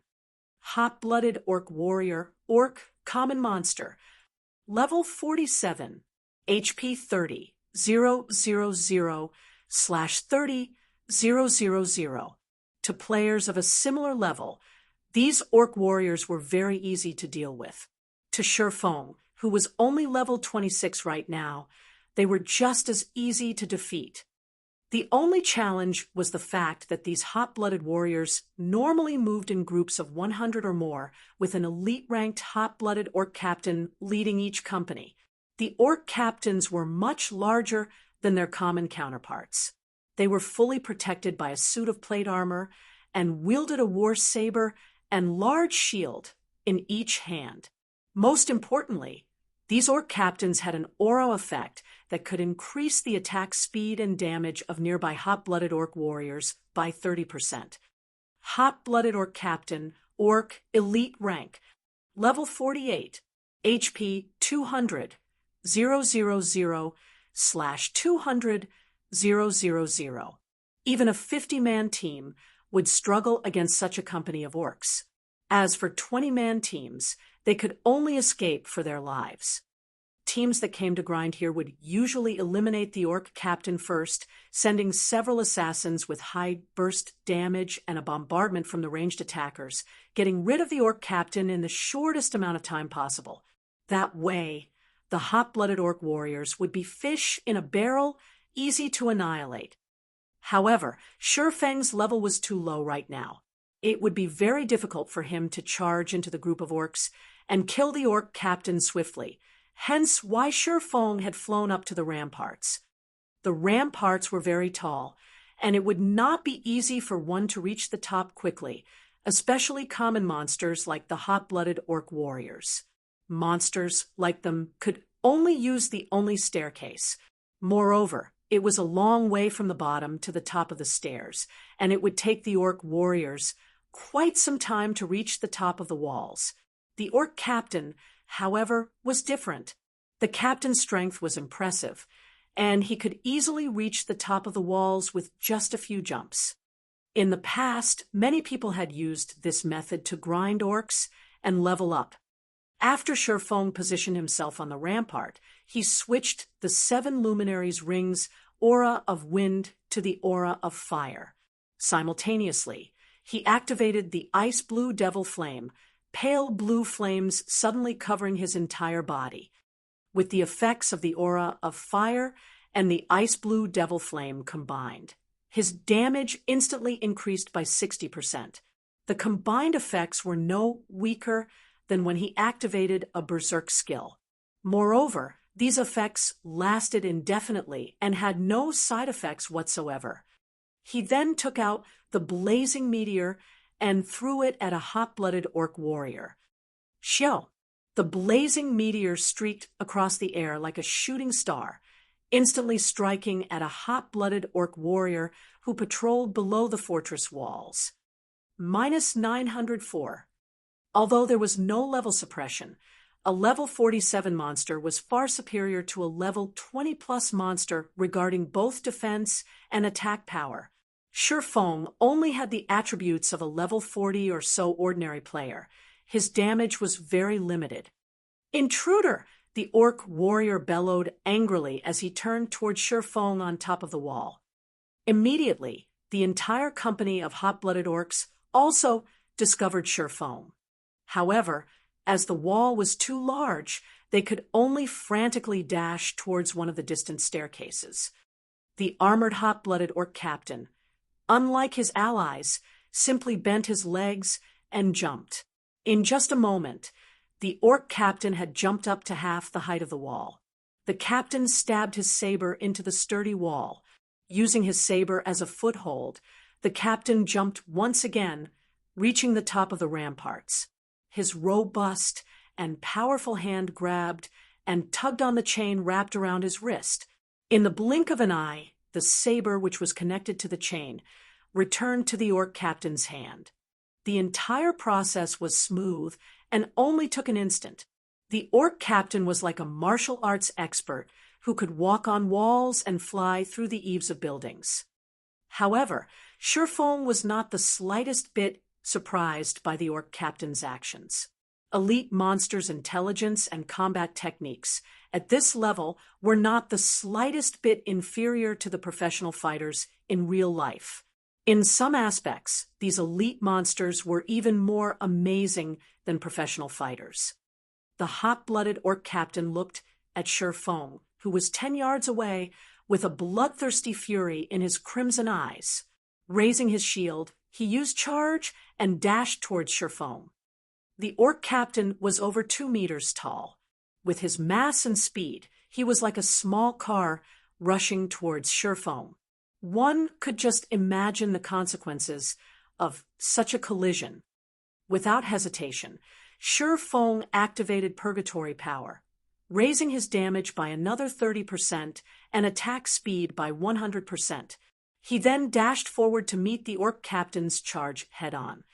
Just as the orc captain was about to send Shifeng into a fainted state at the moment between life and death, Shifeng used silent steps. Not only had Shifeng avoided the fainted effect of the orc captain's charge, but he also managed to appear behind the orc captain. "Die!" Shifeng shouted. In the next moment, the abyssal blade and the purgatory shadow in Shifeng's hands released a powerful blinding light. The crimson flames that covered both swords caused the surrounding temperatures to soar. Flame burst. Dazzling streaks of light shot out from Shifeng's hands, piercing the hot-blooded orc captain's armor. The orc captain's armor could stop neither the scorching heat of the flames nor the sharp edges of the swords. The blazing abyssal blade easily penetrated the sturdy armor, stabbing the orc captain's vital point.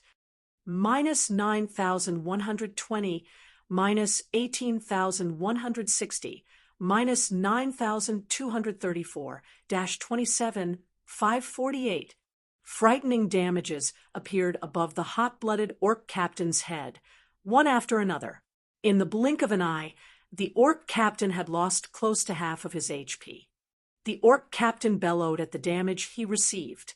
Responding quickly, the orc captain used War Stomp, causing all enemies within a range of 6 yards to enter a fainted state for 3 seconds. However, Shifeng, who had already grasped the flowing water realm, had long since seen the orc captain's intentions. The instant the orc captain lifted his leg, Shifeng swung his sword. Abyssal Bind. When the orc captain's feet were only several centimeters from the ground, 9 pitch-black chains emerged from the ground and bound the captain, restricting all of his movements. Taking this opportunity, Shifeng launched a barrage of attacks towards the orc captain. Due to Abyssal Bind reducing the orc captain's defense by 100%, Shifeng's flame burst skill became even more powerful. Now, each attack dealt around minus 20,000 damage, while double critical hits dealt around minus 40,000 damage. Before Shifeng could exhaust the 12 instances of flame burst, the hot-blooded orc captain was already dead, dropping a few silver coins and a piece of equipment. From beginning to end, Shifeng took less than 4 seconds to kill the hot-blooded orc captain. Meanwhile, only now did the hot-blooded orc warriors finish climbing the stairs, reaching the top of the rampart. However, there were still more than 60 yards between them. After collecting the drops, Shifeng used Skywheel Sword on the orc warriors who were 40 yards away from him. Golden divine swords descended from the sky, sealing the hot-blooded orc warriors in a radius of 20 yards for 4 seconds. At the same time, the orc warriors each received over minus 4,000 damage, while some received close to minus 10,000 critical damage. With a single attack, the hot-blooded orc warriors lost close to half of their 20,000 HP. While the hot-blooded orc warriors ceaselessly bellowed with anger, Shifeng followed up his attack with Firestorm. Suddenly, heavenly fire descended from the skies, annihilating the company of orc warriors. Items scattered across the ground around the orc warriors' corpses. Meanwhile, Shifeng's experience bar rose at a rate visible to the naked eye. Shifeng marveled at the dropped items on the ground. Fragmented legendary items and epic items really are frightening. Originally, Shifeng thought he would have some troubles dealing with these hot-blooded orc warriors. Now, it would seem that he had worried for nothing. Chapter 508, Successive Promotion. Chapter 508, Successive Promotion. After defeating the first batch of hot-blooded orc warriors, Shi Feng had a preliminary understanding of his current strength. He was now confident about what he should do and how far he should go. Previously, he had chosen to lure the group with the least number of orcs as a precaution. Later, so long as he did not lure two groups at once, he should be able to defeat an army of 200 or 300 orcs. With this, his chances of obtaining the light stone forging design should be significantly higher. There sure are a lot of dropped items, Shi Feng muttered as he arranged the loot from the orc warriors. He had picked up a total of 6 silver. That was more than half a day's earnings for an elite player. The orc warriors had also dropped plenty of scrap items and materials. In total, he had earned nearly 12 silver from killing a single batch. If a piece of level 40 bronze equipment dropped, he could instantly earn another 80 silver or more. However, this result was only due to Shi Feng's 5 points of luck. Otherwise, it was impossible for a group of orc warriors to drop so much money and so many items. Following which, Shi Feng continued searching for patrol teams that he could take on while he waited for his skills to cool down. Firestorm, in particular, had a long cooldown of 5 minutes. As soon as the 5 minutes were up, Shi Feng would immediately lure another wave of monsters. Shi Feng required less than 30 seconds to take care of a wave of hot-blooded orc warriors. In other words, he could clear one wave every 6 minutes, and 10 waves in an hour. As the orcs were level 47 monsters, they already gave abundant EXP. In addition, as Shi Feng was challenging monsters of a higher level, he could obtain bonus EXP of up to 20 times. Despite Shi Feng's class doubling the amount of EXP he required to level up, in little more than an hour, he reached level 27. To reach level 28, he just needed to continue grinding for another hour or so. Although the amount of EXP he received was indeed frightening, Shi Feng was more excited over the fact that he had obtained 2 light stone forging designs. With 2 forging designs, he could nurture 2 gold mines. Also, when Divine Providence's cooldown completed, Shi Feng stopped to open Twilight treasure chests, acquiring plenty of good items. Among them were some recipes for potions such as the Intermediate Strength Potion, Basic Protection Potion, and Basic Magic Damage Potion. These were all potions that players around level 40 would commonly use. Only the recipes for these potions were impossible for current players to obtain. In addition, Shi Feng had also obtained some level 30 secret silver and fine gold equipment, which he intended to use to replenish the guild's warehouse. While Shi Feng enjoyed his grind, Melancholic Smile suddenly contacted him.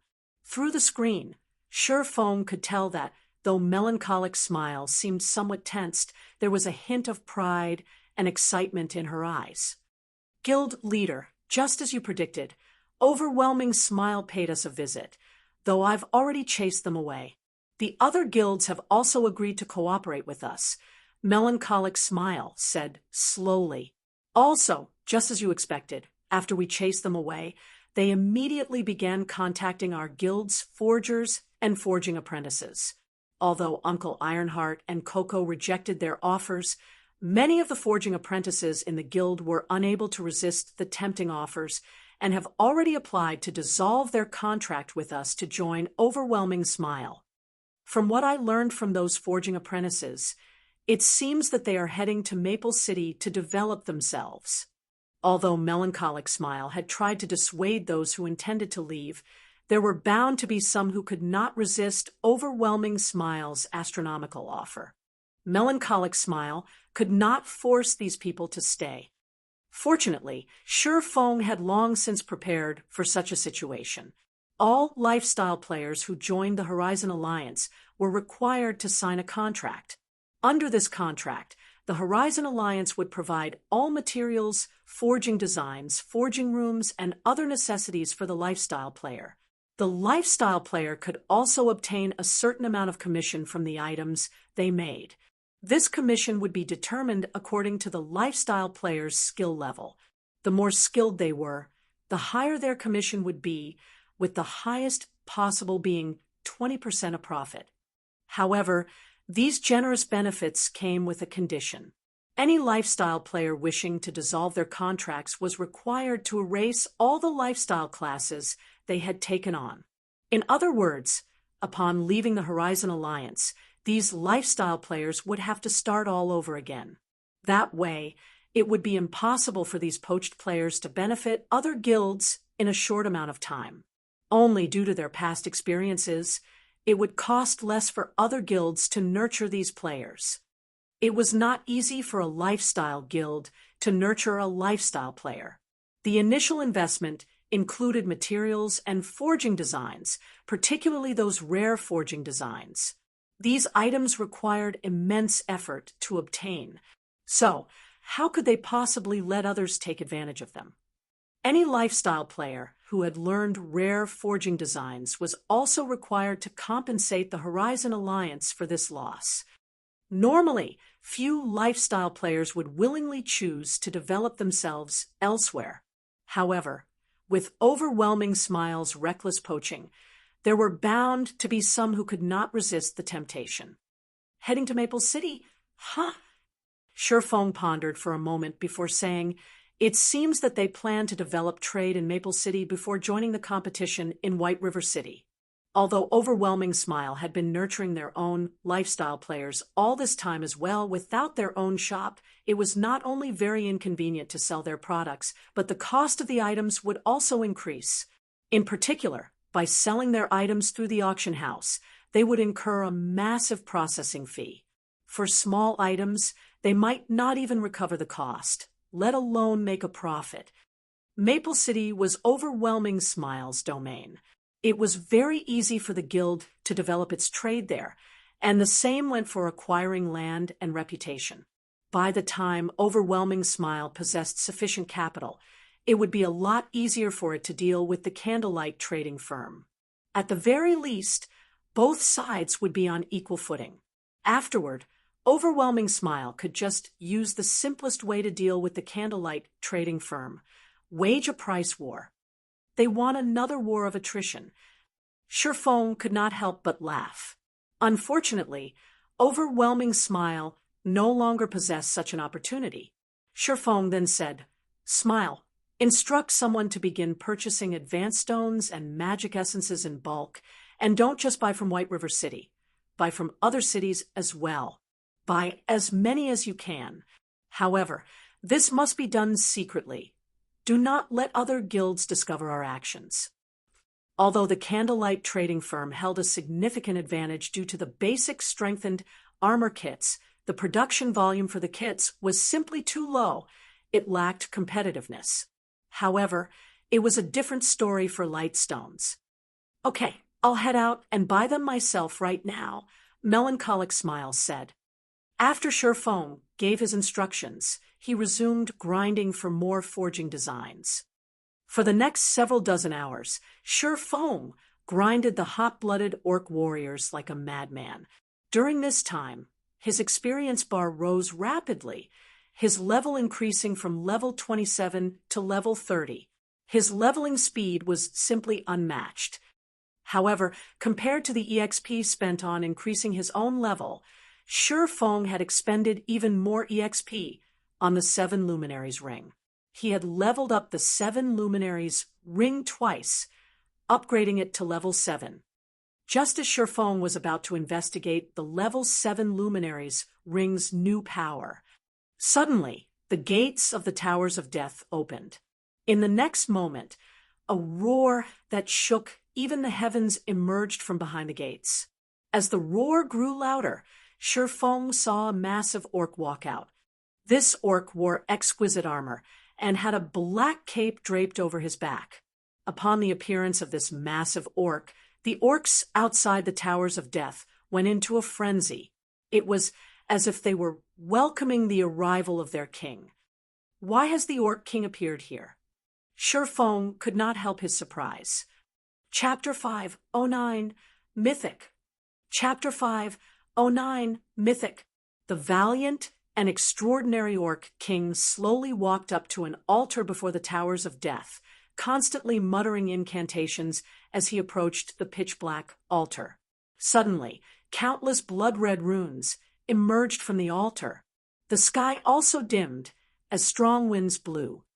Countless hot-blooded orcs gathered beneath the altar. If one looked down from the ramparts, they would discover a black mass of tens of thousands of orcs within the fortress walls. After these orcs gathered around the black altar, they fell to their knees and prayed.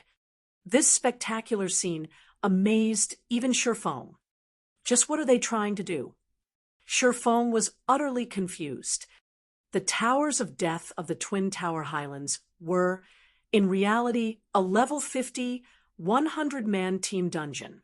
In the past, Shurfong had raided this dungeon many times, so he had a relatively good understanding of the Towers of Death. However, today was the first time Shurfong had seen something this odd. In particular, the Orc King who had emerged from the Towers of Death was the final boss of the dungeon, Orc King Trezek. When challenging the Hell mode difficulty of the dungeon, Orc King Trezek was a level 54 Grand Lord. Meanwhile, the Orc King Trezek standing on the altar right now was a level 60 mythic monster. Monsters in God's domain occupied multiple ranks.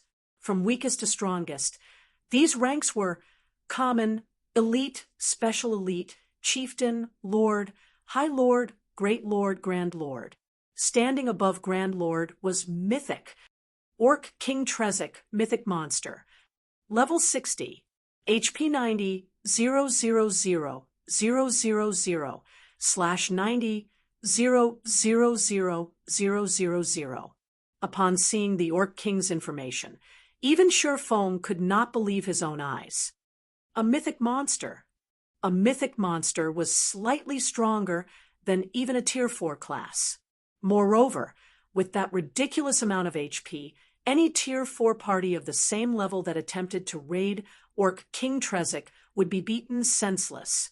At the very least, a 50-man team of tier 4 players was necessary to raid the Orc King.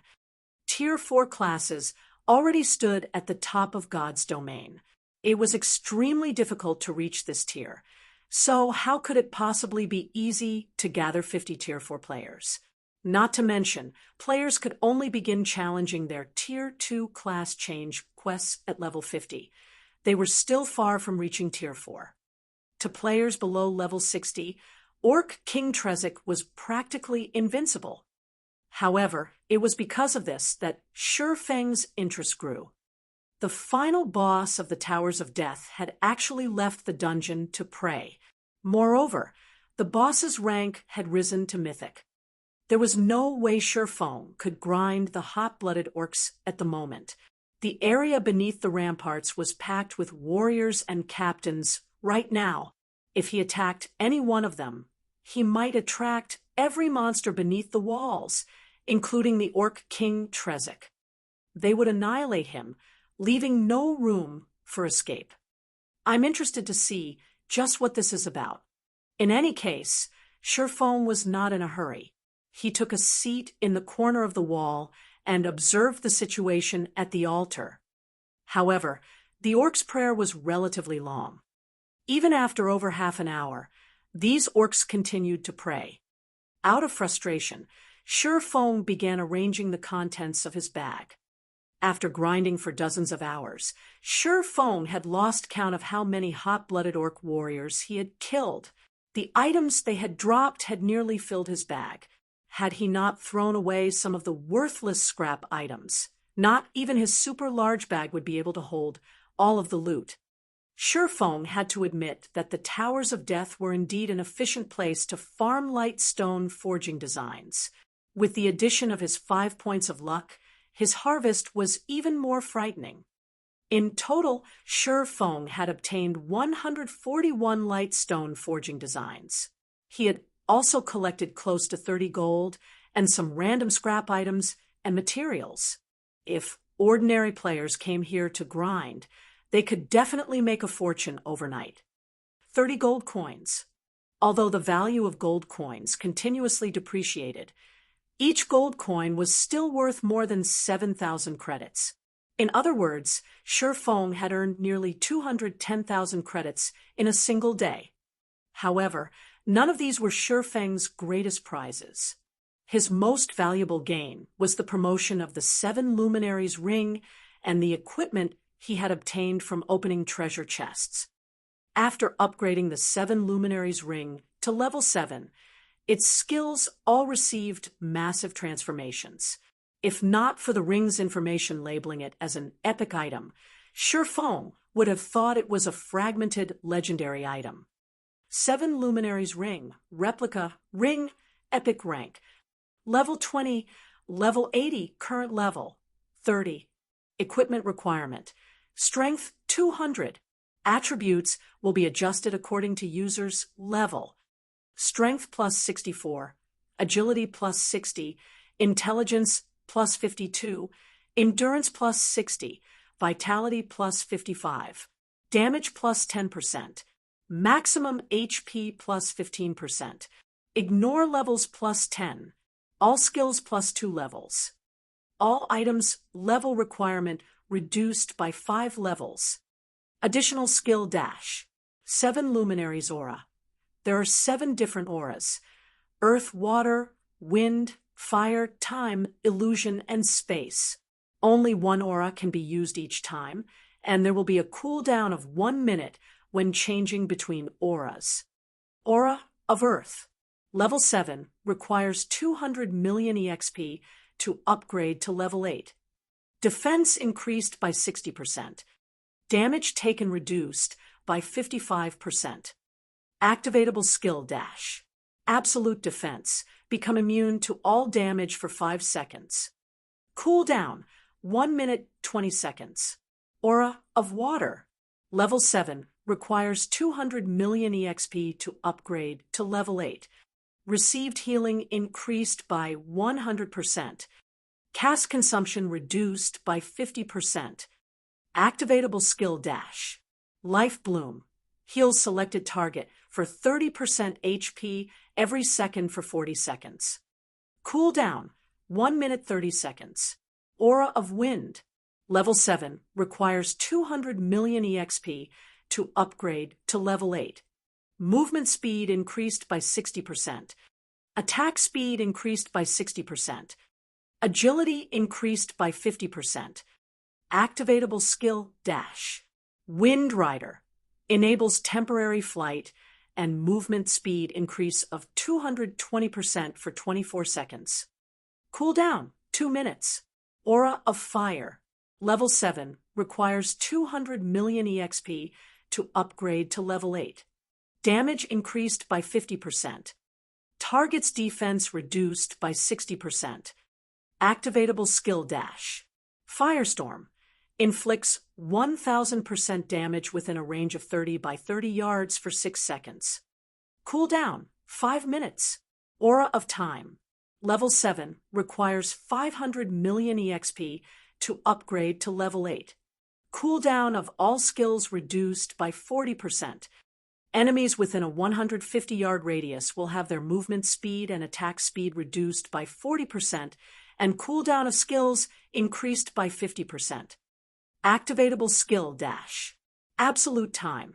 Prevents enemies within a radius of 100 yards from using any skills or tools for 24 seconds.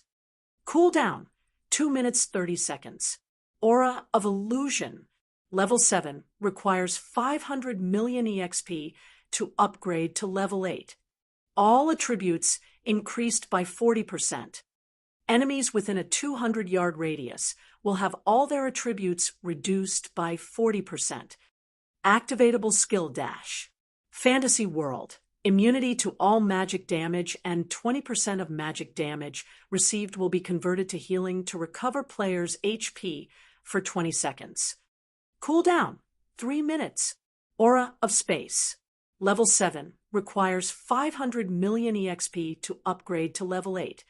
Immunity to all control and restricting effects. Activatable skill dash. Space Movement. Instantly move to any location within a radius of 600,000 yards. Cool down 4 minutes. After the 7 Luminaries Ring's promotion, just one of its auras could rival the attributes of a fragmented legendary item. Meanwhile, the 7 Luminaries Ring had 7 interchangeable auras. Calling it a fragmented legendary item was by no means an exaggeration. Aside from the 7 Luminaries Ring, Shi Feng valued the Tier 1 set equipment he had gained from the Twilight treasure chests. First, Shi Feng obtained another 2 set pieces of the Enyang Walker set equipment for Tier 1 Guardian Knights, putting him at a total of 3 set pieces. In addition, he had also obtained the Mana Storm set equipment for Tier 1 Elementalists. Unfortunately, he only had 2 set pieces. He had also fortunately obtained 3 set pieces of the Dark Melody set equipment for Tier 1 Assassins. He had 1 set piece of the Forest Guard set equipment for Tier 1 Rangers. He had also gained 2 set pieces of the Hurricane set equipment for Tier 1 Swordsmen. Finally, he obtained 1 set piece of the Braveheart set equipment for Tier 1 Shield Warriors. Shi Feng had only gone through a small portion of the Twilight treasure chests in his possession. It was fully possible for him to collect a Tier 1 set equipment for every class. Suddenly, why has the sky darkened? While Shi Feng had been busy organizing his bag, he suddenly realized the light had dimmed, visibility becoming even poorer than during nighttime. Taking a look below the ramparts, he noticed that a change had finally occurred at the Black Altar. Chapter 510, God Descends. Chapter 510, God Descends. At this moment, the Black Altar radiated a blood-red glow. In the darkness, it was an extraordinarily eye-catching. The ground surrounding the altar also began emitting plumes of bright red mist. A small cyclone that had appeared above the altar tugged the mist towards its core. Gradually, the space in the storm's center gradually began to crack. A moment later, this spatial crack formed a portal. The instant the spatial portal was complete, the area around the Towers of Death froze. It was as if a separate, miniature world had formed around the Towers of Death, and no object from the outside world could affect anything that occurred inside this place. All of Shi Feng's communication with the outside world was blocked as well, every name on his friends' list having turned a dull gray. He was unable to contact anybody. The surrounding air felt as heavy as mercury, and Shi Feng felt as if his every action was heavily restrained.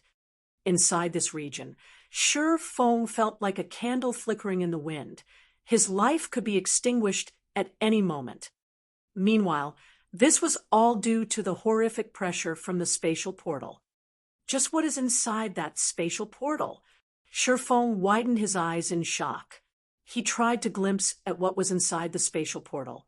Yet, as if a strange power shrouded the portal, not even Shi Feng, with his extraordinary dynamic vision, could see anything inside it. However, there was one thing that his brain urged him to do right now. Escape. The pressure leaking from the spatial portal was sufficient to freeze the entire space surrounding the Towers of Death and create a separate world. This was the first time Shi Feng had ever encountered such a situation. While Shi Feng struggled to recover from his shock, the hundreds of thousands of orcs surrounding the pitch-black altar suddenly turned into blood mist. Moreover, the transformation had been completely silent. The originally crowded fortress around the Towers of Death had suddenly become a ghost town. The abrupt change was enough to instill utter terror. For a time, the blood-red runes around the altar forcefully sucked in the blood mist, intensifying the rune's glow. Simultaneously, the portal above the altar grew, the pressure it emitted increasing as well. The air that had previously felt as heavy as mercury now felt as dense as fine steel. Now, Shi Feng could not move in the slightest. Is this divine might? A possibility suddenly flashed in Shifeng's mind. Divine might. It was something that Shifeng had felt more than a few times before. As long as divine might was activated, any players within the affected area would receive various sorts of suppression. Moreover, the wider the gap in tiers, the greater the suppression would be. Only players of the same tier would be unaffected by divine might. However, of all the divine might Shifeng had experienced before, not one had rendered him completely incapable of movement. Before Shifeng could reflect more on the situation, the Orc King Trezek finally finished chanting his incantation. Suddenly, the area around the Towers of Death fell eerily silent. Shifeng noticed hints of excitement and longing on Trezek's ferocious face. At this moment, the spatial portal blotted out the area above the black altar. If the portal descended now, Shifeng did not doubt that it would devour the massive black altar hole. However, the black portal did not descend. Instead, the portal released a loud sound resembling the cracking of glass. It was as if something inside the portal were trying to smash its way through the mysterious power surrounding it. Shifeng began to have a bad feeling about this. If a god truly descended, then he would die with 100% certainty. A god possessed extremely acute senses, even over 1,000-yard distance. A god could discover a player long before that player discovered said god. In the past, plenty of players had been very interested in gods. Unfortunately, many Tier 4 players had not been able to get even 3,000 yards close to the gods before the divine beings swatted them like flies. Meanwhile, Tier 5 players had survived the wrath of gods, but only Tier 6 players qualified to challenge them. Even then, they only qualified. At this moment, Shifeng was less than 2,000 yards away from the altar. If a god descended, it would discover him immediately and send him to his death with a single slap. It shouldn't be able to descend, right? Shifeng could feel that the mysterious power surrounding the spatial portal was already at its limits. In the blink of an eye, a gigantic hand that blotted out the sky suddenly emerged from the portal. In the face of this hand, even the massive altar seemed like a small toy. Fortunately, the instant this hand descended, countless golden chains suddenly emerged from the sky. These golden chains immediately bound the hand, preventing it from moving. The chains of order. Shifeng breathed a sigh of relief at the sudden appearance of these fine chains. Sure enough, it is impossible for a god to appear here.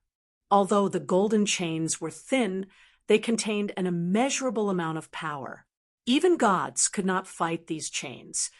Yet this massive hand abruptly twitched, and a single item fell from its palm.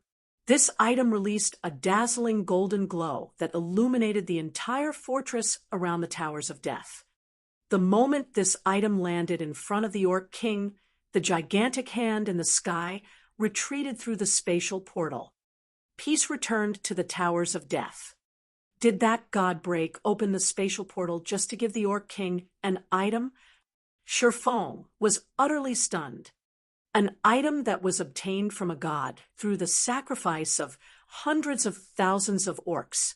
Even if Shifeng could not clearly see what that item was, but judging from how the Orc King had willingly made such an immense sacrifice, it was definitely an extraordinary treasure. If he could steal it. However, Shifeng promptly shook his head, removing the thought from his mind. Only those who wanted to give up on life would attempt to steal an item from a mythic monster. It would be no different than trying to steal from White River City's magistrate, the Tier 4 Great Wizard Weissman. Just as Shifeng was about to turn and leave, a figure suddenly came flying towards the Towers of Death from a distance. The figure flew at a tremendous speed, several times faster than even Shifeng when he had Wind Rider activated. In just a few seconds, the originally seed-sized figure grew to the size of an ordinary human. Sky Knight. Feng could not help his shock. The new arrival was actually a human NPC. Moreover, it was the Tier 4 hidden class, Sky Knight. His body exuding a multicolored brilliance, the Sky Knight immediately charged towards the Orc King. Meanwhile, as if receiving the arrival of a great enemy, the Orc King Trezek immediately tried to collect the flashing golden treasure. However, the Sky Knight had obviously prepared for this situation. With a shout, he pointed his sword towards the heavens. Suddenly, a titanic golden sword appeared above the Orc King. This golden sword then transformed into a streak of light as it descended towards the mythic Trezek. Feng's jaw dropped. This Sky Knight actually knew the Tier 4 forbidden move, Firmament Flash. Forbidden moves were taboo skills in God's domain. Firmament Flash was labeled taboo because the skill possessed overly destructive power. In addition, the skill was extremely difficult to learn. Classes of the same tier had no way of learning it. The Tier 4 Firmament Flash could rival even a Tier 5 skill. Even though the Orc King Trezek was a mythic monster, an existence slightly above Tier 4 classes, when facing an attack with the might of a Tier 5 skill, it had no choice but to protect its life first. The Orc King Trezek immediately unsheathed his blood-red greatsword. Releasing an angry roar, a frightening aura suddenly surged forth from his body. It seemed as if the Orc King had activated a berserk skill that boosted his strength to an astonishing degree. He swung his greatsword, sending a streak of blood-red light slashing at the descending holy sword. Boom, boom, boom. Suddenly, the land around the towers of death shook. It was as if the end of the world had arrived. What? Feng was stunned. The Orc King Trezek had actually defended against the Sky Knight's Firmament Flash. At this moment, however, the Sky Knight already stood before the golden treasure, his hand stretching out to snatch the item. Just as the Sky Knight was about to grasp the golden treasure, Feng suddenly noticed a mocking grin on the Orc King's face. Ah! The instant the Sky Knight touched the golden treasure, he suddenly released a tragic scream. Suddenly, his body transformed into countless particles of light. Chapter 5:11, God Crystal. Chapter 5:11, God Crystal. A Tier 4 Sky Knight had been a tyrant qualified to rule over a large city, yet such a dominant existence had died, without offering even the slightest of resistance. Feng even wondered if he were hallucinating. Is it a trap specifically targeting the Sky Knight? Feng watched the dispersing particles of light, inwardly relieved. Prior to this, he had even considered stealing the treasure from the Orc King Trezek. Fortunately, he had given up on that idea. Otherwise, he would have lost his life just like the Sky Knight. The trap could instantly kill a Tier 4 Sky Knight, not even leaving behind a body. It was clear that this trap's damage was not ordinary. Although players would not face true death, the consequences of such an attack definitely would not end with just the loss of EXP and equipment. It was highly possible that the players would be affected as well. At the very minimum, players' immortal souls would receive damage, preventing them from logging into God's domain for a time. However, this was still not the most severe possibility. In some circumstances, players who died might even have to delete their accounts after reviving. It was possible that the Sky Knight's death fit into this category. After the Sky Knight died, Trezek kept his blood-red greatsword and slowly walked towards the treasure.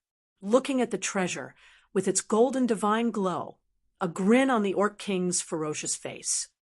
Trezek then began chanting his incantation once again.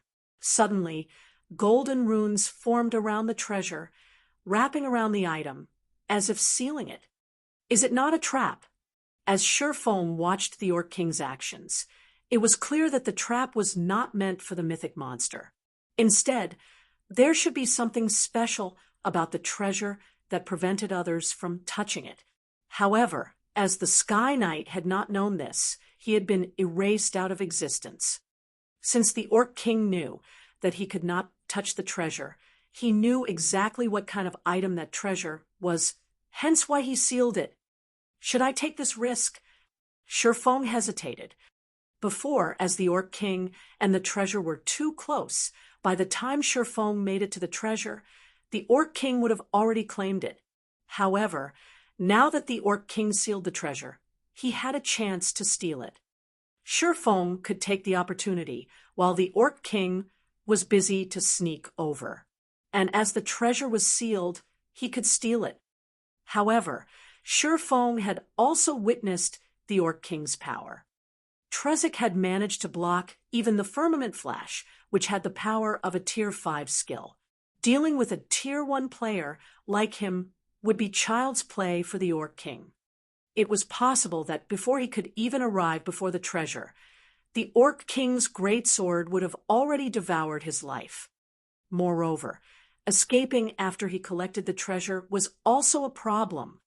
With the Orc King Trezek's attributes, even if Shifeng's speed were several times faster, he would not escape from the Orc King's clutches. Seeing as the number of golden runes surrounding the treasure had gradually increased, it was clear that the time remaining for the completion of the treasure's seal grew shorter and shorter. Shifeng looked at the 7 luminaries' ring wrapped around his finger. Suddenly, he activated gravity liberation and jumped down from the wall. He then made a dash for the black altar.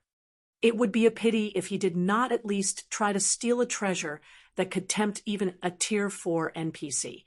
Moreover, after the 7 luminaries' ring had upgraded to level 7, the ring skills had undergone massive improvements. Shifeng could totally give stealing the treasure a try. Above the black altar, Orc King Trezek focused on chanting his incantation. Meanwhile, Shifeng slowly approached the altar. A mythic monster's perception range was not as wide as a god's. Normally, that range was around 100 yards. Hence, Shifeng still had a chance. If the Orc King's perception range were any wider, Shifeng would have no choice but to flee. When Shifeng was about 100 yards from the Orc King, he halted his steps. Sure enough, the Orc King had yet to notice his presence. Shifeng then walked along the distance of 100 yards, searching for the location closest to the treasure before settling down, and waiting for the moment the treasure's seal finished. Line after line of golden runes hovered around the treasure. This was the first time Shifeng had ever witnessed such a complicated sealing ritual.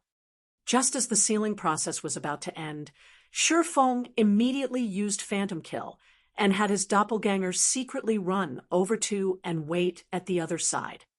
Time slowly passed. Shifeng's heart began to beat furiously. He was but a lowly Tier 1 class.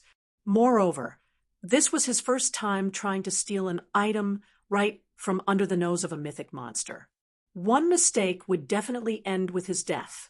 Though Shifeng did not mind losing a little EXP, he was deeply afraid of losing his equipment, particularly the 7 luminaries' ring and the heavenly dragon's breath. Neither of these items were bound to his character. After he died, there was a very high possibility of either of these 2 items dropping. However, if he unequipped these 2 items, he would lose his edge to steal the treasure. It was a gamble. While Shifeng waited quietly, after the Orc King chanted the final verse of his incantation, suddenly, the countless runes wrapped around this treasure. In the next instant, the golden divine glow that had originally surrounded this treasure disappeared, revealing a simple and unadorned crystal ball.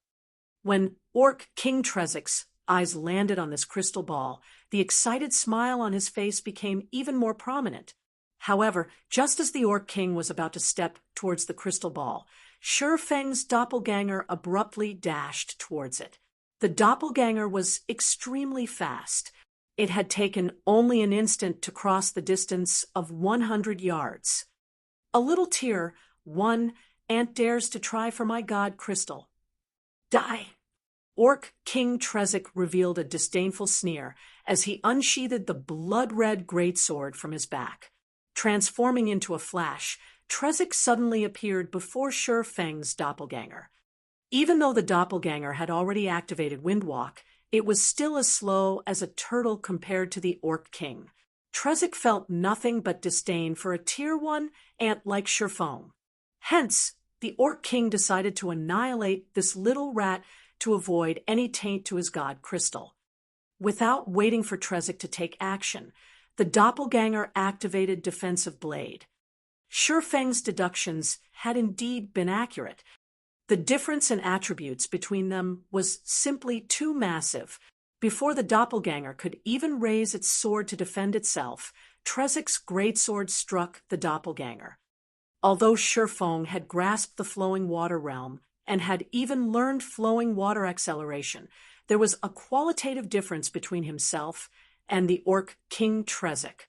In front of absolute power, all tricks were useless. The Orc King's attributes were dozens of times higher than Sure Feng's. Even if Sure Feng's techniques were more impressive, their effects were limited. In the blink of an eye, Defensive Blade's block charges had been exhausted. Immediately after, a streak of red light cut across the doppelganger. Truly, without being able to resist, Sure Feng's doppelganger had been defeated. However, while Trezek dealt with the doppelganger, Sure Feng had already activated Windwalk and used a speed scroll. He had even activated Blade Liberation, increasing his agility by 80%, and activated the additional skill of the Flame Boots, Flame Rush, increasing his movement speed by an additional 100%. At this moment, Sure Feng was faster than even wind itself. By the time the Orc King killed the doppelganger, less than 20 yards remained between Sure Feng and the treasure. Despicable! Trezek immediately discovered Sure Feng. Spinning around, he dashed towards Sure Feng. Although Sure Feng was very fast, 2 to 3 times faster than his doppelganger compared to the Orc King, however, he was still as slow as a snail. Sure enough, just as Sure Feng was around 3 yards away from the treasure, Trezek suddenly appeared behind him, his greatsword swinging down at the little rat. However, Sure Feng had long since prepared for this moment. Before this, he had activated the aura of Earth. At the instant he was discovered, he used absolute defense, becoming invulnerable for 5 seconds. Now that Sure Feng was invincible, he did not have to worry about any attacks towards him. While shouldering the Orc King's attacks, he grabbed the crystal ball and stuffed it into his bag. Trezek grew indignant at this sight. The violent aura that surged forth from his body caused even Sure Feng to grow breathless. If he were not in an invulnerable state right now, he would have long since died. With the God Crystal in hand, Sure Feng immediately swapped the aura of Earth to the aura of space and activated space movement. He then jumped into the spatial crack that appeared and left the Towers of Death. Chapter 5:12, Killing 2 Birds with 1 Stone. Chapter 5:12, Killing 2 Birds with 1 Stone. Darkness arrived in God's domain once more. The lights in White River City shone brilliantly. After the night had arrived, aside from a small number of experts and elite parties grinding in the fields, the majority of players could only head back to the city to rest. While it was lively in White River City, the liveliest area, without a doubt, was the Candlelight Trading Firm. As for the reason behind the Candlelight Trading Firm's popularity, that was due to the basic strengthened armor kits. Although the basic strengthened armor kits were not as powerful as the basic mana armor kits, the latter was simply too scarce. It could not compete with the large number of basic strengthened armor kits available at the Candlelight Trading Firm every day.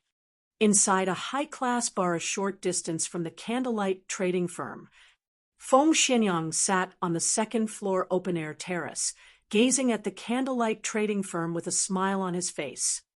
I want to see just how long you can hold out. Feng Xianyang laughed, his expression clearly displaying his arrogance.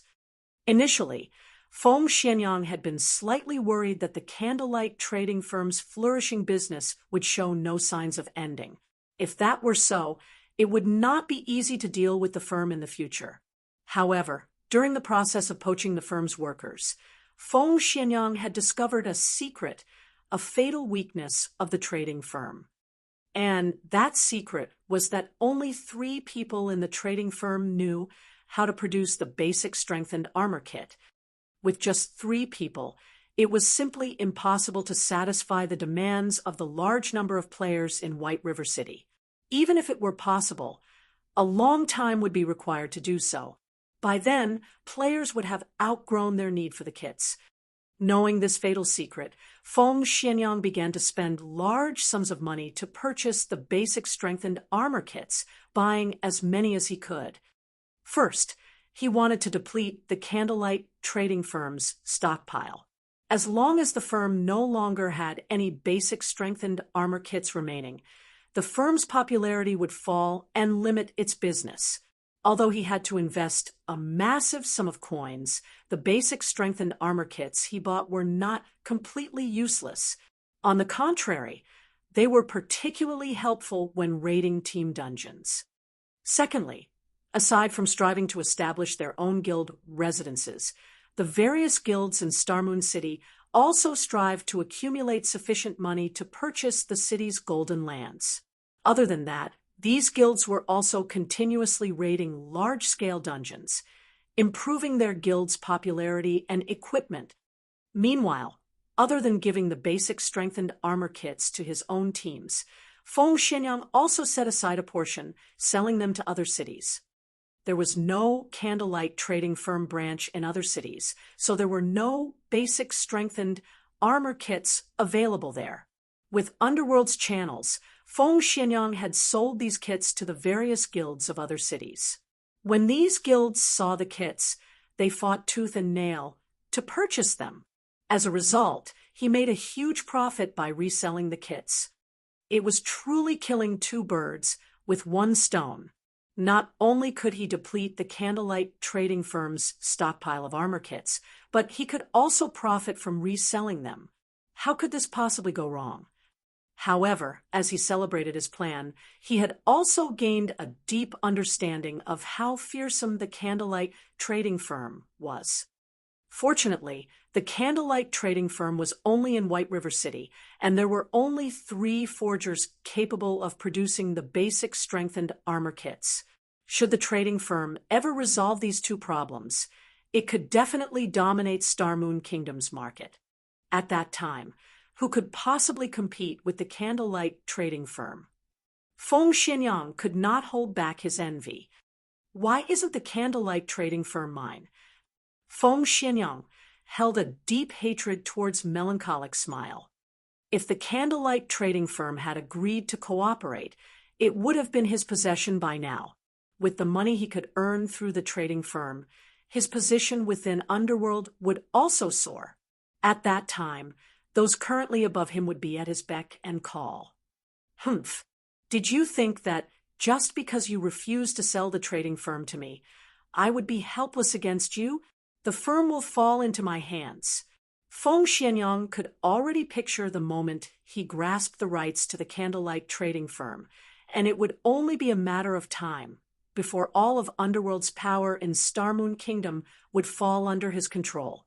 At that time, it would be child's play to deal with a combat guild like Zero Wing. Just as Feng Xianyang enjoyed the wine of victory, a slightly chubby middle-aged man in pompous clothing sat down beside him.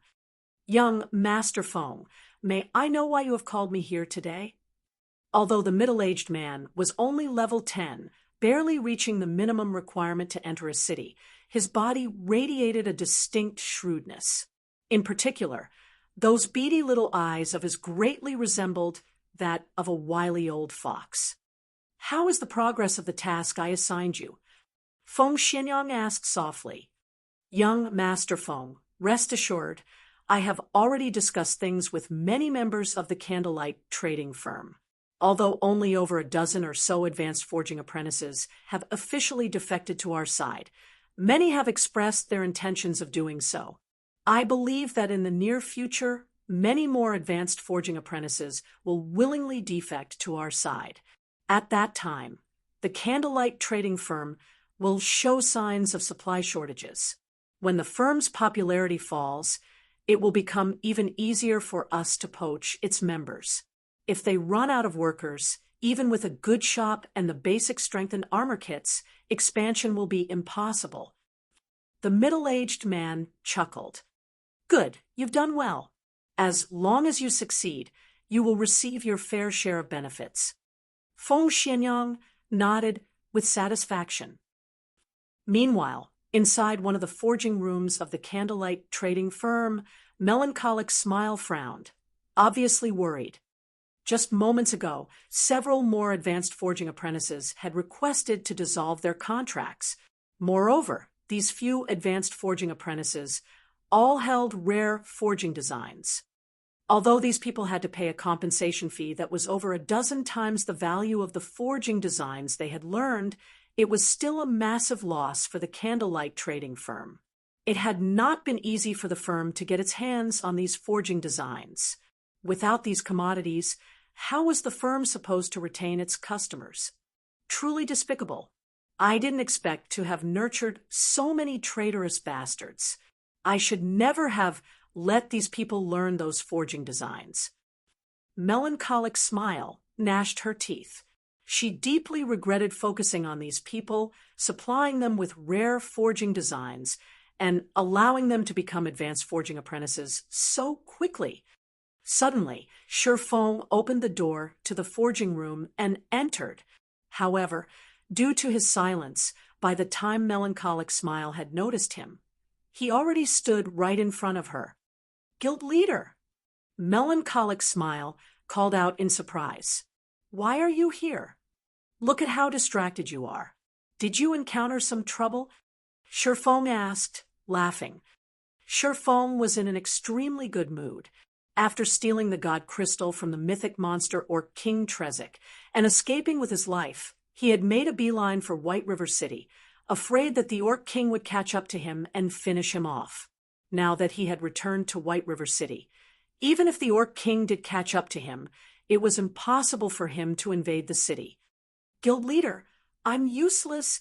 I failed to live up to your expectations. To think that I have been nurturing so many ungrateful bastards. Regret filled Melancholic Smile's eyes. Shifeng had entrusted so many rare forging designs to her, and had even repeatedly stressed that she should only let those who were trustworthy to learn them, yet, in the end, listening to Melancholic Smile's mumbling, Shifeng could not help but laugh. So that's what's going on. No problem. Although we lost some rare forging designs, haven't we earned several million credits in return? Shifeng smiled calmly. He then took out a wad of forging designs, tossing them onto the stone platform. Since Overwhelming Smile wishes to poach our advanced forging apprentices who have learned rare forging designs, let them have at it. If they can afford it, let them poach as many members as they want. I welcome them to do so. Chapter 5:13, Mysterious Crystal Ball. Chapter 5:13, Mysterious Crystal Ball. Melancholic Smile had never before seen any of the numerous forging designs scattered across the stone platform. This Melancholic Smile was stupefied. No words could describe her shock. Guild leader, I'm not dreaming, right? She was a forger in her own right, so she knew how valuable these forging designs were. While the forging designs that could be purchased from the Forging Association were not particularly valuable, forging designs obtained elsewhere were. This was due to the design's low drop rates. However, ordinary forging designs were not enough to nurture a forger, hence the forging designs were so expensive. It was especially true for the forging designs that had very low drop rates and were meant for producing highly useful items. The prices of such forging designs were astronomical. Aside from that, There was one more type of forging design that was even more valuable, such as the basic strengthened armor kit forging design. Currently, aside from the Horizon Alliance's 3 copies, no one had them. Moreover, nobody knew where to obtain these forging designs. As a result, they were even more valuable than epic equipment. Regarding the currently available forging designs, Melancholic Smile had practically learned all of the designs that were available. Even if she hadn't, she at least knew about them. However, she had neither seen or heard of any of the forging designs that Shi Feng had scattered all over the table before. Taking a casual glance at the forging designs, Melancholic Smile's eyes shone brilliantly. Every item these designs produced was an item that players needed desperately at this stage of the game. A majority of these forging designs contain instructions for the Lightstone. There are also some meant for level 25 to level 30 mysterious iron and secret silver equipment. You can let any advanced forging apprentice learn the Lightstone forging designs. Shi Feng chuckled. Slowly, he said, "However, only the 3 of you can learn these equipment forging designs. You can also leave some to serve as a reward for the members who become basic forgers, but all those who wish to learn them must renew their contracts. If they want to leave the Horizon Alliance, fine. But they must first compensate the guild 20 times the value of the forging designs. If Overwhelming Smile wants to poach our members, let them have at it." Shi Feng had long since guessed that Overwhelming Smile would try to poach their lifestyle players. These forging apprentices had initially joined with the intent of making a living for themselves. Since Overwhelming Smile was willing to offer an absurd salary in addition to shouldering the compensation, many would naturally be tempted. Before this, Shi Feng had repeatedly told Melancholic Smile to be careful when recruiting members precisely because he wished to avoid this situation. He had also done so with the intention of informing Melancholic Smile of the severity of the matter. Not even the gods could see through the human heart, let alone mankind. Only through experiencing hardships could one grow.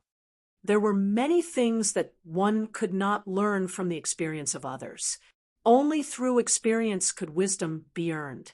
Now that Melancholic Smile had personally experienced such a situation, in the future, she would definitely be more thorough when selecting talented players.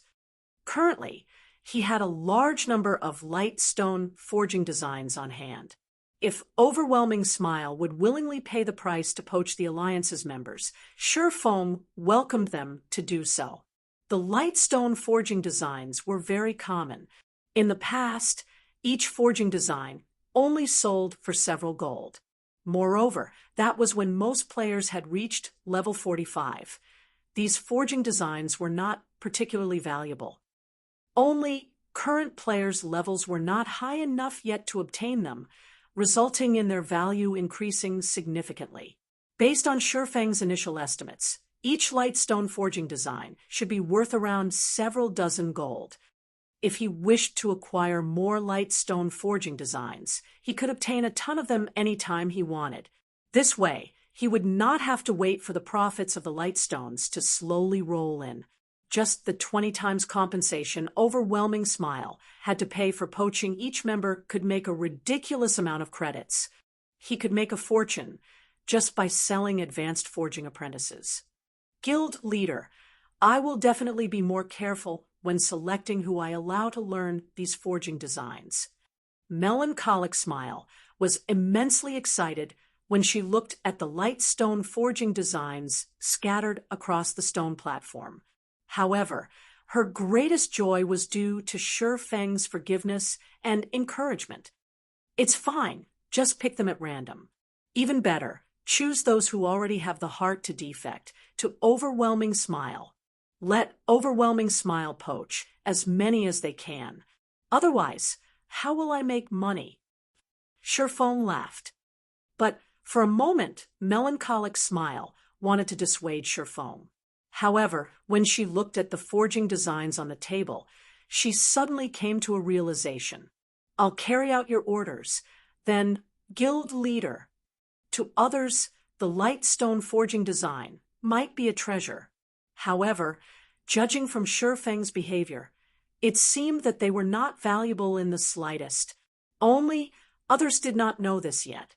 They would be senseless fools if they did not profit off of overwhelming Smile's greed while they had the chance. A moment later, Melancholic Smile had picked out 3 advanced forging apprentices. Of them, 2 seriously considered defecting to Overwhelming Smile. They only held out for the right price. Hence, Melancholic Smile decided to give them this opportunity. In reality, there were many others with the same intentions within the Horizon Alliance. However, to convince others of the Lightstone forging design's rarity, she could not allow too many people to learn it at once. An item was as valuable as it was rare. If she did so, the Lightstone forging designs would lose their value. As long as these 2 advanced forging apprentices learned how to produce the Lightstones, their personal value would immediately skyrocket. In addition to the 2's willingness to defect, Overwhelming Smile would try to poach them at all costs. After all, not only would they deal the Candlelight trading firm a blow, they could also steal 2 of the trading firm's highly valued talents. As Melancholic Smile took care of the Lightstone forging design situation, Shifeng had arrived at his own exclusive forging room. He had set up a private forging room for himself in every Candlelight trading firm. Other than himself, no one was allowed into these rooms.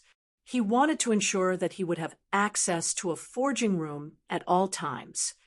Inside the quiet forging room, Shifeng carefully retrieved the god crystal from his bag. The translucent crystal ball on the stone table looked simple and ordinary. No matter how he looked at it, it was just an ordinary crystal ball. However, Orc King Trezek had sacrificed hundreds of thousands of his subordinates to obtain this treasure. Moreover, this treasure had even managed to kill a Tier 4 Sky Knight who had learned a forbidden move. Instantly, the crystal ball's worth was clear. Just what is this thing used for? Shifeng could not see anything special about the orb despite observing it carefully for a long time. Moreover, the god crystal's information stated that it was only a common item. Aside from that, no other information was displayed. It was also not in an unknown or unappraised state. Is there some hidden information about it? The more Shifeng thought about it, the more he felt it was possible. There were many amazing items in God's domain that might look ordinary but in reality contained power that could even shake the heavens. In the past, there had been a player who had purchased a piece of dilapidated armor at a bazaar, only to discover that the armor was actually an epic ranked armor. Such situations often occurred in God's domain. Only after triggering special conditions could one reveal the true value of a treasure. Shifeng then used omniscient eyes. After more than half a minute had passed, however, there was still no reaction. He could not glean anything more about the crystal ball. Is the level of my identification skill insufficient? Shifeng muttered in surprise. It can't be. I recall Charlene saying that the omniscient eyes activated using the golden stigmata is the second most powerful identification skill in God's domain. Do I need other items to activate the god crystal's true function? Shifeng suddenly had the urge to puke blood. After wasting so much effort to steal this item, he could not actually use it. He still needed to fulfill some special requirements.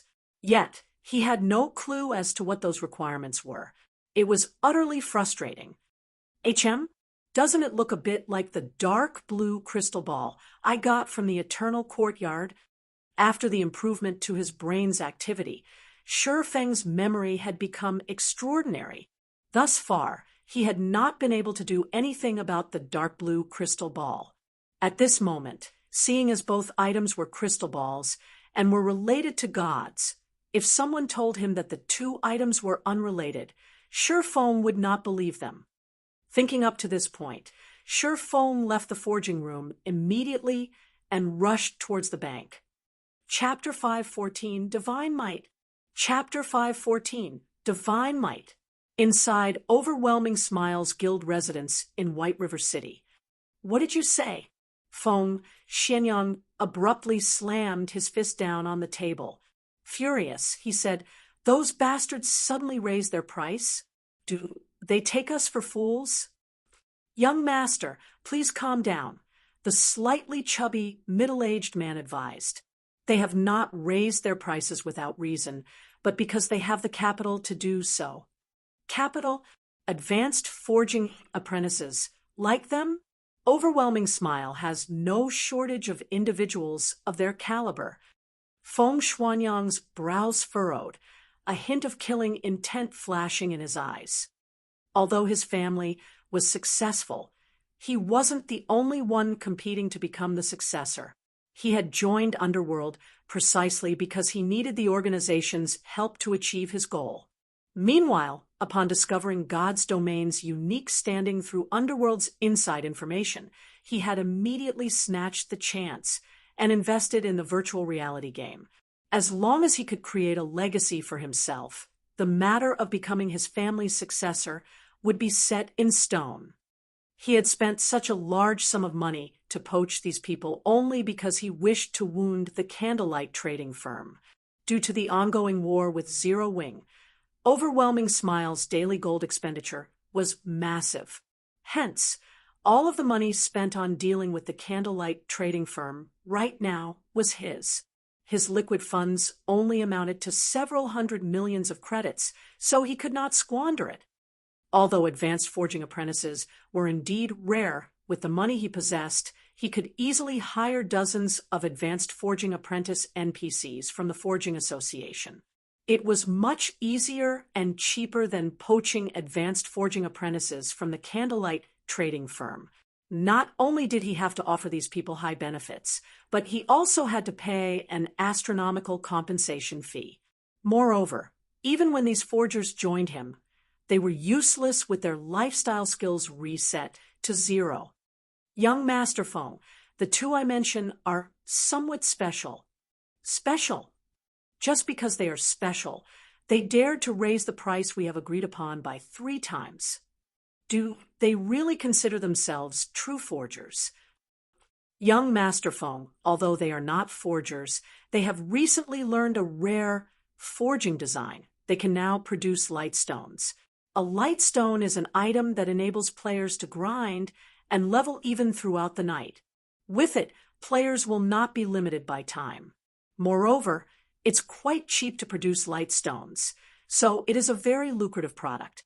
Meanwhile, among the advanced forging apprentices of the Candlelight trading firm, only 3 have learned it, so naturally they raise their prices. Lightstone? There is actually such a thing? Have you confirmed how they managed to obtain its forging design? When he heard about the lightstone's function, Feng Xianyang immediately realized how massive its value was. If he could obtain the forging designs for them, he would not need to spend money to poach the Candlelight trading firm's members. He could simply rely on the lightstones to defeat the Candlelight trading firm and dominate Starmoon Kingdom's market. The Candlelight trading firm is keeping that a secret, so low-ranking members like them have no access to that information. However, I have sent someone to investigate the lightstones.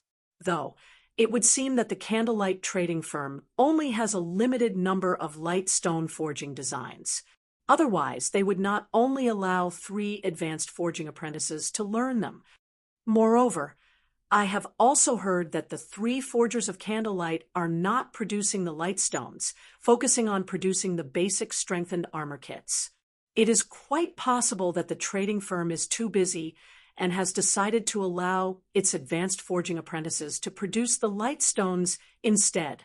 In other words, it is possible that Candlelight only has 3 lightstone forging designs. If we can poach 2 of them, it would be a massive blow to the trading firm. You're right. If candlelight is allowed to produce a large amount of light stones, they will become more difficult to deal with. Unfortunately, man's schemes are inferior to those made in heaven. Melancholic smile, that damnable woman. She actually dared toy with this young master. Now I'll show her what pain means.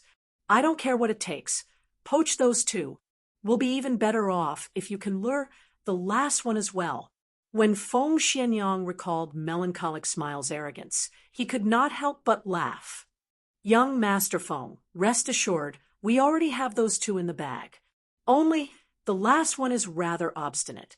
His price might be a lot higher than the others. In addition to Candlelight's latest contract, our expenditure this time might exceed 50 million, the middle-aged man said cautiously. After all, this was not a small sum of money. They had to spend 50 million credits just to poach 3 people, with a majority consisting of the compensation fee. Based on his initial estimates, the light stone forging design should be worth nearly 100 gold. If they poached all 3 forgers, they had to pay a compensation fee of 6,000 gold. Just do it. It will be worth it if we can drag all 3 of those forgers to our side, Feng Xianyang said as he gnashed his teeth. If he could steal both man and forging design, he would have done so in a heartbeat. However, the candlelight trading firm wouldn't be so stupid. Even fools knew how precious one-of-a-kind products were. Such items could significantly increase a shop's competitive edge. Following which, the middle-aged man left the meeting room to negotiate with the advanced forging apprentices. Meanwhile, at White River City's bank, Shi Feng had already rented a private warehouse for himself. If a player wished to store a truly precious item in God's Domain's banks and wanted no one else to know of it, they had the option of renting a private warehouse and private room. Without the owner's permission, nobody was allowed inside the private warehouse. However, unlike the public warehouse where the daily fee was only several copper coins, renting a private warehouse was not cheap. Inside a small private warehouse, players had 30,000 item slots. Each day's rent was 30 silver, and there was a minimum rental period of 1 month, which would be a total of 9 gold. There was a discount if players rented the warehouse for 3 months, but even then, they would still have to spend 25 gold. A medium private warehouse had to 100,000 item slots, and the daily fee was 1 gold coin. Renting for 1 month cost 30 gold, while renting for 3 months cost 85 gold. A large private warehouse held up to 500,000 item slots, and the daily fee was 4 gold coins. Renting for 1 month cost 120 gold, while renting for 3 months cost 350 gold. Normally, ordinary players would not rent a private warehouse at all. However, as players reached higher levels, it would become much easier to earn coins. Many players who conducted business would usually rent a private warehouse. Shi Feng had rented 2 large private warehouses without hesitation. Moreover, he had rented both for 3 months. One was for himself, while the other was for the guild. This way, Aqua Rose and the others would not have to worry about spies from other guilds while retrieving items of great importance. Such incidents had not been uncommon in God's Domain in the past. There were many guilds that had not rented a private warehouse, and as a result, other guilds had learned some of their secrets. As a precaution, Shi Feng had to rent one for the guild, no matter what. Shi Feng then entered his private warehouse. Rows of cabinets lined the warehouse's interior neat and orderly. Shi Feng immediately moved all of the items from his public warehouse to his private warehouse. The private warehouse was very human-like, and immediately it intelligently categorized all of the items, saving Shi Feng the trouble of arranging them himself. Shi Feng then opened a cabinet. Inside the cabinet, there was a single dark blue crystal ball. This crystal ball was none other than the one Shi Feng had obtained from the Eternal Courtyard. However, This crystal ball was too powerful. Even with Shi Feng's extremely high resistance, he lost 1,000 HP every second just by coming into contact with it. If ordinary players touched it, they would most likely die on the spot. Death upon touching. Shi Feng recalled the situation when he had obtained the deep blue crystal ball. Suddenly, he came to a realization. Wasn't it the same situation when he had stolen the god crystal from the Orc King? Only, as the god crystal had not been sealed yet, the Tier 4 Sky Knight had died instantly when he touched it. I wonder if it is possible. Shi Feng was slightly nervous as he took out the god crystal from his bag. Carefully, he placed it inside the cabinet beside the dark blue crystal ball. He wanted to see just how these two crystal balls would react when placed together. The instant Shi Feng placed the god crystal inside the cabinet, the two crystal balls suddenly released a blinding glow, illuminating the private warehouse. The powerful pressure the two orbs gave off had caused Shi Feng's body to feel heavy. Divine might. Shi Feng could not help his shock. Right at this moment, the sound of a system notification rang out by his ears. System, do you wish to remove the seal and merge the two crystal balls? Chapter 5:15, Legendary Item. Chapter 5:15, Legendary Item. After hearing the system notification, Shi Feng felt both stunned and hesitant. Both the dark blue crystal ball he had obtained from the Eternal Courtyard and the god crystal he had stolen from the Orc King were extraordinarily precious items. They were even more valuable than an epic item. Yet he was required to merge them. If he agreed, he would lose one of the two items. To a reincarnated soul like Shi Feng, epic items were not particularly precious. As long as his team was sufficiently strong, he had plenty of ways to obtain more epic items. However, one could not obtain items above epic rank with strength alone. A certain amount of luck and opportunity were required as well. If he disagreed, he would have to look for some other way to activate the two items. Forget it, let's just go for it. Shi Feng gnashed his teeth as he agreed to the merger. Suddenly, the two crystal balls transformed into two bubbles of liquid. The crystal ball Shi Feng had obtained from the Eternal Courtyard transformed into a blue liquid, whereas the transparent crystal ball Shi Feng had stolen from the Orc King transformed into golden liquid.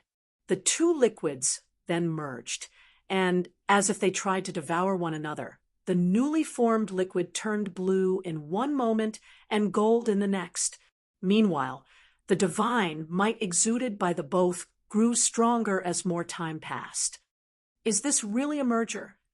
Immersed in the divine might from the two liquids, Shi Feng's discomfort was unbearable. After several minutes of resisting each other, the two liquids finally became one. The dark blue crystal ball from the Eternal Courtyard had emerged victorious. After merging, the shape of the crystal ball had also changed.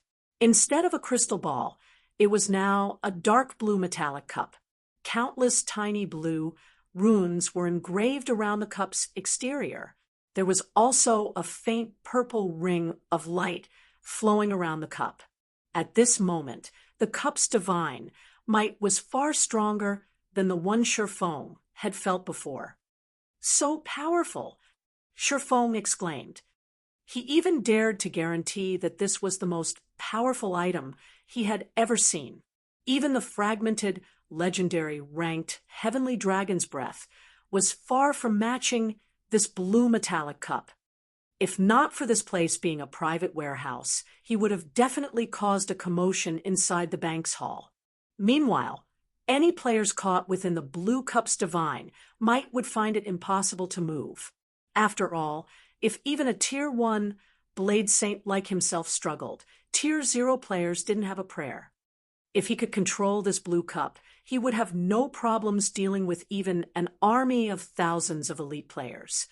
Immediately, Shi Feng checked the cup's information. However, Just after Shurfeng clicked to check the cup's attributes, he received minus 5,000 frost damage, even with his fingers still a distance away, instantly losing half of his HP. Damn, isn't this a little too intense? Shurfeng looked at his completely frozen hand, a layer of purple frost covering his entire arm. If his finger had moved even a little closer to the cup, he would most likely have lost his life on the spot. Shurfeng then took a look at the cup's attributes. Holy Grail, legendary item. Legend has it that the Holy Grail belongs to the goddess of life and that it holds the power to bestow eternal life. However, after Ragnarok, the god of war had destroyed the Holy Grail and placed it in the eternal courtyard. The Holy Grail's restoration requires sufficient god's power. Only with an eternal heart can one truly hold the Holy Grail. Activatable skill dash. Power of evolution. Sacrifice one's own life force to evolve an item of the player's choice. However, there is a small possibility that the evolution process will fail. An evolved item's quality cannot exceed the fragmented legendary rank. Cooldown, 10 days. By the time Shurfeng finished reading the cup's attributes, his jaw hung to the floor. Legendary item. This was the first time he had ever actually seen one. Although the Holy Grail was neither a weapon nor a piece of equipment, among the various types of items found in God's domain, tools such as the Holy Grail were the most difficult to obtain. They were far rarer and more precious than weapons or equipment. Moreover, looking at the Holy Grail's description, it was obvious its rank could still be increased. However, he needed power of God to do so. Items such as the God Crystal should be able to supply it. However, looking at the streams of light overflowing from the Holy Grail, Shurfeng could not help but laugh bitterly. Although he had completely unsealed such an amazing item, he could not touch or control it. Shurfeng had also never heard of an item called the Eternal Heart before. Just how and where was he supposed to obtain one? Fortunately, he could still use the power of evolution. After all, he didn't have to control the Holy Grail to use the skill. He only needed to sacrifice some of his life force. The term life force referred to a player's HP. For all Shurfeng cared, the Holy Grail could have as much of his HP as it wanted. HM? That's not right. Shurfeng thought it over for a moment, feeling that something was amiss. A skill capable of evolving an item, such an OP skill, should not only require a sacrifice of HP. Even the skill's 10-day cooldown was insignificant. God's domain always followed the rule of equivalent exchange. However, this was obviously not an equivalent exchange. Otherwise, even if the success chance wasn't 100%, having an opportunity to obtain a fragmented legendary item once every 10 days was still astounding. Obviously, Shurfeng wanted to try it. The Holy Grail had a cooldown of 10 days. If he did not activate it now, wouldn't it be a waste? Which item should I evolve? Shurfeng looked through his warehouse and bag, feeling very indecisive. He only had one chance to evolve an item every 10 days. If the item he evolved now had little use to him, he would suffer a huge loss. Should I evolve the 7 Luminaries ring? Shurfeng could not help but stare at the 7 Luminaries ring around his finger. As the replica of a godly relic, it was already frighteningly powerful, even at only epic rank. If the ring were upgraded to fragmented legendary rank, it would be godlike. No, Shurfeng immediately shook his head. If he upgraded the ring to fragmented legendary rank, the equipment requirement would definitely soar. He wouldn't be able to equip the ring. The impact on his current strength would be painful. Moreover, Shurfeng did not doubt that the success rate of evolving an item to fragmented legendary rank would be abysmally low. It would be a huge pity to waste an opportunity to evolve an item. The best choice he could make right now was to evolve a dark gold item to an epic item. With this idea, Shifeng shifted his gaze to the Purgatory's shadow. As a dark gold weapon, if he could promote it to an epic weapon, then it would increase his overall combat power significantly. At that time, even Summer Sunshine would easily suffer defeat at his hands. As the leader of a guild, however, his first and foremost priority was to increase his guild's strength. Currently, his personal strength was sufficient. Even if he became slightly stronger, it would not impact the guild. Suddenly, a streak of light flashed past Shifeng's eyes. That's right. How could I forget? There's still the Icarus's heart. Shifeng laughed. If he evolved Icarus's heart, it would help the guild tremendously. Just the meager 5 points of luck it provided had allowed him to obtain so many Tier 1 set equipment. If he could evolve Icarus's heart further, raising the luck it provided even a little, couldn't he obtain even better items? Although Icarus's heart was already capable of evolving, he needed the souls of Lord-ranked monsters to do so. Even so, based on Shifeng's estimates, he should only be able to evolve Icarus's heart to dark gold rank at maximum. After all, it was an item he got from a dark gold treasure chest. It was utterly impossible for him to obtain an epic-ranked necklace. I'll choose you. Shifeng smiled as he removed Icarus's heart from his neck.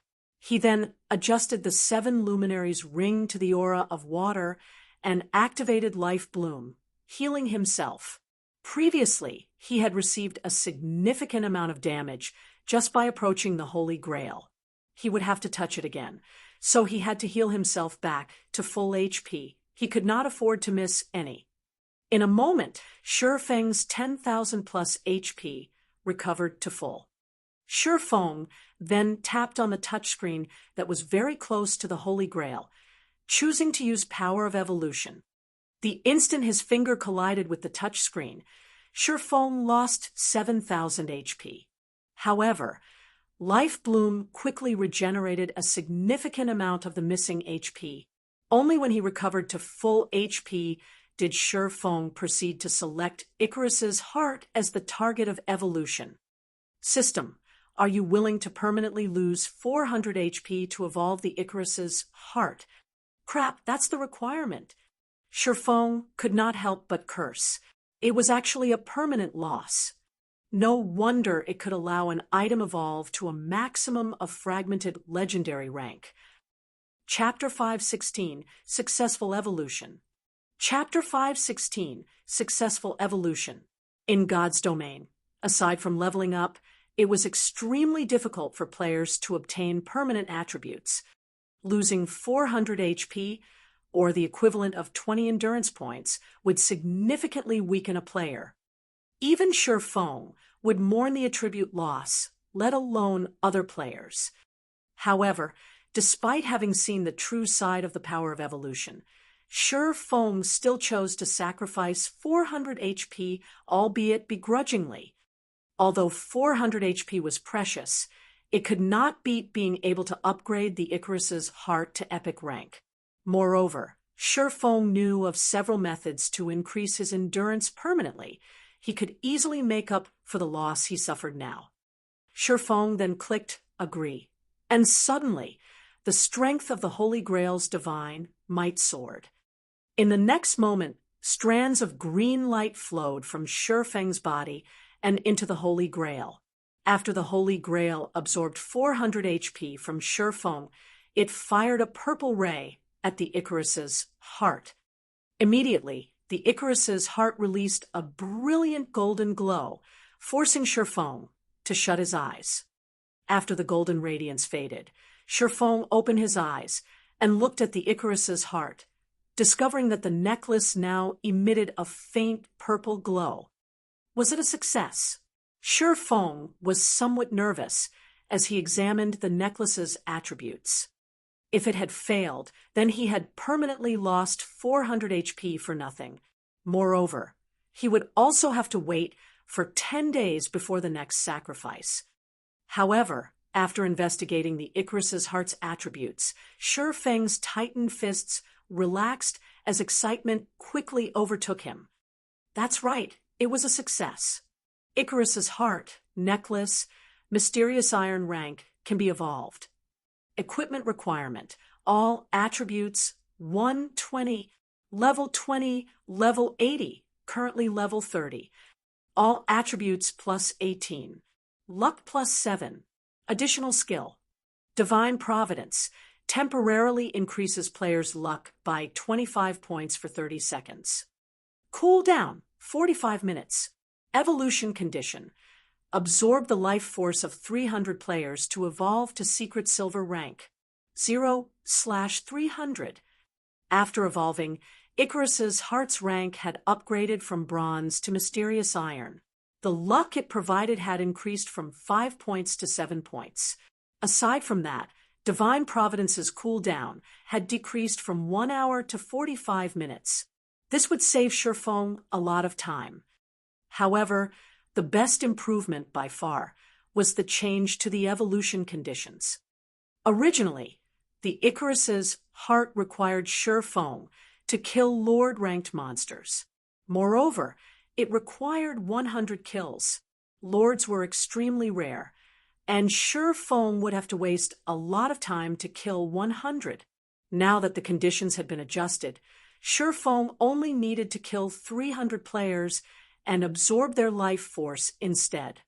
A lord was very difficult to find, but players crowded the streets. As long as Shifeng worked hard, he could upgrade Icarus's heart to epic rank very quickly.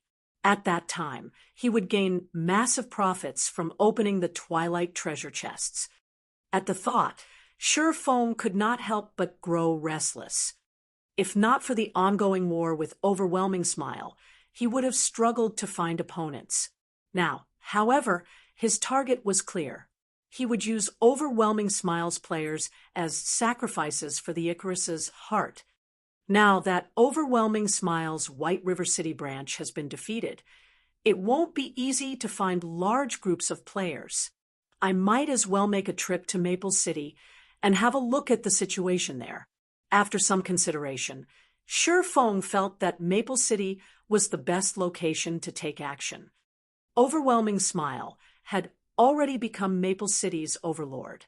The Overwhelming Smile members there had nothing to fear within the region of Maple City. It would be far easier for Shifeng to find targets there than in White River City. Shifeng then slipped the Icarus's heart over his head and headed for White River City's teleportation hall. Shifeng very much looked forward to upgrading the Icarus's heart to epic rank. Not even the night in God's domain could hinder Shifeng's yearning. The sooner he upgraded the necklace to epic rank, the sooner he could obtain better items from the Twilight treasure chests. One could obtain even epic items from the Twilight treasure chests. If he could get his hands on several epic items, he could help the guild tremendously. Naturally, he would upgrade it sooner rather than later. As for the matter regarding the light stones, he fully trusted Melancholic Smile's capabilities. Shifeng believed that it wouldn't be long before the light stones raked in a massive income. Just as Shifeng arrived before the teleportation hall, the sound of his communicator rang near his ears. The caller this time was none other than Gentle Snow, who had been busy consolidating her power as the new guild leader of Ouroboros. Although Gentle Snow had chased away her biggest competitor, Chao Chenghua, the resulting internal struggles within Ouroboros had resulted in the first-rate guild falling apart. If Gentle Snow wished to consolidate her power, she would need to spend a lot of time and effort to do so. In addition, a more powerful opponent, the first-rate Guild Star Alliance, lurked waiting to strike. Shifeng had never thought that Gentle Snow would have the spare time to contact him with the burdens she currently shouldered.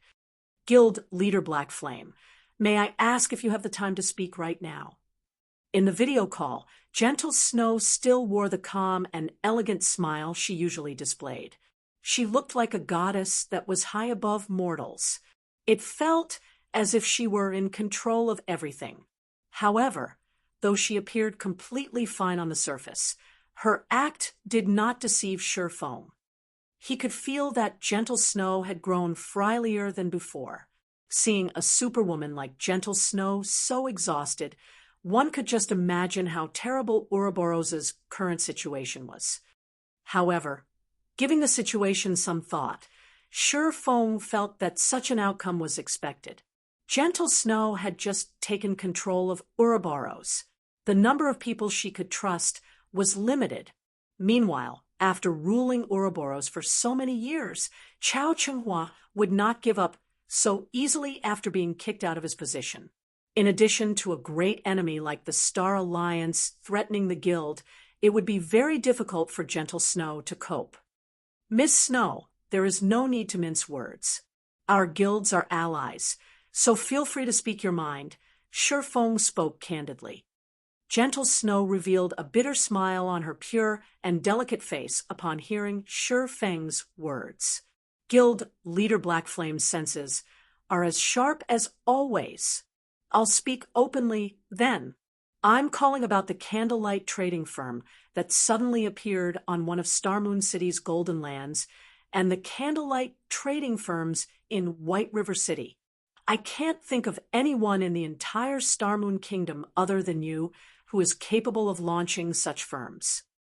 That's right, I am indeed the founder. Shifeng did not try to hide it. To begin with, he had no need to do so.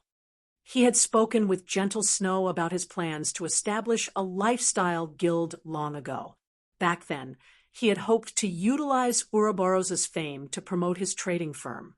Even without Gentle Snow's call today, he had prepared to seek her help to promote the candlelight trading firm at an appropriate time.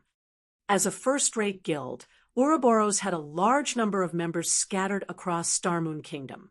Practically every major city in Starmoon Kingdom housed the guild's members. There were even branches in other kingdoms. If the guild helped with promotion, the candlelight trading firm's business would flourish. However, the supply of basic strengthened armor kits simply could not meet the demand. Even if Ouroboros promoted the firm right now, it would not significantly increase the firm's income. Hence, Shifeng had decided to hold off on seeking Gentle Snow's help for the moment. Excellent. This will make things easy. I want to invest into the candlelight trading firm. I don't want a lot of shares. 20% will do. Naturally, I will compensate you appropriately. The compensation will include 30% of Ouroboros's shares, as well as funds, channels, and materials, which will allow the trading firm to develop quickly. What do you think of my offer? Chapter 517, Fate Makes Fools of the People. Chapter 517, Fate Makes Fools of the People. One had to admit that Gentle Snow's proposal was tempting. Even Zhao Yueru and the elders of Ouroboros standing beside Gentle Snow were shocked by her offer.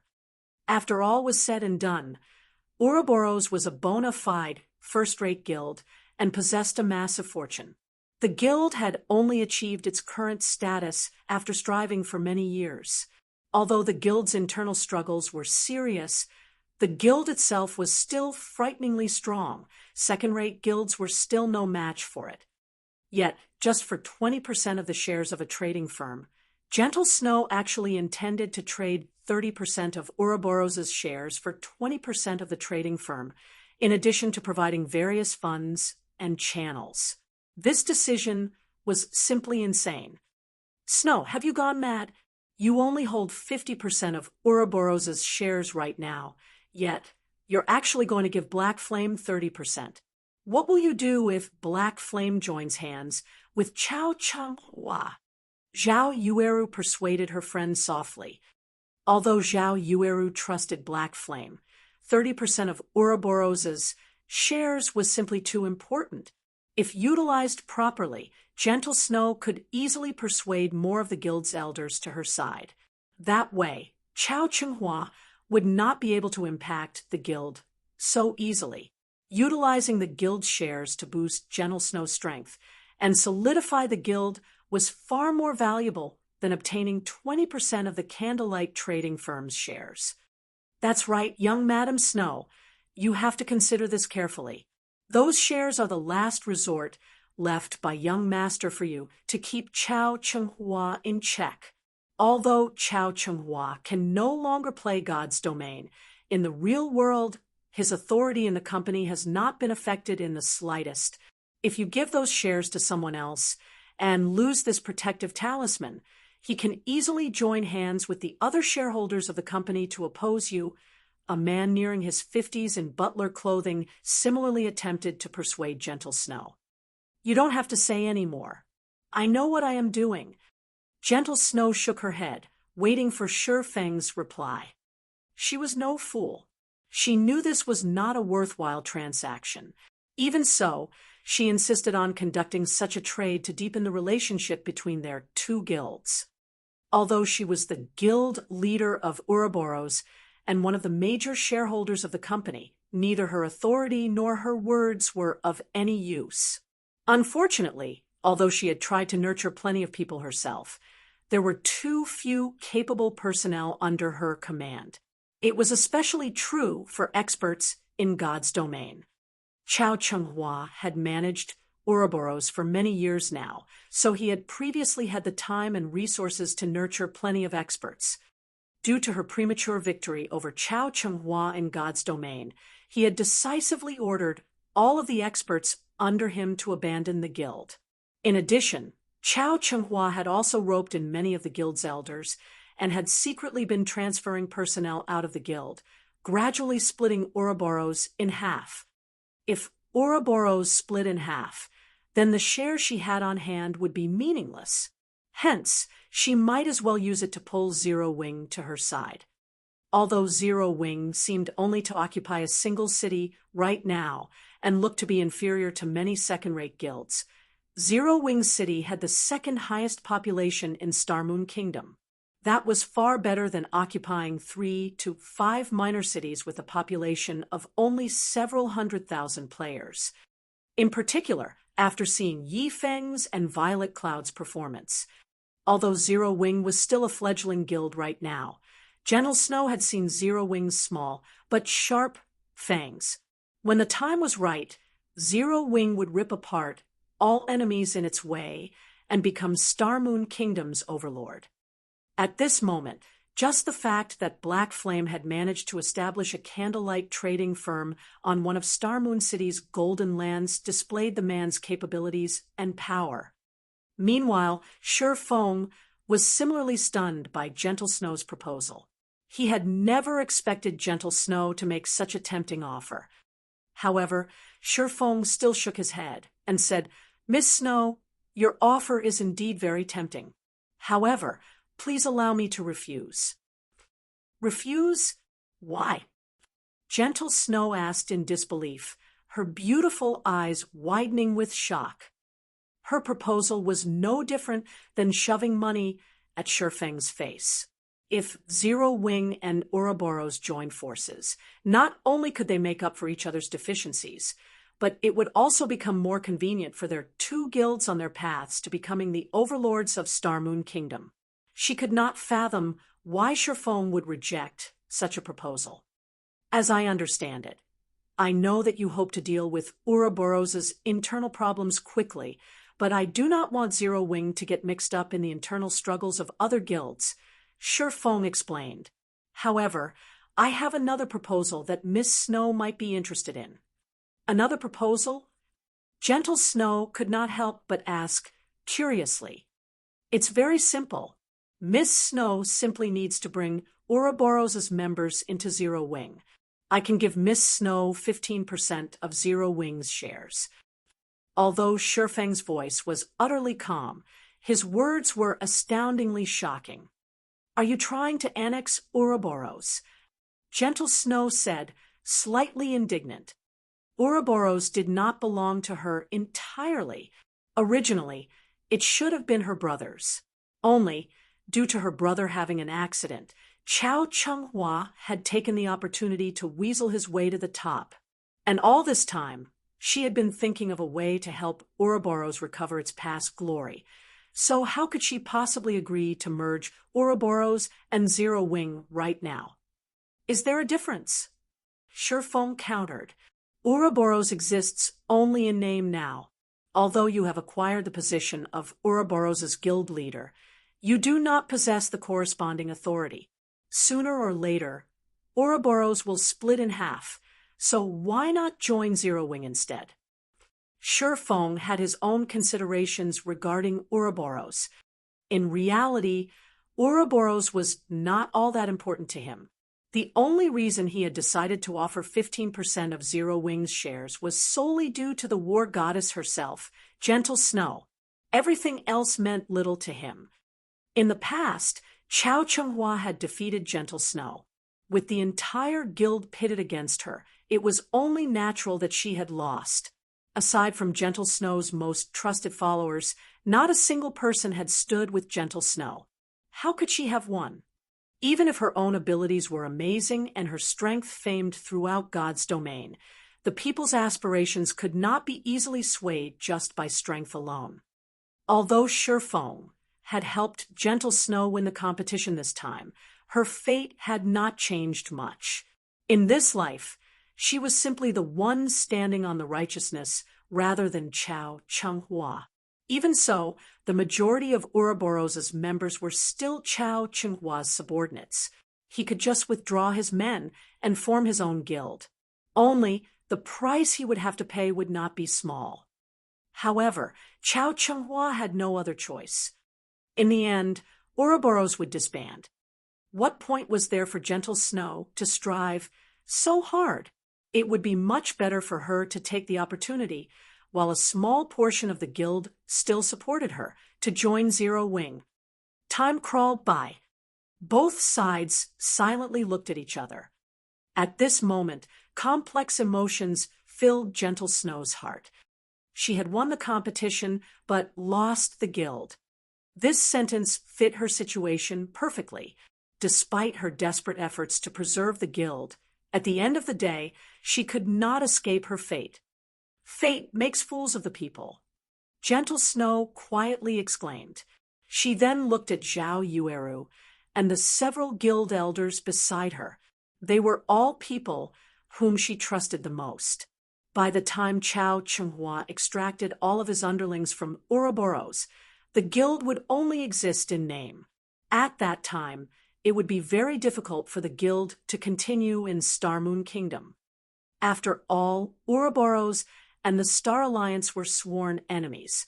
Even if Ouroboros only existed in name, the Star Alliance would not let it off the hook. Only when the guild had thoroughly erased Ouroboros from God's domain would it rest. Chapter 5:18, Breaking the Balance. Chapter 5:18, Breaking the Balance. Underscore. After some time, Gentle Snow released a small sigh. Shifeng could see the helplessness Gentle Snow struggled with through the screen. However, her reaction was only natural. After all, who would willingly merge the guild they had spent an endless amount of effort to establish with another guild? However, Shifeng had his own considerations as well. Even if Zero Wing and Ouroboros were allies, the guilds resided in two different cities. And as no one could predict the future, both Zero Wing's upper management and its guild members had to keep up their guard constantly. In order to avoid adding to Zero Wing's worries, the best result would be to annex Ouroboros. It was truly hilarious. A little guild like Zero Wing actually dared to annex a first-rate guild. However, Shifeng possessed the strength and confidence to succeed. Zero Wing currently possessed many experts. There was also a continuous supply of funds from the Candlelight trading firm, so Zero Wing could afford to annex a gigantic existence like Ouroboros. Moreover, after receiving Ouroboros' trade channels, the Candlelight trading firm could profit further. In addition, after operating in the virtual gaming world for so many years, Ouroboros must have accumulated plenty of old customers who were very rich and willing to spend lots of money in virtual reality games, as well as corporate sponsors. Otherwise, the guild would not have such an impressive income. Zero Wing Workshop was currently still developing their customer base. If the workshop could claim Ouroboros' old customers, it could very quickly earn large sums of credits. Unlike the workshop's current state, where it was without a stable income and required Shifeng to look for a source himself. Guild Leader Black Flame, I need some time to consider this matter, Gentle Snow said after calming down. Since Guild Leader Black Flame has no intentions of selling the Candlelight trading firm's shares, may I purchase some coins from you? Although there were plenty of people selling their coins on the virtual trade center, the available volume was very small. Moreover, every other guild in the game was also attempting to purchase coins in bulk, making it practically impossible to purchase large sums. Thus, Ouroboros could only rely on its own money farming teams to cover the guild's daily expenses. Miss Snow, you should know how tight the various guilds are for coins right now. However, if you're only interested in purchasing a small sum, there should be no issues. May I know how much you are looking to buy? Shifeng asked. Although he had spent quite a lot of money already, both the Starstreak trading firm and the Candlelight trading firm provided him with a significant daily income. He could easily sell 1,000 or 2,000 gold. I don't want much. 5,000 gold will do, Gentle Snow stated after giving the matter some thought. I can transfer 50 million credits for them immediately. With 5,000 gold, she should barely be able to stabilize Ouroboros' current situation. If she established a guild residence and gave the guild members some hope, it would make it more difficult for Chao Chenghua to lure players away. 5,000? Miss Snow, you think too highly of me. Shifeng smiled bitterly. How about this? I can sell you 2,000 gold at market price. However, I will require Ouroboros' help to purchase a few plots of land in Starmoon Kingdom's top 10 cities and to promote the Candlelight trading firm. Coin's market value constantly depreciated. Currently, 1 gold coin was worth about 6,000 credits.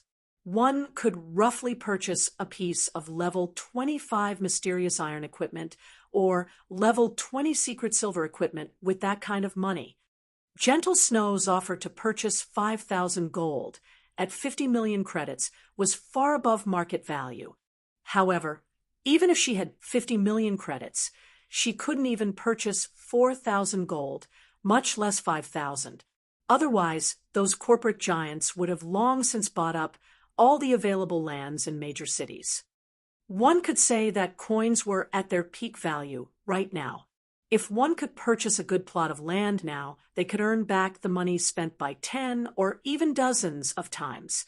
These massive corporations naturally would not hold back from spending their credits. Unfortunately, such a thing was simply not possible. 2,000 gold. Gentle Snow was immediately stunned. Before, she had only mentioned 5,000 gold with the intention of probing Zero Wing's bottom line. Throughout God's domain, there was not a single guild that was capable of revealing 5,000 gold. Yet Shifeng had just casually mentioned that he would sell her 2,000 gold. 2,000 gold. In order to acquire so much money, she would have to spend several days relentlessly trying to purchase coins and draft the guild's money farming teams and her confidants.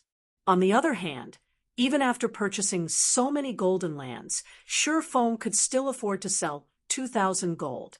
His financial prowess was unmatched. Is it not enough?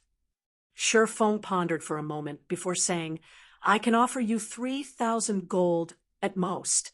If it is still not enough, you will have to look for other avenues yourself. Gentle Snow had helped him plenty of times, so he would not kick her while she was down. He would help her to the best of his abilities so long as it was within his capability. Although he had a lot of money, he needed that money to purchase lands and set up shops in other cities. Besides that, he also needed to leave some for the guild in case of emergencies. Thanks, I'll transfer the money to you right away, Gentle Snow said, inwardly feeling overjoyed. With 3,000 gold in addition to the 2,000 gold she currently had on hand, she would have enough to purchase a plot of land and establish Ouroboros' guild residence, as well as maintain the guild's daily expenses. This way, Chao Changhua would find it far more difficult to tear the guild. After Shi Feng sold 3,000 gold to Gentle Snow through the virtual trade center, he then teleported to Maple City. Maple City was also considered a major city in Star Moon Kingdom's eastern region. The city had nearly 1 million players. This was also one of the reasons that many people had an optimistic opinion of Overwhelming Smile. Aside from a few small guilds, Overwhelming Smile was the only large guild residing in the city. It had already chased any major competition out of Maple City. One could say that Overwhelming Smile had fortified itself in Maple City. It would be very difficult for other guilds to cause even the slightest bit of trouble here. At this moment, as Shi Feng wandered through Maple City's streets, the majority of the players he saw on his walk consisted of Overwhelming Smile's members. Every one of these Overwhelming Smile members flaunted their arrogance, and players of other guilds could only do their best to avoid standing in the way. Overwhelming Smile has set up a trading firm in Maple City. The shop's name is Overwhelming Trading Firm, and it's in the Central District. The items there are much cheaper than the ones in NPC shops. They also offer plenty of items that are not available in NPC shops. If everyone is interested, please go take a look. Many Overwhelming Smile members loudly promoted the Overwhelming Trading Firm, attracting many players' attention. After all, player-owned shops were far better than NPCs. In particular, none of the NPCs' shops sold whetstones. Normally, they could only purchase such items from forging apprentices. Unlike White River City, Maple City did not possess a Star Streak trading firm that allowed players to purchase many items not normally found in NPC shops.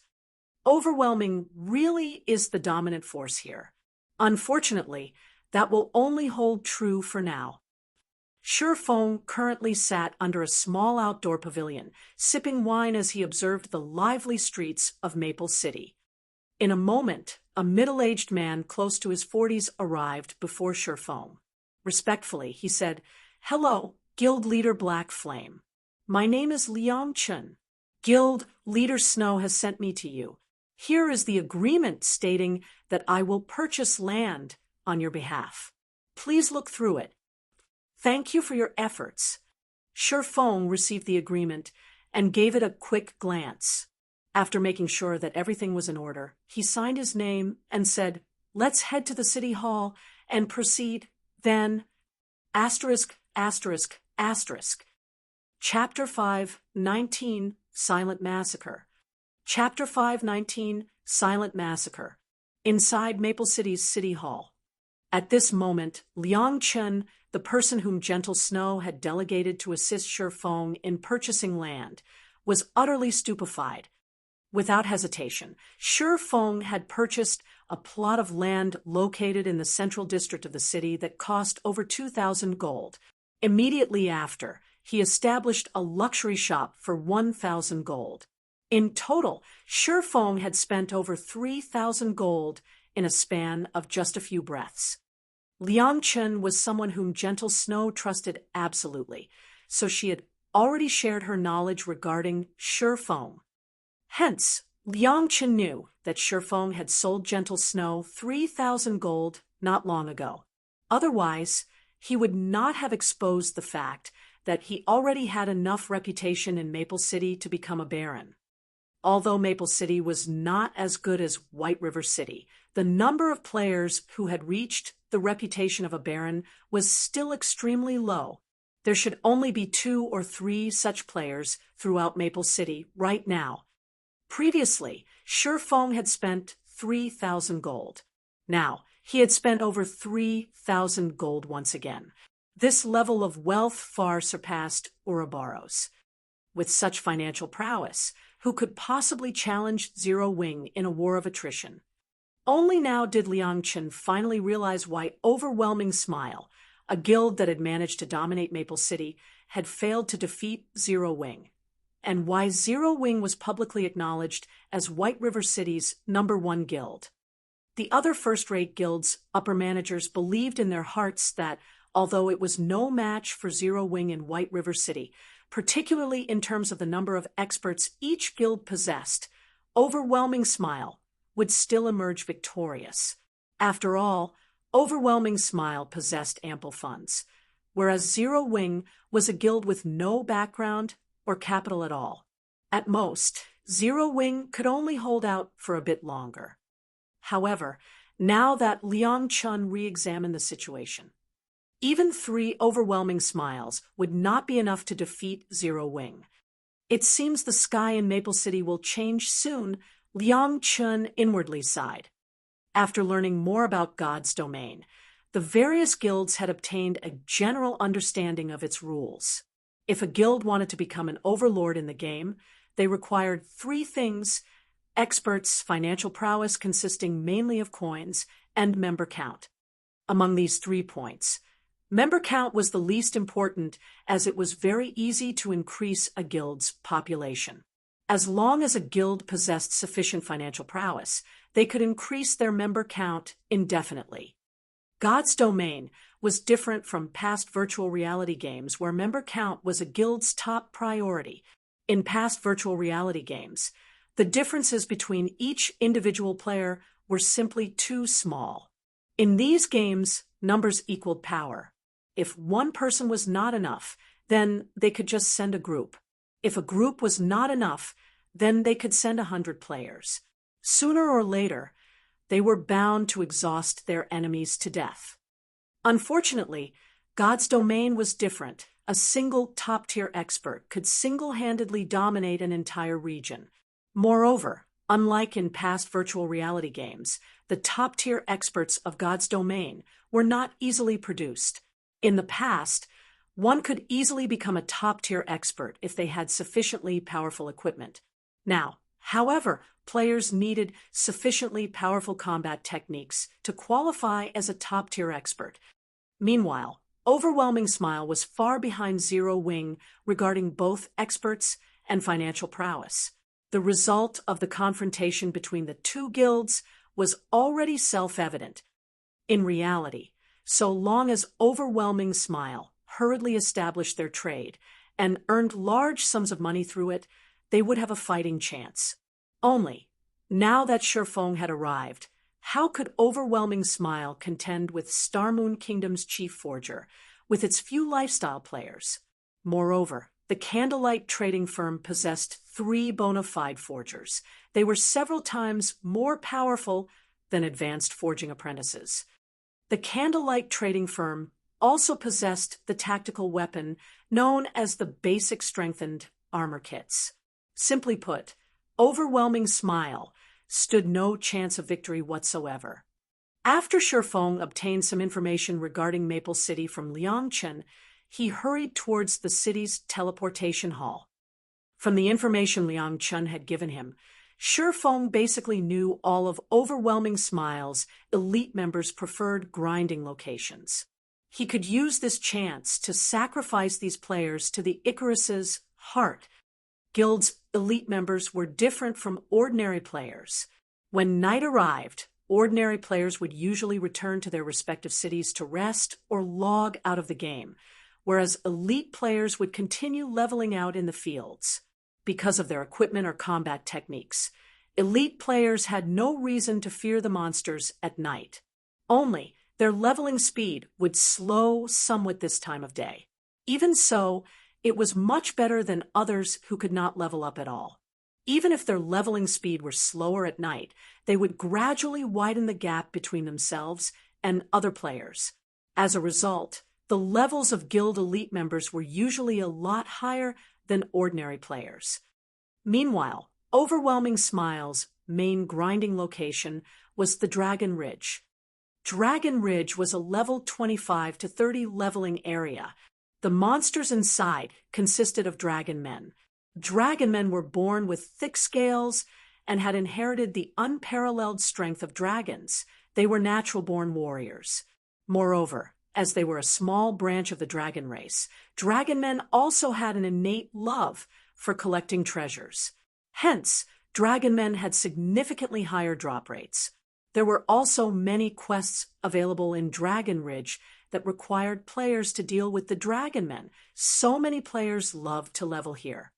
However, Overwhelming Smile monopolized the high-resource areas within Dragon Ridge. So, other players could only complete some kill quests for dragonmen in areas with low monster populations. Shortly after Feng teleported to Dragon Ridge and was in the midst of searching for Overwhelming Smile members, Melancholic Smile suddenly contacted him. "Guild leader, I've completed the task you gave me." Sure enough, they tried to steal all 3 advanced forging apprentices who have learned the light stone forging design, regardless of cost. In the end, all 3 defected. Melancholic Smile said excitedly. With all 3 advanced forging apprentices poached, that meant the firm had received the compensation for 3 light stone forging designs. They had earned nearly 50 million credits, just like that.